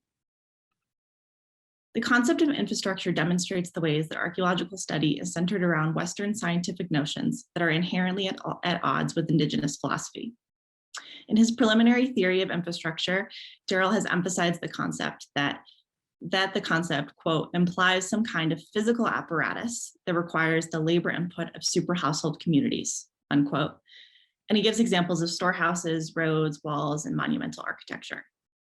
From a hierarchical and rational standpoint, where humans are centered above all others and ideology and governance are separate, it is logical to view infrastructure as largely architectural and mainly organizing communities into centers and peripheries of action. But just as associating infrastructure with statehood risks ignoring its existence in non-state societies, as we're all pushing against, so too does the notion that infrastructure always manifests in architecture. In ancient indigenous societies, which were built around relational and nature-centered worldviews, formal structures like roads and monuments were not always necessary. But of course, it would be incorrect to say that the interaction, movement, and sharing of ideas that infrastructure supports did not occur in these communities. So in the absence of architecture, we have to come up with a new, broader, yet more contextual way to investigate infrastructure, one that incorporates perceptions from outside the Western worldview. Further, the philosophical differences between Western and Indigenous communities impact not only their perception of phenomena, but the construction of knowledge about them. By the time archaeologists begin to embed Indigenous voices into the interpretation of findings, their data analysis are riddled with Western empirical assumptions about the nature of the past and the types of material evidence to study it through. To avoid funneling aspects of the Indigenous past through a Western empirical sieve, we must embrace Indigenous philosophy from the very beginning stages of our research. In other words, a new framework for infrastructure should incorporate Indigenous beliefs and knowledge into its theory, method, and interpretive practices. Several archaeologists who focus on other topics have already demonstrated the efficacy of this, including those named here. It's popping up. In all of these works, embracing Indigenous philosophy as theory causes significant revisions to the empirical methods our scientific discipline holds dear. The dichotomies between artifact and landscape, site and space, and animate and inanimate are Western perceptions. Abandoning them in favor of reciprocal and interrelated Indigenous worldviews creates space for more culturally contexted study. So investigating infrastructure using Indigenous philosophy-based framework frees archaeologists from the Western confines of its current methods and theories. If we approach infrastructure as a system that facilitates the movement of people, goods, and ideas in a relational society where landscapes, animals, and objects are animate in their own right, a host of new materialities through which to understand the concept are made available for study. For me, one that immediately comes to mind is iconography, which Native elders tie to group signaling, storytelling, and location marking. All these activities are viewed as supported by or indicative of infrastructure through an Indigenous philosophical lens. From a Western archaeological standpoint, iconography is viewed as largely decorative and symbolic, so it is not often included in discussions of functional topics like infrastructure.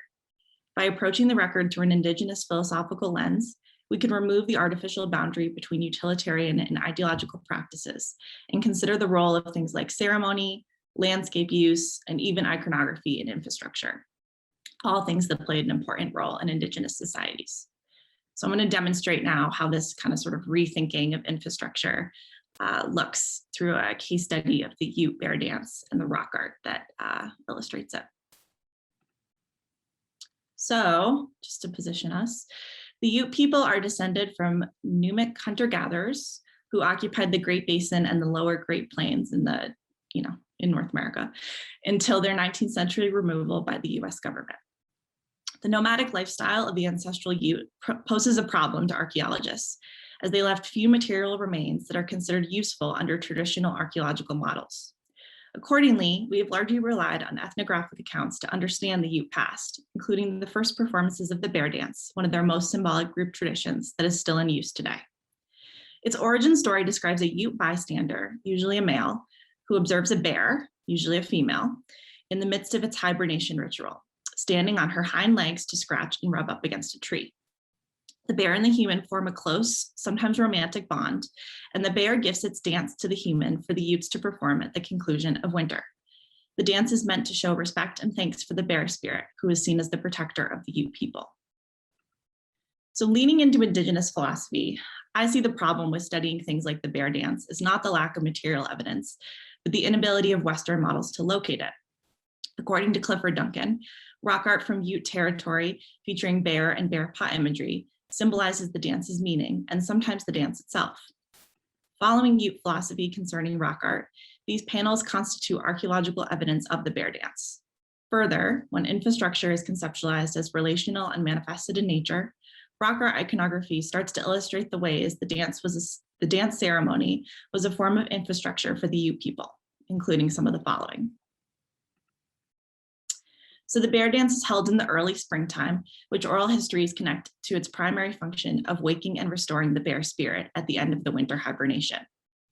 Rock art frequently refers to its springtime setting with illustrations of growing vegetation and animals that return to the landscape in greater numbers during the spring and summer months, like elk and bighorn sheep, as in the panel here.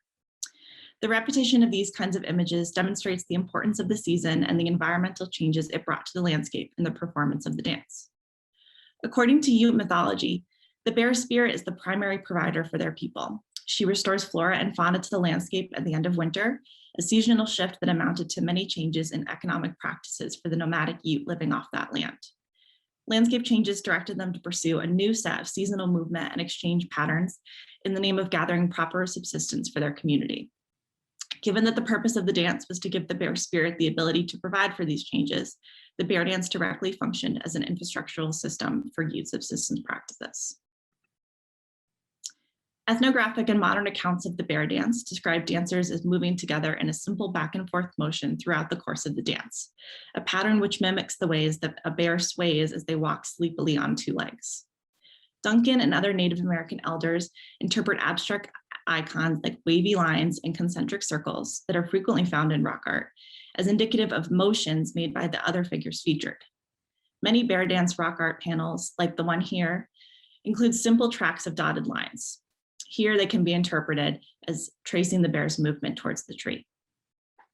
Modern Ute peoples describe the goal of the bear dance as, quote, maintaining balance in the world of humans and mediating between the natural, human, and spirit worlds, unquote. During its performance and in the months that follow, the Ute people and the bear provide for and depend on each other in a cyclical pattern. In its most basic form, the bear dance is a pattern of movement practiced by the Ute people, which in turn sparks the movement of the bear spirit and the subsequent movement of the Ute people towards springtime resources. By practicing this movement, ancestral Utes maintain their annual patterns of subsistence-related movement and nurtured their relationship with the bear spirit through a crucial infrastructural exchange. So I want to pause and I'm going to play, I hope it works, fingers crossed, a little 10-second clip of a modern performance of the bear dance to kind of illustrate both this movement and then something that I'm about to talk about.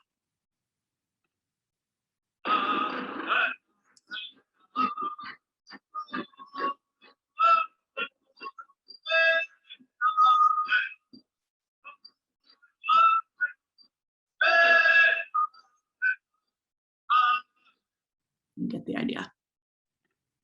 Welcome. Okay. So in addition to setting the stage for the arrival of spring, the bear dance functions as a social ceremony. Historically, it was tied to sexual activity, with its purposes described as, quote, making men and women successful in their sex lives, and as the public announcement of the completion of the girl's puberty ritual, unquote. As we just saw, men and women began the dance on opposite sides of the corral before coming together to dance as partnered couples. No known panels of bear dance rock art depict these practices, but the sexes of bear and anthropomorphic figures are often differentiated in rock art through the addition or absence of male genitalia. As they are here, we can see that the bear is a female clearly, whereas the human figures are male. From a practical standpoint, the bear dance provided an annual venue in which Ute men and women united to dance, socialize, and perhaps make lasting romantic connections with a member of the opposite sex. In other words, it's one infrastructural method under which young people began moving between life stages from single individuals into members of a couple and family unit. Divisions between the sexes and the bonded male-female family structure are also emphasized in the dance's origin story, dancing patterns, and purpose. Thus, it is fair to say that the bear dance offered infrastructure for the creation of the normative family structure in ancestral Ute society, both literally and figuratively. Finally, though territorial, familial, and ideological differences separated the historic Ute bands, divisions between them were cast aside in the name of performing the bear dance. Different bands alternated hosting duties, and tribal members from across the landscape gathered in various locales to perform the dance together. Like the bear dance, rock art depicting bear iconography, like the ones here, can be found across the ancestral landscape of the Ute, including modern-day Utah and Colorado. Though the historic bands were divided, their shared commitment to empowering the bear spirit led them to ignore their differences in the name of performing the bear dance. This demonstrates the underlying respect they allocated to their landscape and one another, and a belief in the interrelatedness and equality of all things. Further, the performance of the bear dance all over the ancestral Ute landscape marks the entire area as inhabited and cared for by the Ute, regardless of which band occupied a given space. In this way, the performance of the bear dance maintained an underlying infrastructure of tribal territoriality throughout Utah and Colorado, where ancestral Ute peoples purposefully moved in order to maintain their community's bonds to the bear spirit and the landscape itself. As evidenced here, applying an alternative framework to the archaeological study of infrastructure has clear impacts on the discipline's ability to produce well-informed scholarship about the history of Indigenous peoples. And I would argue that the benefits of such a strategy extend far beyond this context. In the case of infrastructure, freeing our focus from Western concepts of hierarchy and rationalism allows for a host of new materialities to become suitable lines of inquiry. This facilitates not only new studies of infrastructure in nomadic societies, but also renewed structures in those who did have stable forms of architecture. In this sense, embracing alternative philosophies in archaeological practice can lead to better understandings of the past and context from all over the world. Thank you.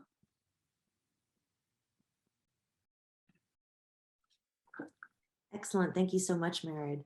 We'll open up the floor to questions, and then after this, we'll take a quick 10-minute break and then reconvene for the rest of the afternoon. So if anybody has any questions for Merid, the floor is open. Yeah.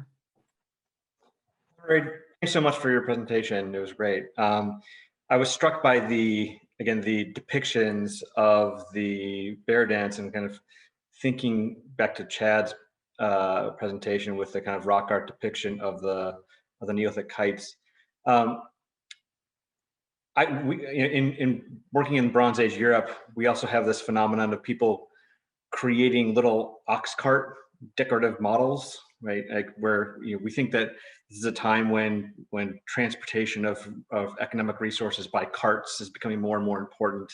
People are choosing to kind of like create either toys or ritual objects or things like that that are kind of representative of infrastructure, or things that we may commonly think of infrastructure. So I guess my question is kind of, well, first of all, would the rock art itself be part of that kind of ritual process, or is it kind of a memory marker, or kind of like something that kind of is helping to kind of create that institutional memory there? And if you have any other thoughts about the kind of the fact that these are being chosen to be kind of turned into iconography, the decision making around that, I was just curious if you could kind of speak a little more to that. Yeah, so I'm gonna be honest and say that I'm like still building trust with the Ute for sure. This is a little bit of a newer project for me. And so what I know so far is I feel like maybe not all of what they know. Maybe I know as much as I'm ever gonna know from them, which is also totally cool. But I've worked in other, I did kind of ancestral Pueblo and rock art before transitioning to this project. And that was certainly true there. It was a memory maker. Yes, it was, we did this, we were here, but it was also a part of whenever rock art did kind of illustrate a ceremony, it was also a part of the ceremony itself, an extension of it. So I think that's totally possible in this context. Yeah, I mean, I think it's really interesting to just to think about the ox cart example you give. Infrastructure is clearly so important in noticeable and not noticeable ways that it becomes a thing that either by extension or just in relation to one's own experience, you reproduce in multiple different ways. And so, yeah, I think it goes far beyond just looking at, if the dance itself is infrastructure in this case. I think the rock art can both be an extension of that piece of infrastructure, but also just kind of reiterating how important it is and how much it underlines society.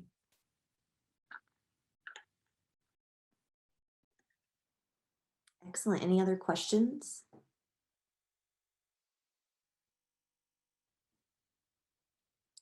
Okay, well, we will take a brief 10-minute break. So we'll reconvene at, what is that, 3:50 Eastern time, or 40, so 3:40 Eastern time.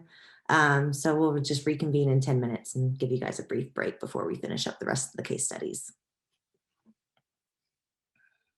All right, we are all Be right back, Grace. Hold on. Okay.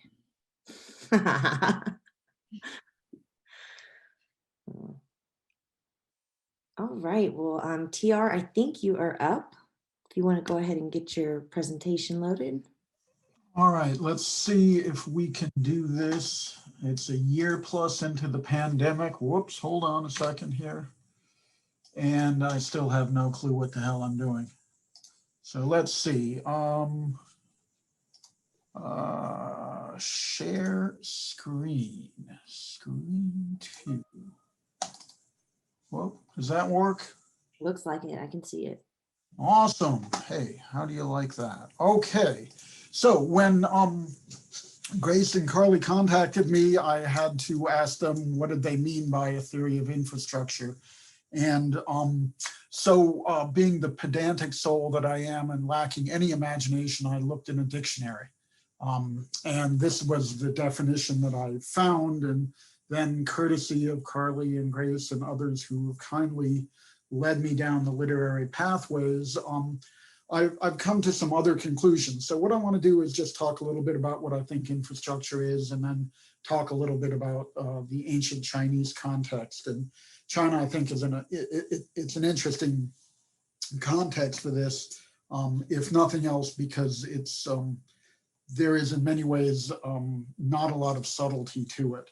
So, you know, as the dictionary definition says, that, you know, infrastructure is a thing, but its thinginess then has functions, if you will. And as Monica has pointed out, you know, it materializes consensus. And I think in her way of framing it, and I may be wrong, but it also is, we need to think about not consensus in the kumbaya kind of sense, but in fact, the ways in which consensus ultimately is negotiated.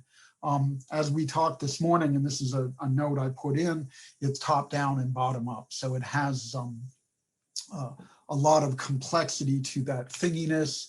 I love Matt Wigram's concept of infrastructure as being congealed labor. So infrastructure indexes labor in some fashion, and it tells us about the nature of human bodies and what they're doing and how they're doing it and the ways that they're being organized. I actually think we might want to not think of infrastructure in its own separate theoretical universe, but rather I would emphasize, to me, it's a form of a land-esque capital. And we can go into this. I think one of the things that is important, and we've talked about this, is that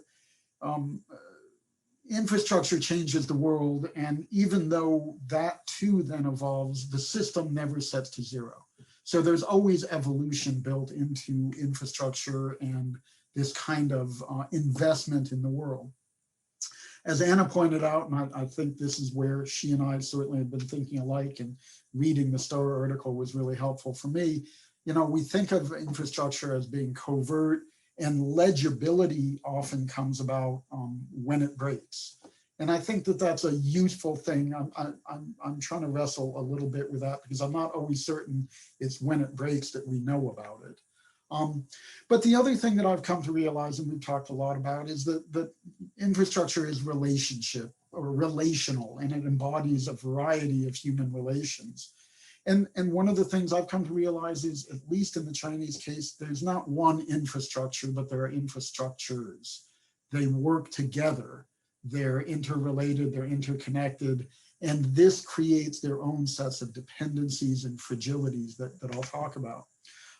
Infrastructure is embedded. It's embedded in the human experience. So it's not like we just experience infrastructure. It's a component of a broader nature of our lived experience.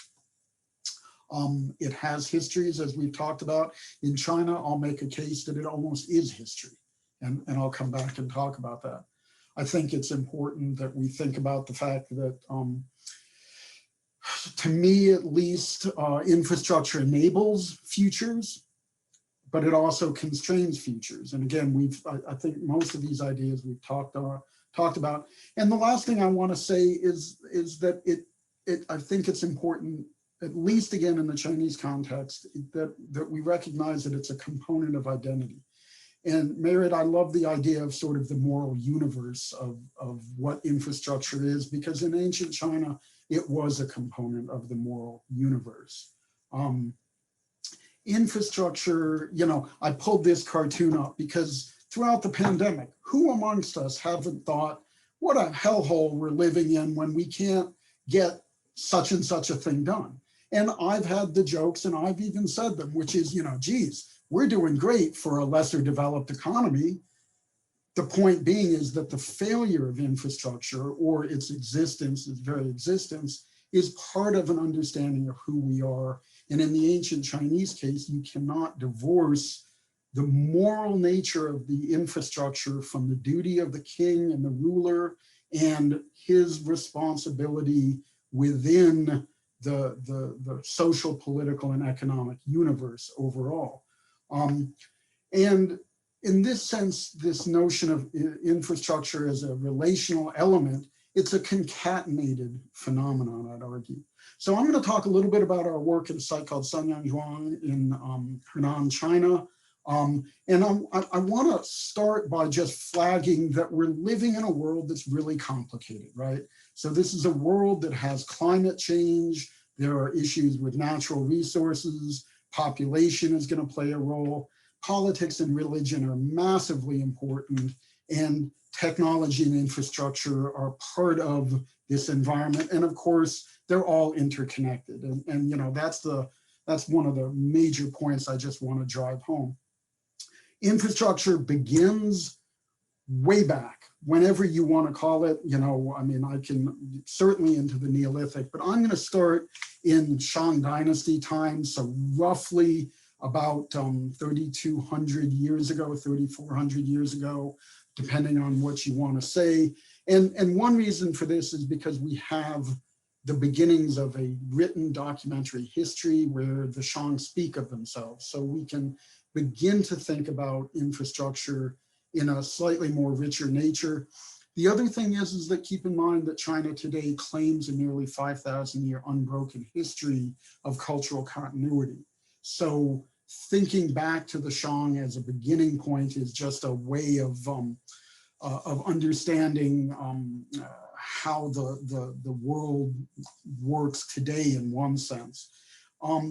We think of infrastructure as boring and mundane, and it's utilitarian, but in the Chinese context, it's an element of how power is constructed. So an element of how power is construed. And especially in ancient China, it is a way in which the world gets defined. And I think particularly for the Shang, this is very, very important because infrastructure is a component of an ordered universe. And, Monica showed those slides of the rice field bums and things like that. There's a great quote that I put up on the screen, which is about the fact that for the Shang, they literally define themselves by the ordered universe, the universe supported and sustained by infrastructures of consumption, arguably, versus those who didn't. And their ordered universe required bodies. It required bodies to do, but it also required bodies to propitiate this. Because again, there's this component which, for the Shang at least, the ruler had a moral responsibility to ordering the land, to controlling nature, to doing all of these things. And that individual then required labor. And that labor, and I'm construing this very broadly, that labor was also about the people who labored by being sacrificed. And these were usually war captives who were taken and who were very much identified as being other. So there's this sort of nature of us versus them that arguably the infrastructure supports. but we can see this. So this is a buried field at about 8.5 meters below the modern ground surface at Sanyangzhuang. This is a late Neolithic to early Bronze Age ridged field. We've tested extensively, so we know it covers well over a square kilometer. And there's a couple things that become important about this. So this is roughly contemporary with Shang. And you see on the bottom, and I don't know if my pointer is going to work here, but you can see all the bioturbation at the base of this ridged field. That is quite literally the last natural landscape in North China from that point, which is, you know, somewhere around 3,300 years ago to today. And following that, what we see is that the entirety of the Chinese landscape is commanded by an anthropogenic world, of which infrastructure becomes a key ordering element and a key way of holding it together. And as I'm going to argue, it becomes part of a kind of history. And again, we can begin to see this as we move from Shang into the Zhou dynasty. So now we're at 2,900 to about 2,300 calendar years before present. The Zhou are really super good at building infrastructure. And so we have an example of this infrastructure. This is from a site called Anshan. So this is a roughly 13-meter high profile. And at Anshan, you can see, I hope in the center of this, a series of irrigation ditches. And the irrigation ditches, I think, represent, you know, this is a good indicator of the nature of how the Shang are commandeering the universe, what they're doing in terms of deploying labor and things like that. What's important, I think, in part about these canals here is that they show us also the evolution of the system. Because I think if you look at these canals carefully, you can see you have a very early canal here, which is nice and straight edged and square. And in fact, you can literally see the spoil that is being regularly cleaned out of it here. But then what we start to see is that the system is evolving through time.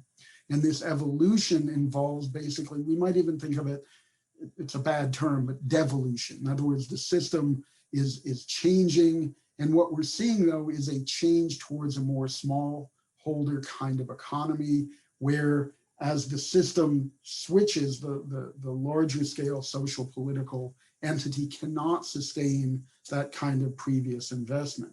The other thing this is showing us is that infrastructure is not just about this thing. So this is a thing, right? It's a ditch, it moves water, but it also ties people to a calendar.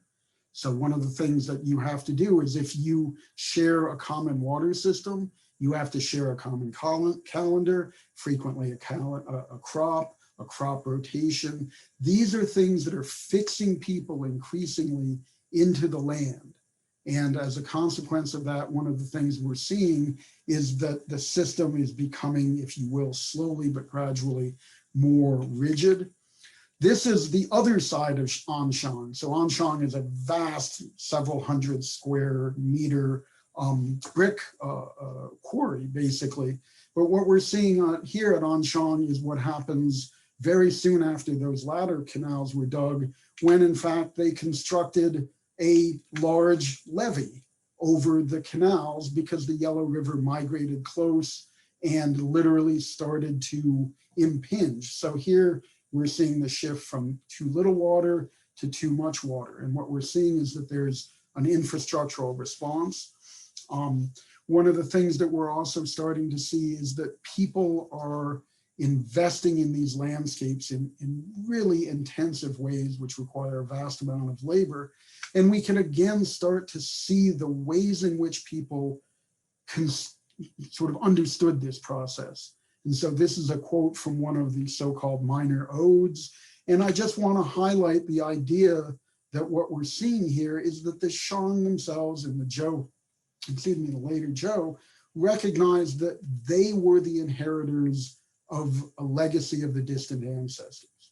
This is this notion again that each time we change the land changes us, and they're even recognizing it in that context. I am eliding a huge amount of history, but I want to also point out the population is an incredibly important contributor in this story, at least in the North China Plain. So we have a census in the year 2 of the Common Era. And this is actually one of the best censuses in the early world. It's the earliest census. And we know in this area, and the yellow star is where Sanyangzhuang is located, that we have, something on the order of 23 million people in this gray zone. It's an awful high population density. And this causes its own problem where we get, again, a kind of feedback loop where more infrastructure creates more infrastructure and causes more infrastructure. Ken Pomerantz talks about this thing called the Developmentalist Project, which is, I think, a useful sort of heuristic for thinking about these processes of state building, sedentarization, and resource intensification. The Zhou before them and the Han, so the Han started around 1200 Cal BP, 2200 Cal BP or 200 BCE. The Han are extensive developmentalists, unambiguous developmentalists. And one of the things that they're doing is they are literally pushing the state and pushing state infrastructure out of the core area into the edges as a way of using infrastructure to consume more and to relieve the burden in this incredibly populated universe. And by this point, so let's call it roughly the BCE-CE transition, the state is infrastructure and the infrastructure is the state. They are you cannot disconnect these two things. So we see these in various entanglements where we know, for instance, that they're doing these vast irrigation systems up in the borderlands. The greatest infrastructure project in China prior to recent years was the Great Wall of China. The Great Wall of China largely begins in Han times. And keep in mind that the Great Wall of China needs people. And as a consequence, there's this relationship between the infrastructure and bodies. And I think it's an important element. There's also technology that gets involved. So we have the development, particularly of iron technology, industrialization, and a variety of things like this, all of which have their own infrastructures, their own supporting both thinginess and relatedness. And these things begin to have consequences. So for instance, as the Han expand out into the outer edges of the empire, they begin to create erosion. That erosion is putting sediments into the river, and that sediment is literally flowing downstream. And how does one respond to that? Well, one responds by building more infrastructure. You can begin to see that there is really this kind of very scary feedback loop where as they do more, it causes more environmental damage, more sediment flows downstream, the bottom of the river builds up. You have to literally build the levees up higher and higher and higher. And as I'm happy to tell everybody, if anyone gives you long odds, always take gravity, because gravity is going to win. And in fact, it's not a matter of if there is going to be a major crisis, it's when. And we know from a variety of data that when is around 2,000 years ago. And really, basically, I can specify somewhere between 15 and 17 in the Common Era. And at that point, what we see is a massive flood that inundates the North China Plain, destroys a site like Sanyangzhuang, where we see lots of evidence of infrastructure. And we can see it, we literally can encode it. On the left, what you're seeing is an ox cart. And you can sort of see the ox plodding along. And on the right is a nice little road. And this road reminds me to say that, by this point, China was a hyper-connected, hyper-coherent environment. Infrastructure literally connected everything together. And when these floods came, the end came very quickly, in part because these infrastructures could not support and sustain this, and they couldn't support and sustain the imperial bureaucracy. So what you're seeing here is the last, these are human footprints in a millet field, and these are the last person trying desperately to collect grain from that field before they abandon the area. This is an area which is, billiard table flat, and we know from the historic documents that hundreds of thousands, probably millions, perished. Very soon after, the Han were overthrown by very, very, very angry peasants. And we then rebuild the cycle from that. And there's a whole bunch more of these sort of cycles that go on. At Sanyangzhuang, we found these things, they're called wadang, they're eave tiles. And the character inscription here reads or would translate to longevity. And so for me, one of the things thinking about infrastructure in this context is that infrastructure is a benefit, but it's also a constrainer of history, and it's also a maker of history. And in the Chinese context, I'd argue the infrastructure has both made history through Han times, and if you want to follow it up to the modern era, we can talk more about that, because whether it's the Three Gorges Dam or the South to North Water Transfer Project, China is, again, a fragile infrastructural society where the legitimacy of the empire is literally dependent on the ability to convey things. So thank you very much. And thank you to everyone, including my lots of collaborators.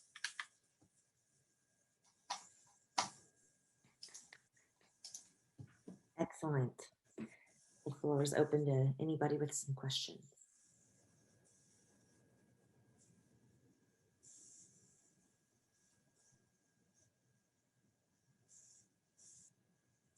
So that's a good thing. You talk long enough and everybody's just exhausted by it.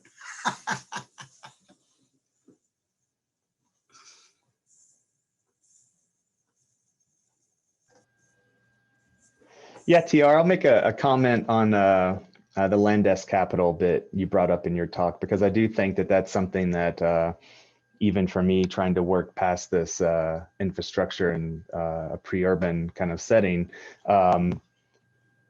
Landes capital oftentimes gets brought into these kind of surplus accumulation kind of discussions, but I think that there can also be, to also echo Mayreed's paper, this investment in place and Landes capital in terms of you know, building long-term accumulation and investment in places, apart from just, you know, storing grain or things like that.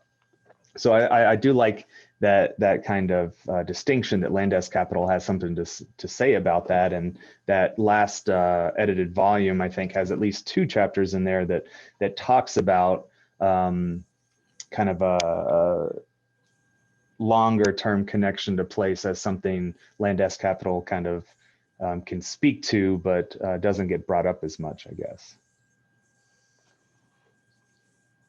Yeah, and you know, I think that, you know, for me, infrastructure is part of a broader political economy, and the concept of thinking about Landes capital is just another way of embedding these things into a broader political economic reality. The other thing that I do appreciate about the concept is the way it helps me, at least, think about the sort of historical legacy of these investments, and understanding that, you know, for me, infrastructure is about its sort of planning, its deployment and creation, but it's also has changed through time, and it's the legacy, even its abandonment, that we constantly live with. And by simply sort of broadening the structure of investment, I think it helps me at least think about it slightly differently. Mm.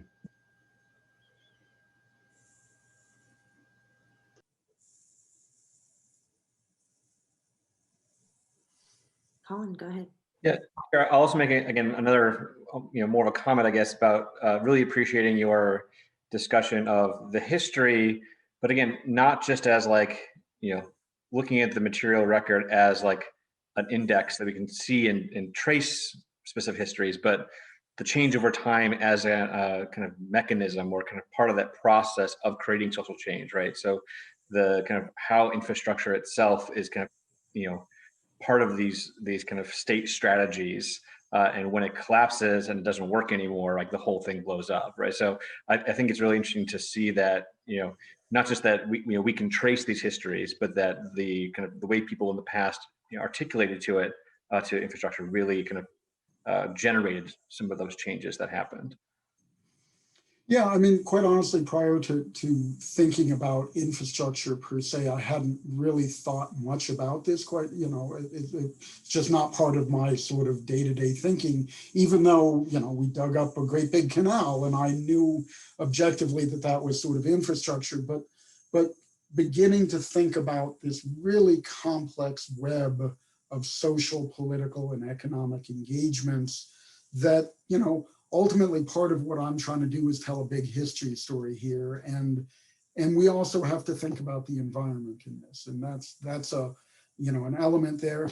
And, in China at least, but I think broadly speaking, we end up not being able to fully capture the complexities of the political, religious, and social worlds that we're trying to capture, because they play a huge role in all of this in ways that even in China, it's very difficult to access.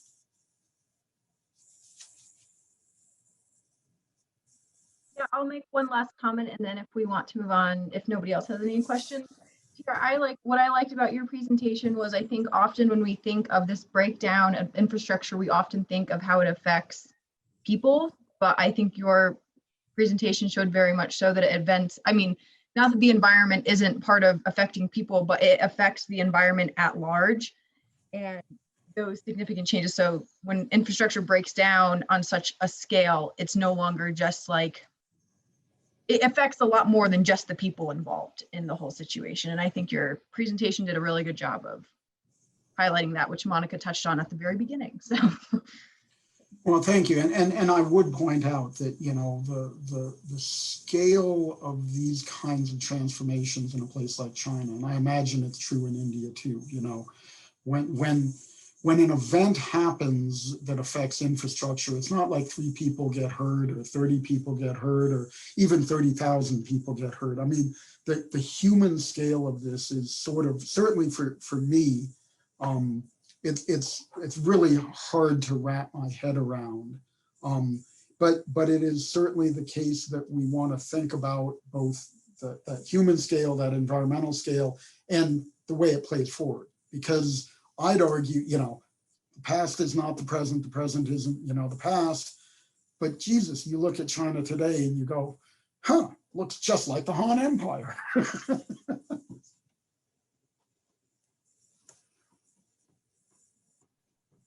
Okay, if there are no more questions, then I believe Ed is next, correct, Grace? Yeah.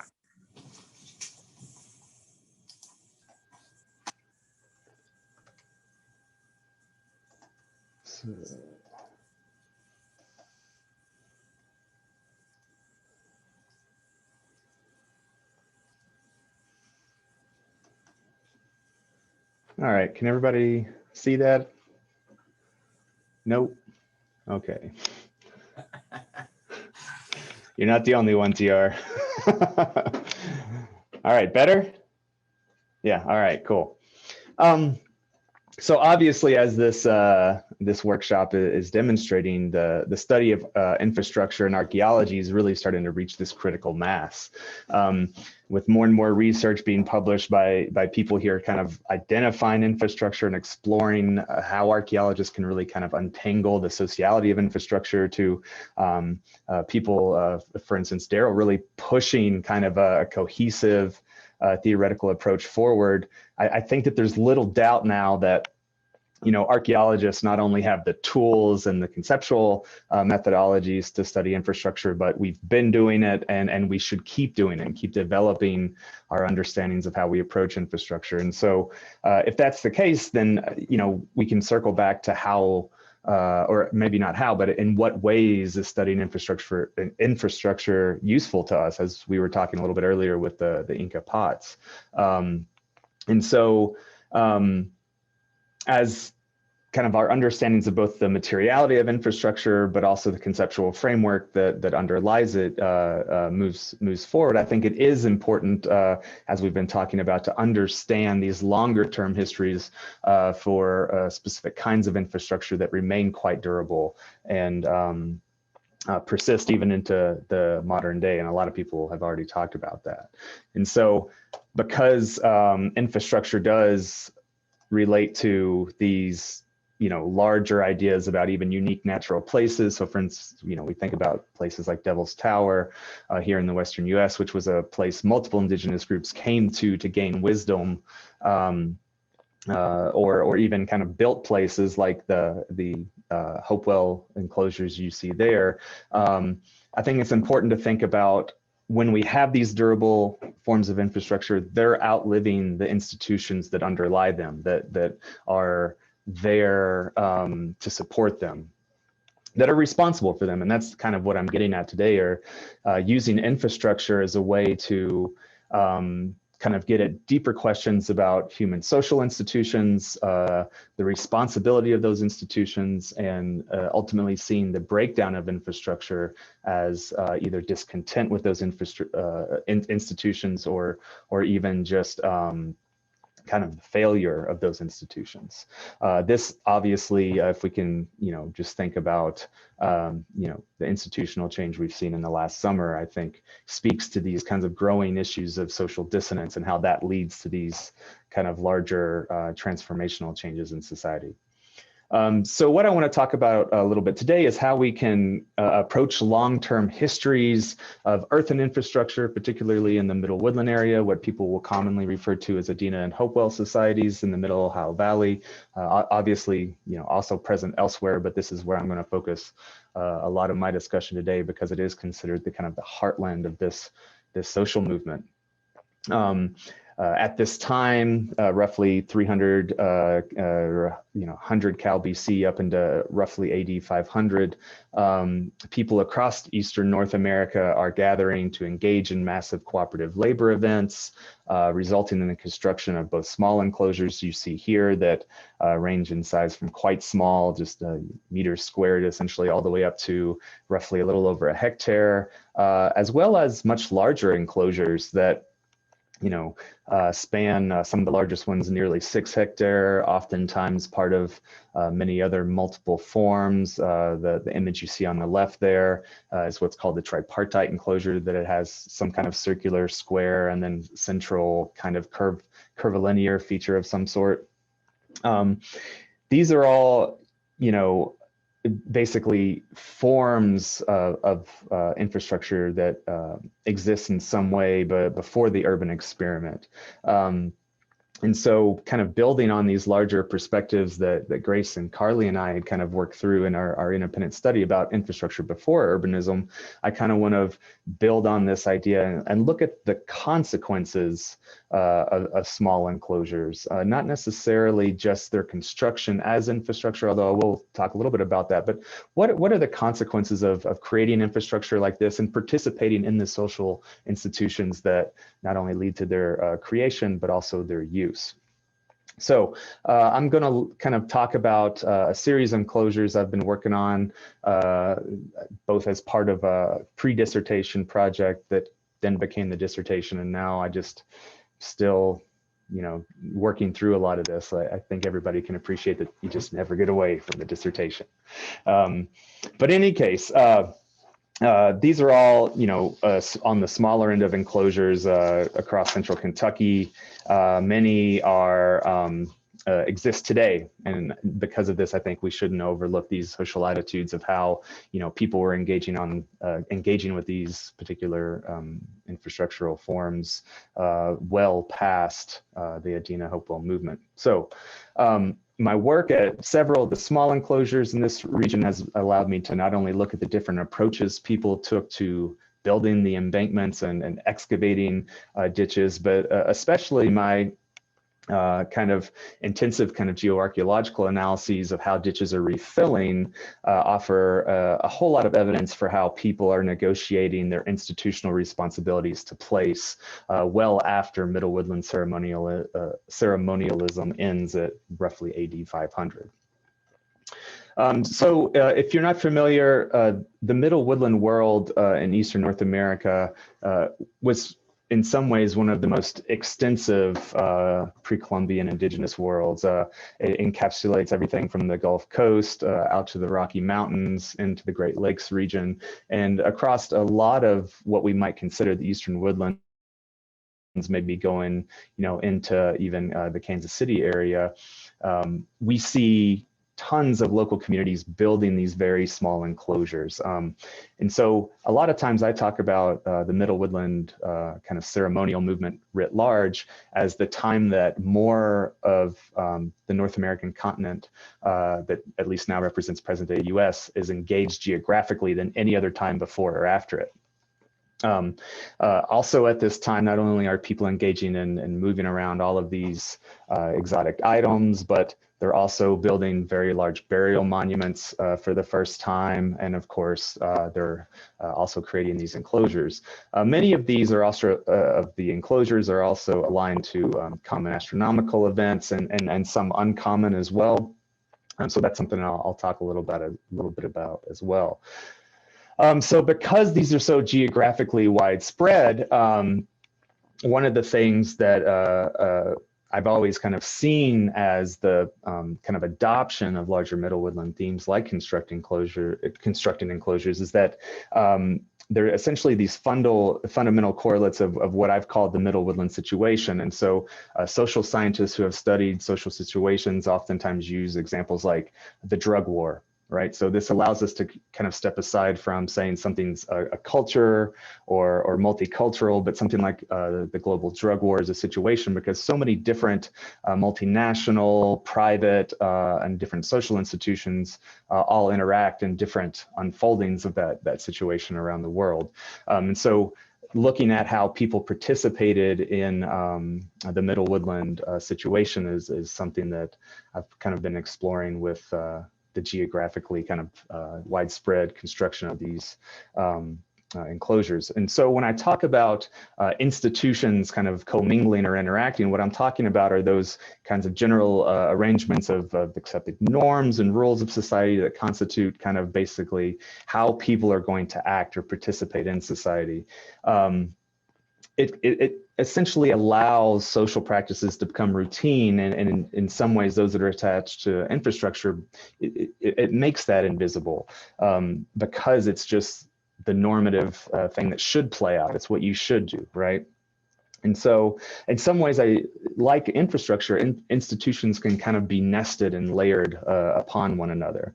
And so one of the things that I've said before, and I'll say today, is that these small enclosures, the ways that local communities are adopting this larger idea about what's happening in the Adina and Hopewell world, provides a pretty fascinating window into how institutions have to simultaneously provide you with a structure for how to act, but also have to remain flexible in that the boundaries and the what's encoded in an institution has to kind of map onto something at a local level that's existed before it.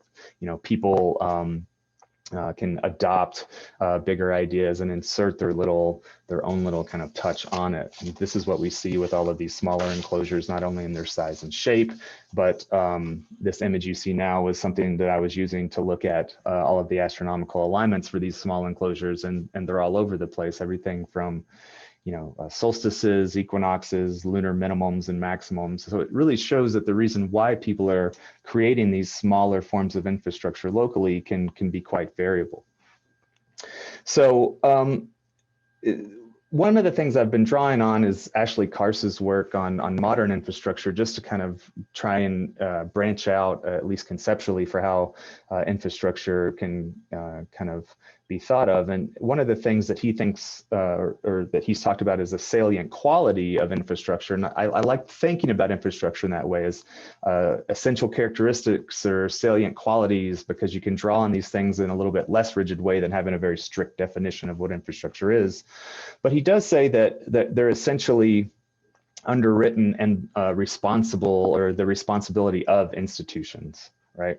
So if we can envision how these smaller earthen enclosures could have existed as institutional infrastructure, essentially, we can get at other understandings of when people decide that they're no longer participating in these institutions, or essentially how this infrastructure that served one institution at one time could have been repurposed for a different reason later. And so Adina and Hopewell enclosures fit several of these kinds of characteristics that social scientists and archaeologists too have outlined as describing infrastructure. So a lot of the ways that people have talked about large and small enclosures in general is in terms of kind of re-invoking or kind of being ritual cosmological infrastructure. They've drawn on how they're constructed. So they're often built with very common symbolically colored soils and sediments in the embankment construction. There's oftentimes many smaller post enclosures inside them that represent, if not former, other kinds of gatherings and enclosure. Let's see, there's oftentimes the placement of the dead happens within inside these, or enclosures are built to enclose former places of the dead, these kinds of things. And of course, they're oftentimes associated with the deposition of ritually charged, very exotic craft items. Should not also forget to mention some of these major alignments. So for astronomical alignments. So for instance, here at the Newark Works, which is probably one of the most extensively studied astronomical examples of Adina Hopewell constructions, is that here with the Newark circle octagon, the alignment here through the circle into the kind of northeastern tip of the octagon, it aligns to the northern maximum standstill, which is roughly every 18.6 years. So I've talked about this in terms of looking at cycles of larger gatherings happening in the Scioto Valley that bring in people, for instance, from where I work. And one of the reasons that enclosures get built south of the Ohio River Valley is because people need to have these institutions and be reminded of them and participate them on local scale. So when other people, you know, whether this is kind of age grade or just participation or gathering of other kinds of ritual knowledge on these 20-year cycles, that they know what to expect when they move or travel into Ohio.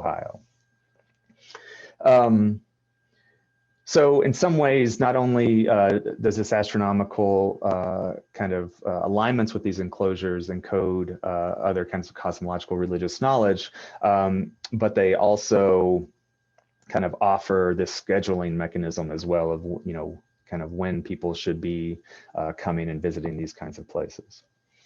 So it's these shared relationships, I think, that's interesting between small and large enclosures that suggests that these local communities are kind of adopting larger kinds of cosmological institutional themes, although they're kind of recreating them for their own purposes on a local scale.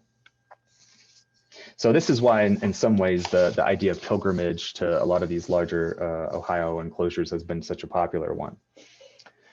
So in terms of just that brief summary on how people have thought about these enclosures, in terms of, you know, using that as a baseline to look at their kind of generalized state or nature of infrastructure, several kind of interesting characteristics can now be kind of related back to popular conceptions of infrastructure.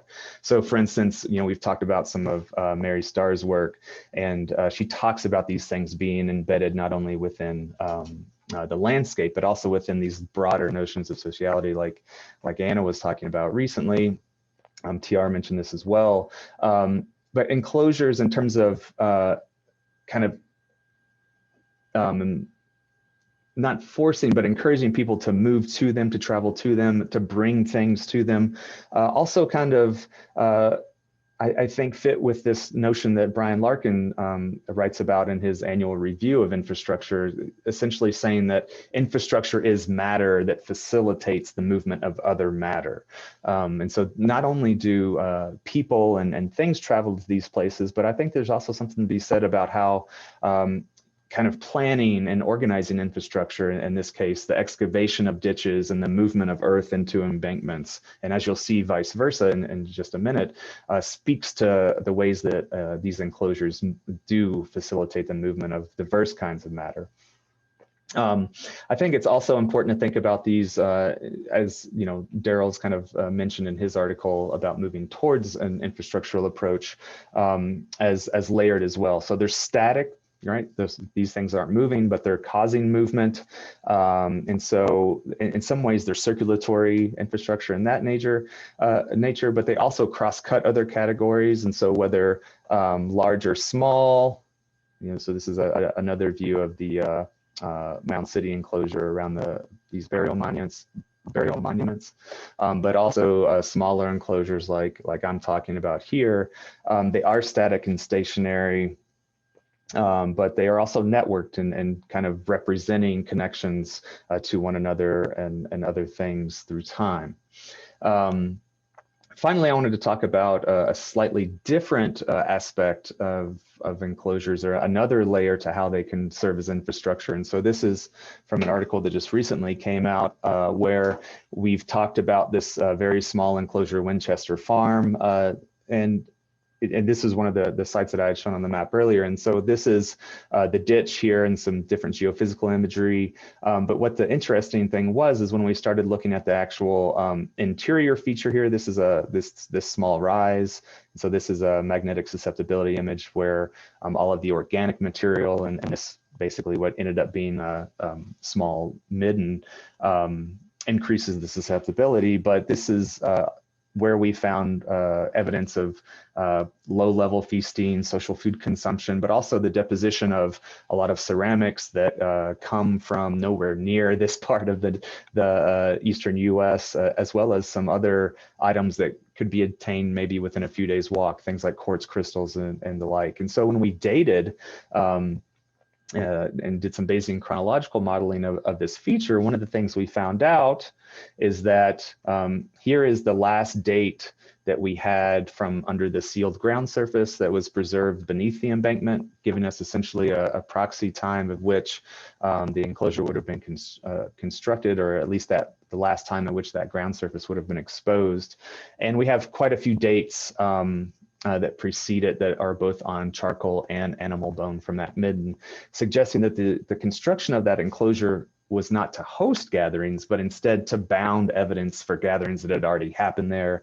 And I make the argument in this article that they're essentially enclosing powerful and maybe dangerous forces that were engaged with during those gatherings. I'll come back to this later because the refilling of the ditch at this site is important. So in approaching these enclosures as infrastructure, there are other problems I think we have to consider here, like how the institutional responsibilities that would have been linked to these enclosures unfolded over time. And so obviously this means like, how are people treating these places? What are they doing at these places well after their construction and uses? And so just like in the cases of modern day Olympic campaigns, the promise of infrastructure only becomes as successful as the institutions responsible for it. And so in this way, I think that there's some novel understandings we can kind of bring from that understanding of aging or failing infrastructure and apply it to how indigenous inhabitants of the Ohio Valley after the Adena Hopewell movement treated some of these sites. And this is where understanding how these ditches refill really come into play here. And so if we're going to consider the kind of ditch and embankment configuration of these small enclosures as evidence for, infrastructure that's supported by middle woodland institutions, we see that many of these sites, look quite well preserved today. And so here's two examples here. This lower kind of panoramic view is from the back end of the Mount Orab enclosure. So you can see that the ditch is still quite intact. And essentially this interior platform is never built up. It's just accentuated by the excavation of the ditch and the mounding out of those soils into embankment fills. This is a slightly different enclosure. Viewed it from the causeway walking into it. Again, this ditch was preserved very well. And interestingly, there is a kind of colonial settler cemetery in the middle of this one, which may be one reason that it's so well preserved, because there's one about 50 meters to the east, or I'm sorry, to the west of it, that was completely refilled to make more room for a tobacco field in the late 1960s. So in some ways, these later engagements with these sites kind of make those forms of infrastructure more durable because they're linking into new kinds of institutions. So Basically, I've conducted a lot of trench and other area excavations across several of the enclosures I showed you on that earlier map in this region. And most of these show that the refilling of the ditches do not occur naturally or over several centuries. Some do, and this is in many ways historically situated. So one of the things I just want to show you are a few expectations for how ditches should refill. So this is a Neolithic ditch from Spain. Here you see these nice kind of banding soils that have washed in or eroded in as that ditch is aging over time. So this is another example of a Neolithic ditch from Portugal. Again, you're seeing some of these laminations and wash events as these places are detached from or abandoned. This is kind of what we would expect to see when ditches are refilling naturally.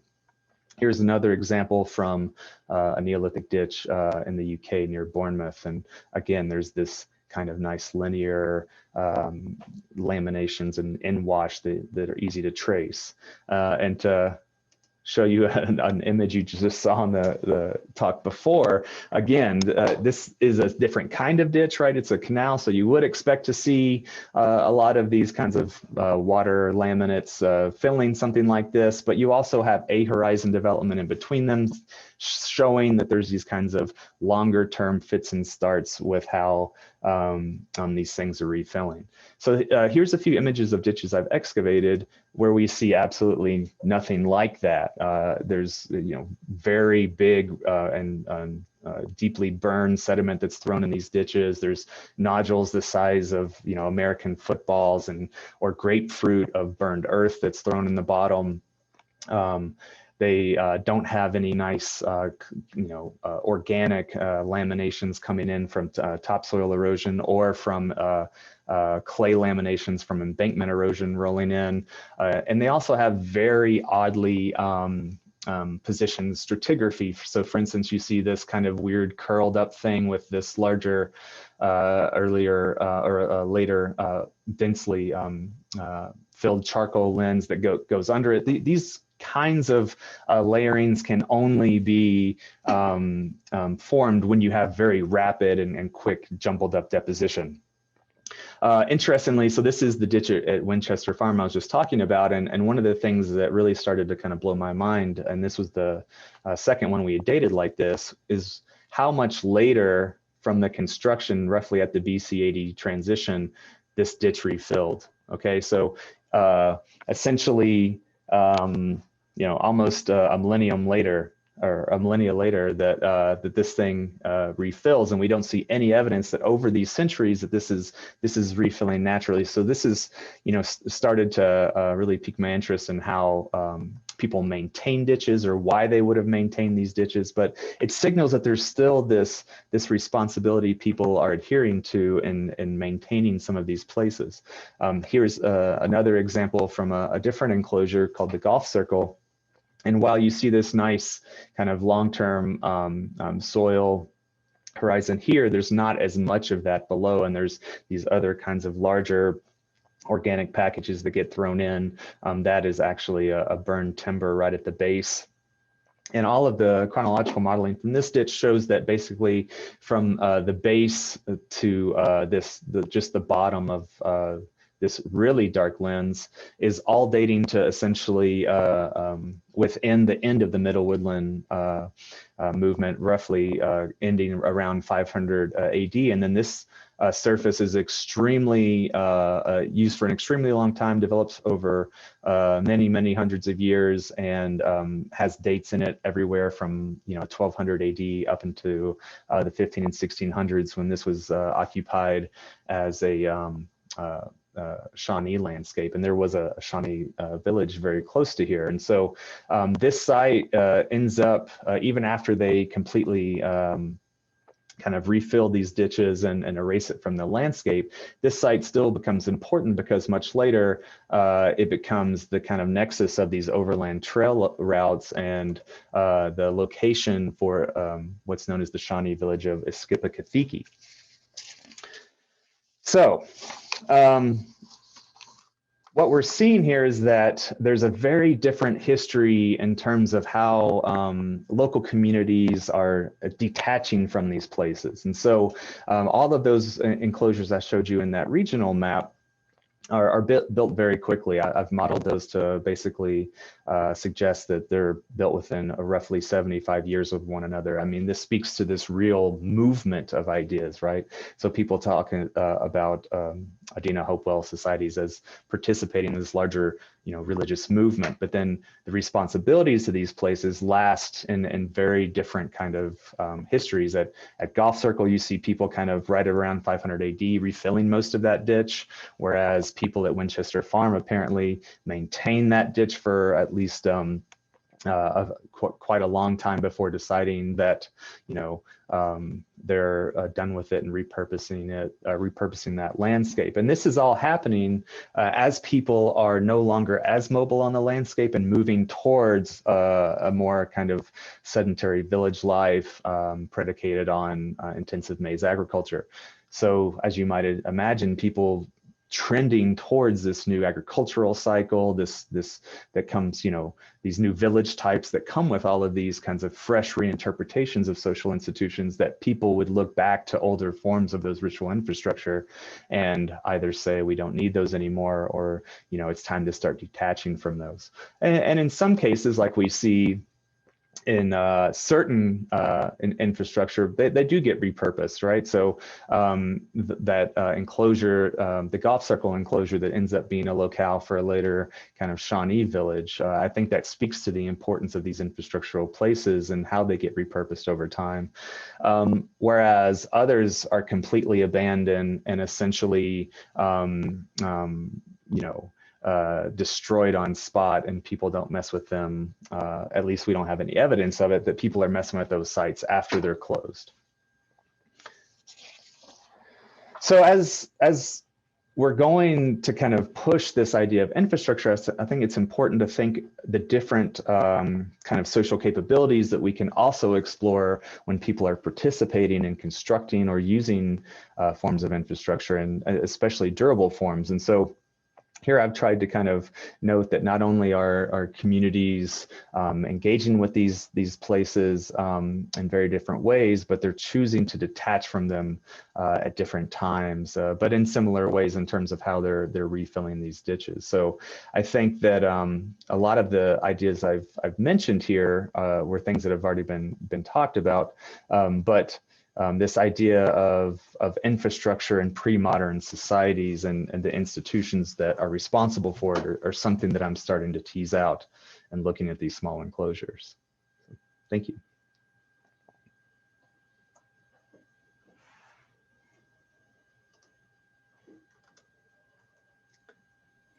Excellent, thank you. Great discussion. Anybody have any questions for Ed?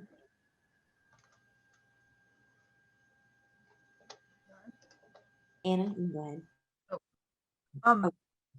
Thank you for that presentation. That was really, really interesting. Where I work in British Columbia, large houses could be seen as infrastructure. They serve as not just shelters, but they're places where food is stored, where ritual is undertaken.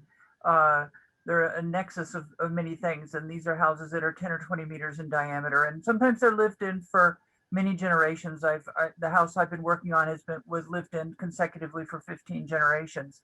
And the reason I bring this up is abandonment and renewal were really important there. And those were ritualized. And so portions of roofs were burned as renewals, rituals. Roofs were burned in their entirety as closing rituals. And I wonder if that kind of ash and charcoal related ritual or other ritual could signify persistence and changes in the kind of infrastructural features that you're seeing in the Hopewell world. Oh, so I was a little bit confused on the last part. You're talking about the burning in the ditches? Yeah, I just wondered if there are signs of ritual that has to do with renewal and closing. Yeah, and that's an argument I make related to that Winchester farm enclosure. In fact, the reason I started doing some of the geochemistry and soil analyses on the refilling sediments is because I'd seen this article where people had done essentially something very similar and looking at all the soil and rock that had refilled kivas in the Southwest, and made this argument about how people were coming back to this particular kiva to deconstruct it and detach from it over a few generations at a time. And so this is something that I absolutely think is happening here. So sometimes there's burned timbers just right at the base of enclosures before you get deposition of embankment fill. And in many of these cases, they are actively, it appears, breaking up the embankments that have been constructed from the fills excavated out of the ditch, but they're breaking those up, throwing them in the ditch, and either burning them as they're going in or burning them after they go in. And so I think that cleansing of the landscape with fire is one way in which people are detaching or shifting their institutional responsibilities to these places.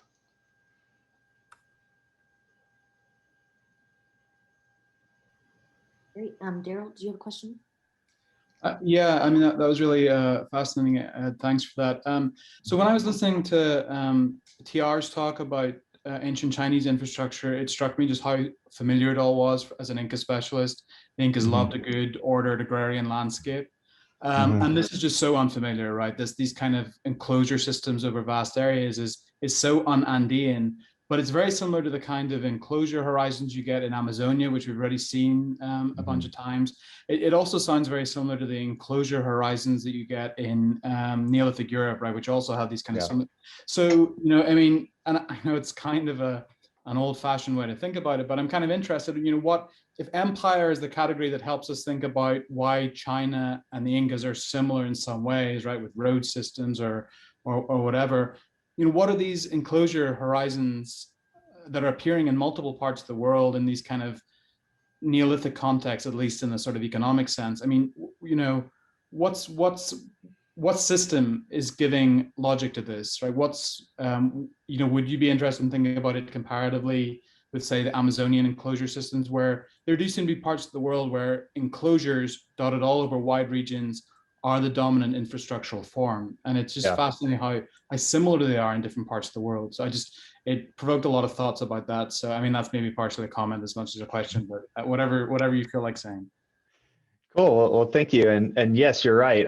This is something that I was considering from kind of a global perspective, because you're right. There are all of these enclosures in Acre or other places in the Amazon. There's also the Neolithic enclosures all around Europe.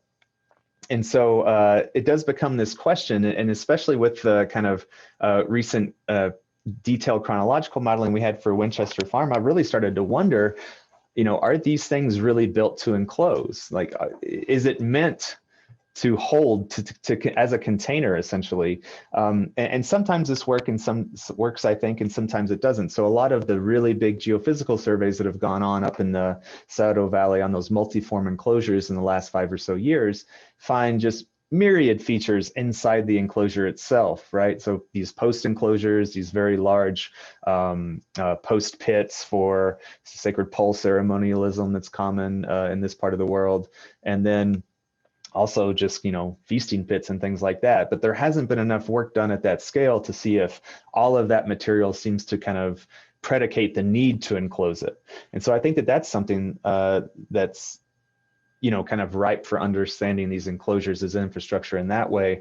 I think of places like, Stonehenge is super well published on now in terms of the order of construction and things like that. And so in that regard, I've, wondered, does the henge, that, predates all of the, stones and things like that, does that actually enclose something, or is it those glacial, parallel ditches that they're really trying to line up to because of the astronomical significance to that? Yeah, I think that while there's a lot of similarities, these differences in why people come to these places, I think speak to these kind of historic specificities that need to be unpacked as we think about these kinds of long-term uses of places like this. We probably have, I think TR had a question. Did you have a question? And then okay, then we can kind of move on here then because of time. So, okay, I'm the last person to go, actually.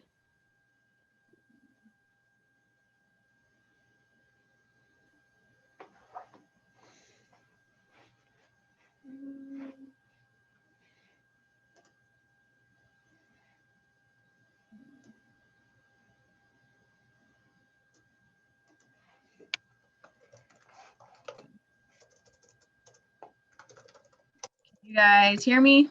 Okay, we're all good? Okay, cool.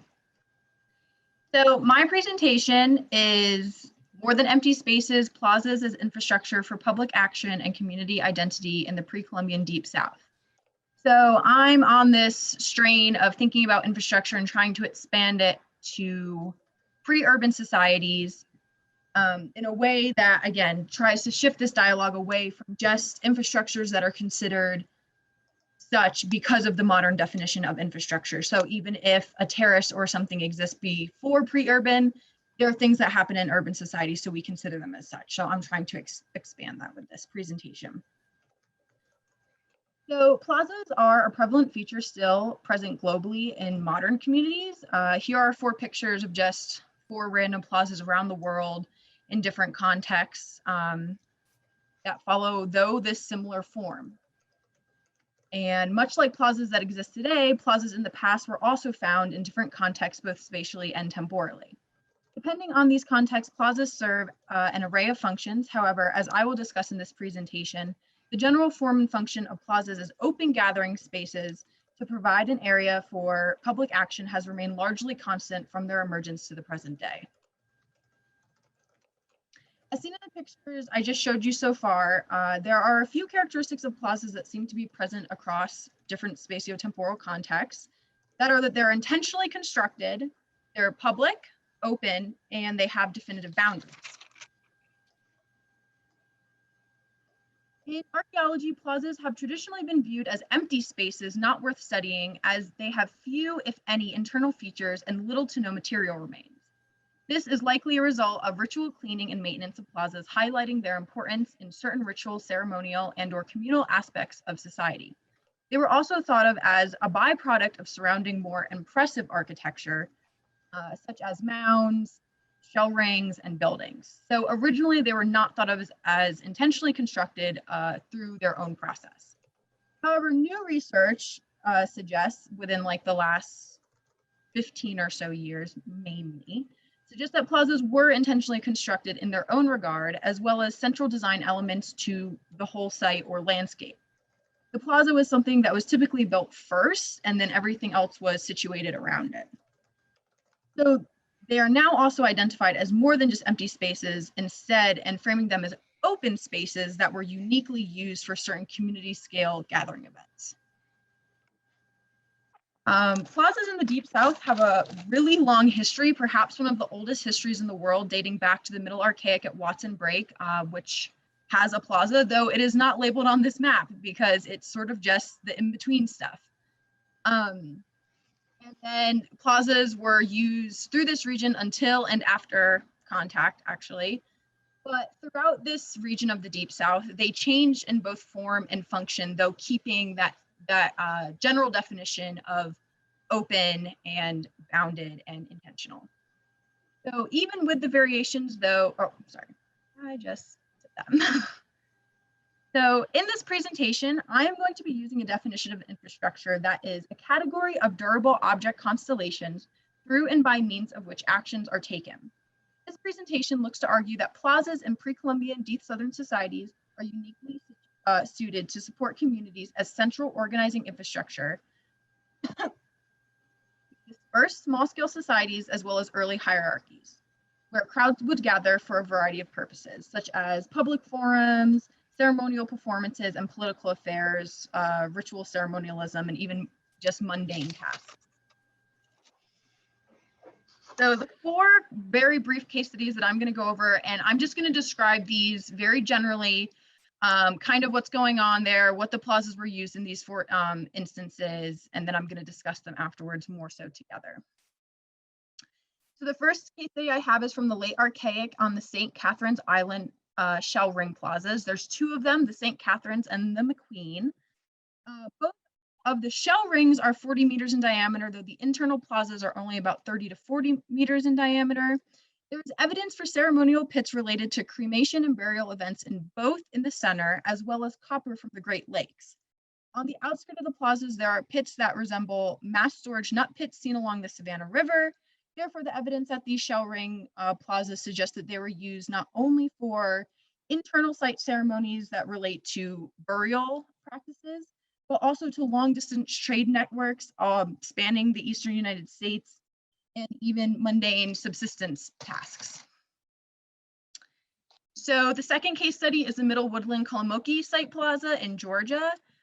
Unfortunately, there is not a whole lot about plazas during this time period, though the word plaza is cited very often in research during this time period. It is usually just once throughout the entire article as having existed.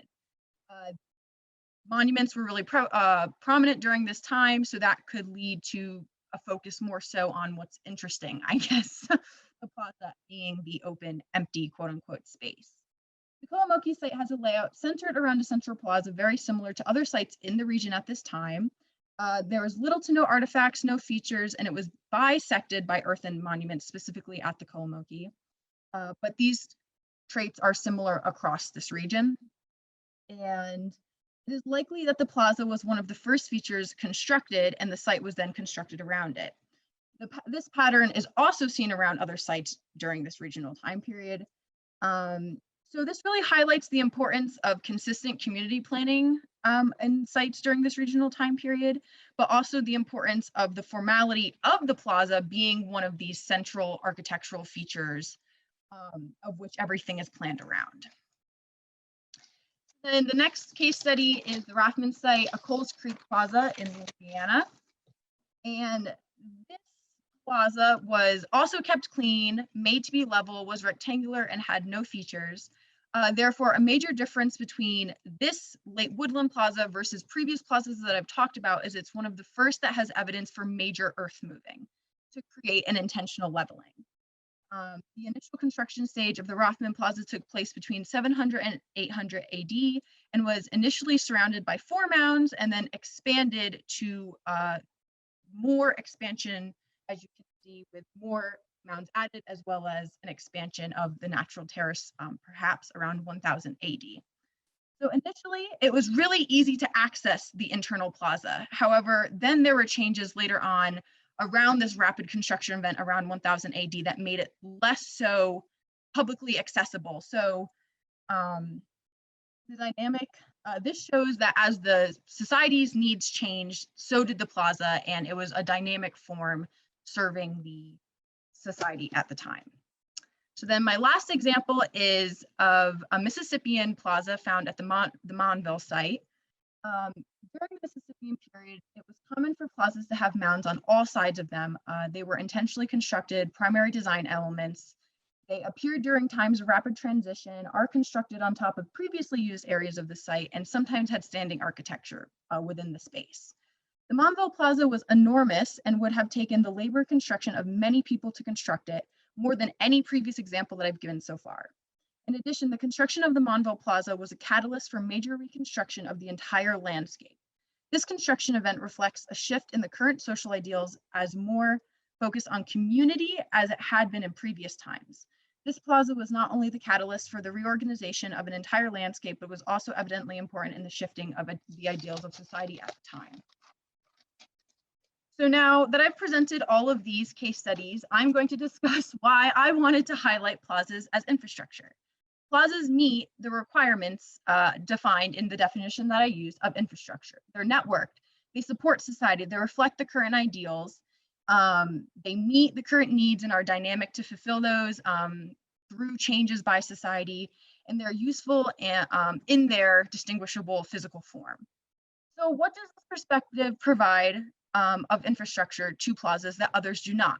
It recognizes plazas as necessary support elements that reflected and upheld the current social norms and everyday lives of society back at a time where people were either highly dispersed or these small hierarchies that were developing. Without them, people would not have had, they would have had to either found a different way to gather and meet as these dispersed societies or early hierarchies who needed to affirm their power and status. So they provided stability within a range of gathering functions. And then just to conclude, oh, I'm sorry, one last part to this too. Part of the reason that I wanted to highlight plazas in the Deep South during these time periods over a wide temporal scale is to highlight again this need to expand infrastructure beyond just an urban perspective. These plazas all were before an urban context. So this is just an example of an element, a feature of society being used as infrastructure before urban society. And then just to conclude, without the presence of plazas in the pre-Columbian Deep South of the United States, dispersed and small communities and early hierarchies would have had no place on the landscape to gather. This would have affected many elements of society, including mentioned things like social identities, long distance community ties, political affairs, and so on. By recognizing plazas as infrastructure, this not only identifies them as necessary support elements which serve a profound purpose in society, but also helps to expand an archaeological perspective of what can be considered. And that is it.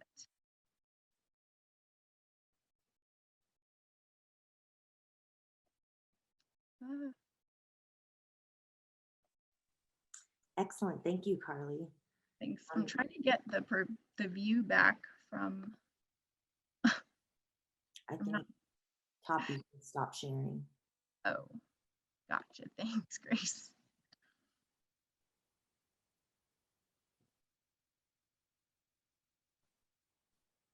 So if anybody has any questions or comments, plazas are something, oh yeah, TR. I guess real quick before you ask your question, plazas are something I've been really interested in for a really long time.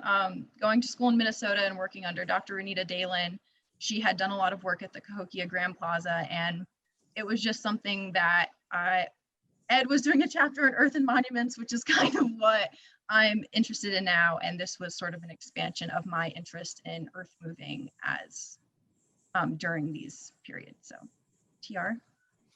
So Carly, I enjoyed that very much, as you might expect. Yes. I was curious about your idea of calling these necessary support elements, and I guess one of the things I wonder about, given how we think about these entities, is again, can we divorce plazas from the monuments that surround them? And my argument, in part, maybe I'm just asking this as a question, why not call the mounds necessary support elements? Because what's really important is the plaza itself. Yeah, so that is actually an idea that was first sparked to me, this necessity from a chapter by Placan 2010. And he's talking about how, because communities, I guess they're necessary in the sense of upholding how they existed with these common social identities. So if you're a hunter-gatherer community in the archaic and you have absolutely nowhere on the landscape that you can meet all of you together where you can communicate with one another, you can have a conversation, an argument, where you can talk about the things that you have in common, where do you do that if you have a common social identity, which there is evidence that there was? Where do you do that other than this huge wide open space? Was like sort of his reasoning behind that. So when I think of plazas as infrastructure, I think about it as being necessary, though I don't think that necessity comes divorced from the surrounding architecture, the shell ring or the monument. I think that's part of the network, and I didn't necessarily touch on that as much because of the constraint perhaps, but I do think that is something that I'm going to look a little bit more into with my chapter, but just really identifying that nature of the open space as being what's necessary to the form and function of a plaza as infrastructure, I guess was my highlight there.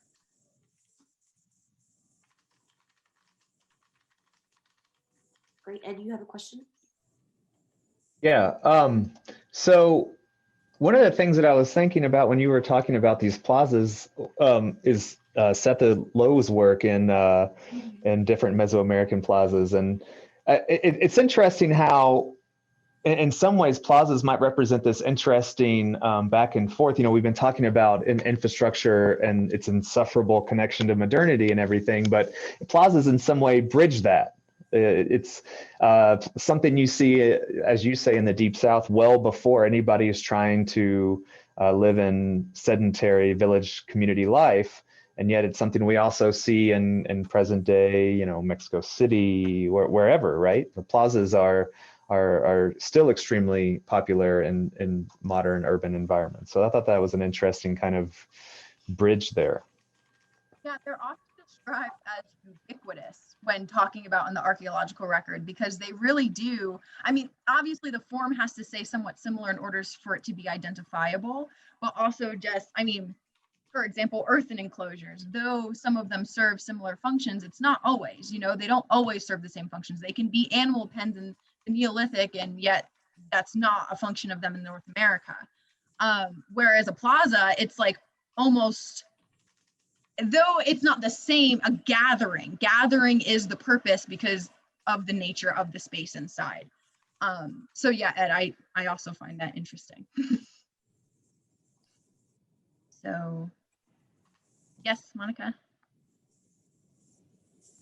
So I think it's not only gathering, but the fact that these uninscribed spaces are highly flexible, so that putting in a new building can take quite a lot of time, right? But transforming an open space from a ball game to a political rally to a riot to a funeral procession can happen instantaneously. And that's where a lot of organic things can also come in to mark spaces, which is something that I think a lot of folks haven't necessarily talked about. We've been thinking about, you know, like closing off plazas and looking at things, or filling up ditches with physical things we can still find. But in plazas and other uninscribed spaces, you have all of this, what we would think of archaeologically as ephemeral, but in terms of materiality, absolutely present. So things like textiles and banners, but also song and dance and music and everything that makes a space what it is. Yeah, and also what I love about actually the article TR wrote, and also some of the other geoarchaeological articles I've been able to find, is really considering the form and the construction and taking that into consideration, like I've looked at with earthen monuments, as important to the space itself. Of, you know, the Rathman site, it didn't happen overnight. Why did they feel the need to complete that after 300 years? It's a process, and people looked at plazas as not dynamic because they're just this big open space, but in fact they were. And sorry, one last thing I found interesting was sometimes the edges around some of the woodland, usually the middle woodland plazas, were described as somewhat earthen enclosure like, but they didn't equate them to like monumental status because they were smaller scale, so they were more readily changed, which I thought was really interesting too. So, thank you, Monica. Colin. Hi, Carly. Again, thanks so much. I think there's a lot of productivity in thinking about the space, again, transferring it from the kind of conceptualization of plaza as architecture and applying an infrastructure lens. I think there's a kind of you know, a lot to be gained from that. Two things that kind of struck out to me. I was listening to NPR this morning, and there was a Rick Steves on talking about plazas, and so just kind of like sticking there. But one thing that was really, you know, interesting to think about is kind of how those spaces can become, you know, locations where certain activities are restricted. So some, you know, things you can do in a small, you know, plaza in, you know, in Oaxaca, in a town in Oaxaca, that are different than what you can do in, you know, the Red Square or Tiananmen Square, or those big, these massive spaces, right, that are basically completely underserving the populations there. Again, aggregations are often limited and not allowed in them, and kind of highly regimented. So there's a way, or kind of the role of kind of political authority that, and how that gets co-opted, that I think is a really interesting, you know, kind of who's let in, who's let out, right? Those are other institutions that impact this kind of role as infrastructure.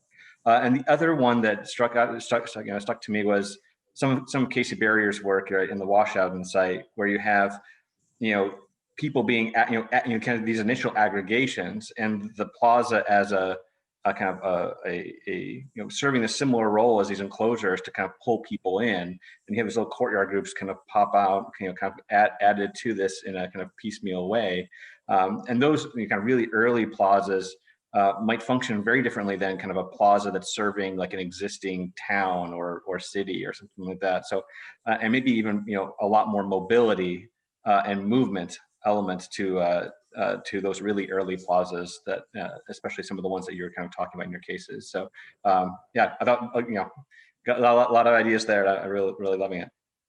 Thank you. And his article or his chapter with Meg Kasbom was really helpful, because they talk about the importance of everyday life in plazas, and how even if you're participating in ritual events, that defines who you are in society every day. So the importance of plazas in that regard. So that was also something I want to work a little bit more on in my expanded chapter. So,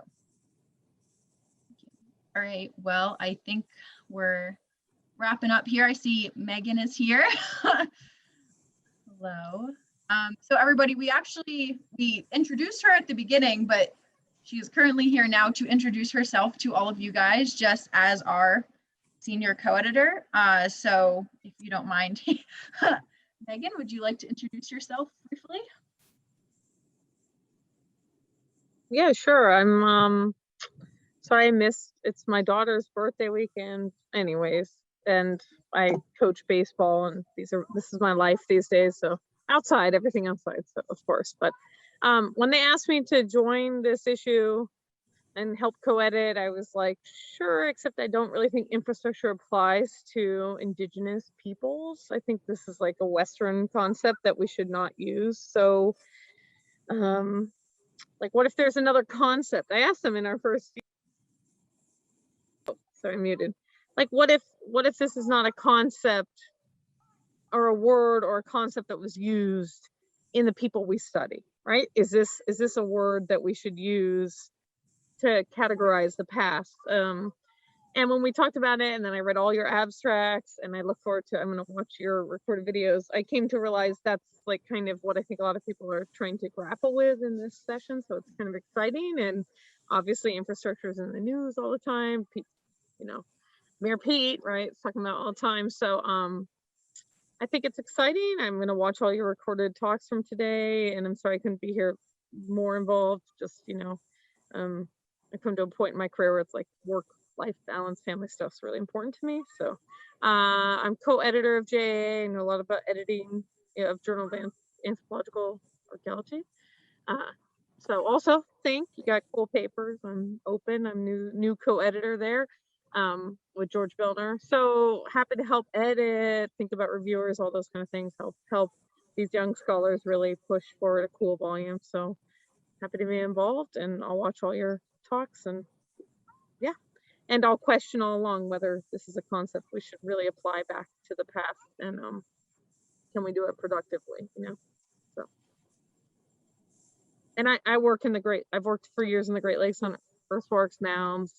I have a big project now on early colonialism in New England. I'm an Andrew Carnegie Fellow for that project, where infrastructure certainly actually comes in, like a bit what we think of classically, mills, just devastating impact of it. So it's cool to think about that in that context too. So yeah, happy to be involved, help you guys out.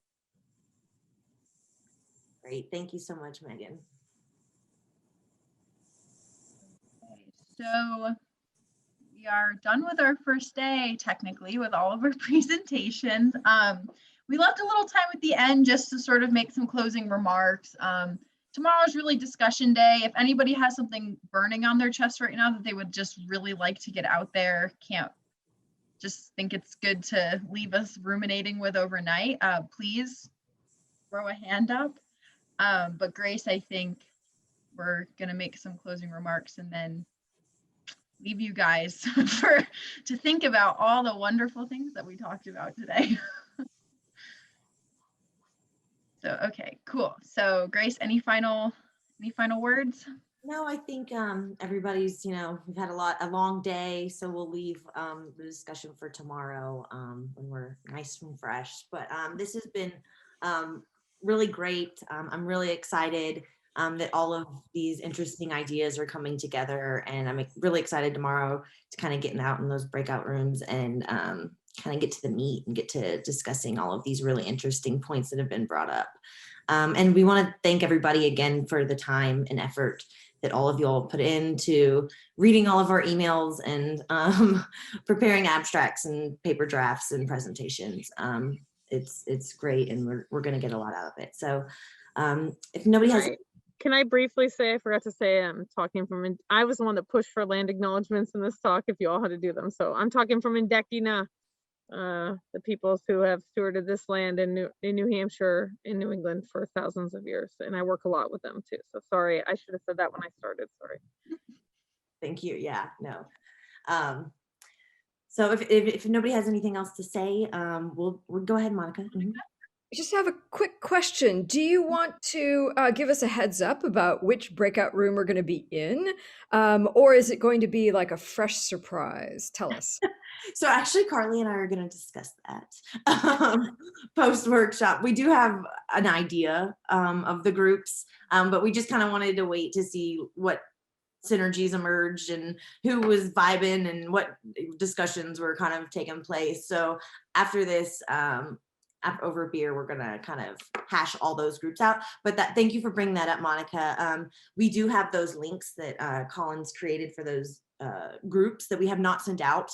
But tomorrow morning, when we have those groups created, we'll just send out an email to each group. There'll be 3 groups of 4 participants with some Hamilton people peppered in. Yeah, tonight or tomorrow morning. If we have it done tonight in a reasonable amount of time, we can like send out lists if it seems like that's going to be helpful. So, but to be clear, we will be meeting on this same Zoom link in the morning. So use this link for tomorrow's morning. We'll kind of meet and convene, and then you'll go to your breakout rooms so we kind of all collectively meet. Okay. So yes, thank you for bringing that up. But we will be sending out with and new Zoom links for your group discussions. Great, thank you. Awesome. Any other questions or final thoughts for the day? All right. Well, we will see you all tomorrow morning, and thank you all again. Thank you, guys. Appreciate it. Thank you. Thank you. See you tomorrow. Thanks, everyone. Yeah, great talks, everybody. Very interesting work. Thank you. Bye-bye.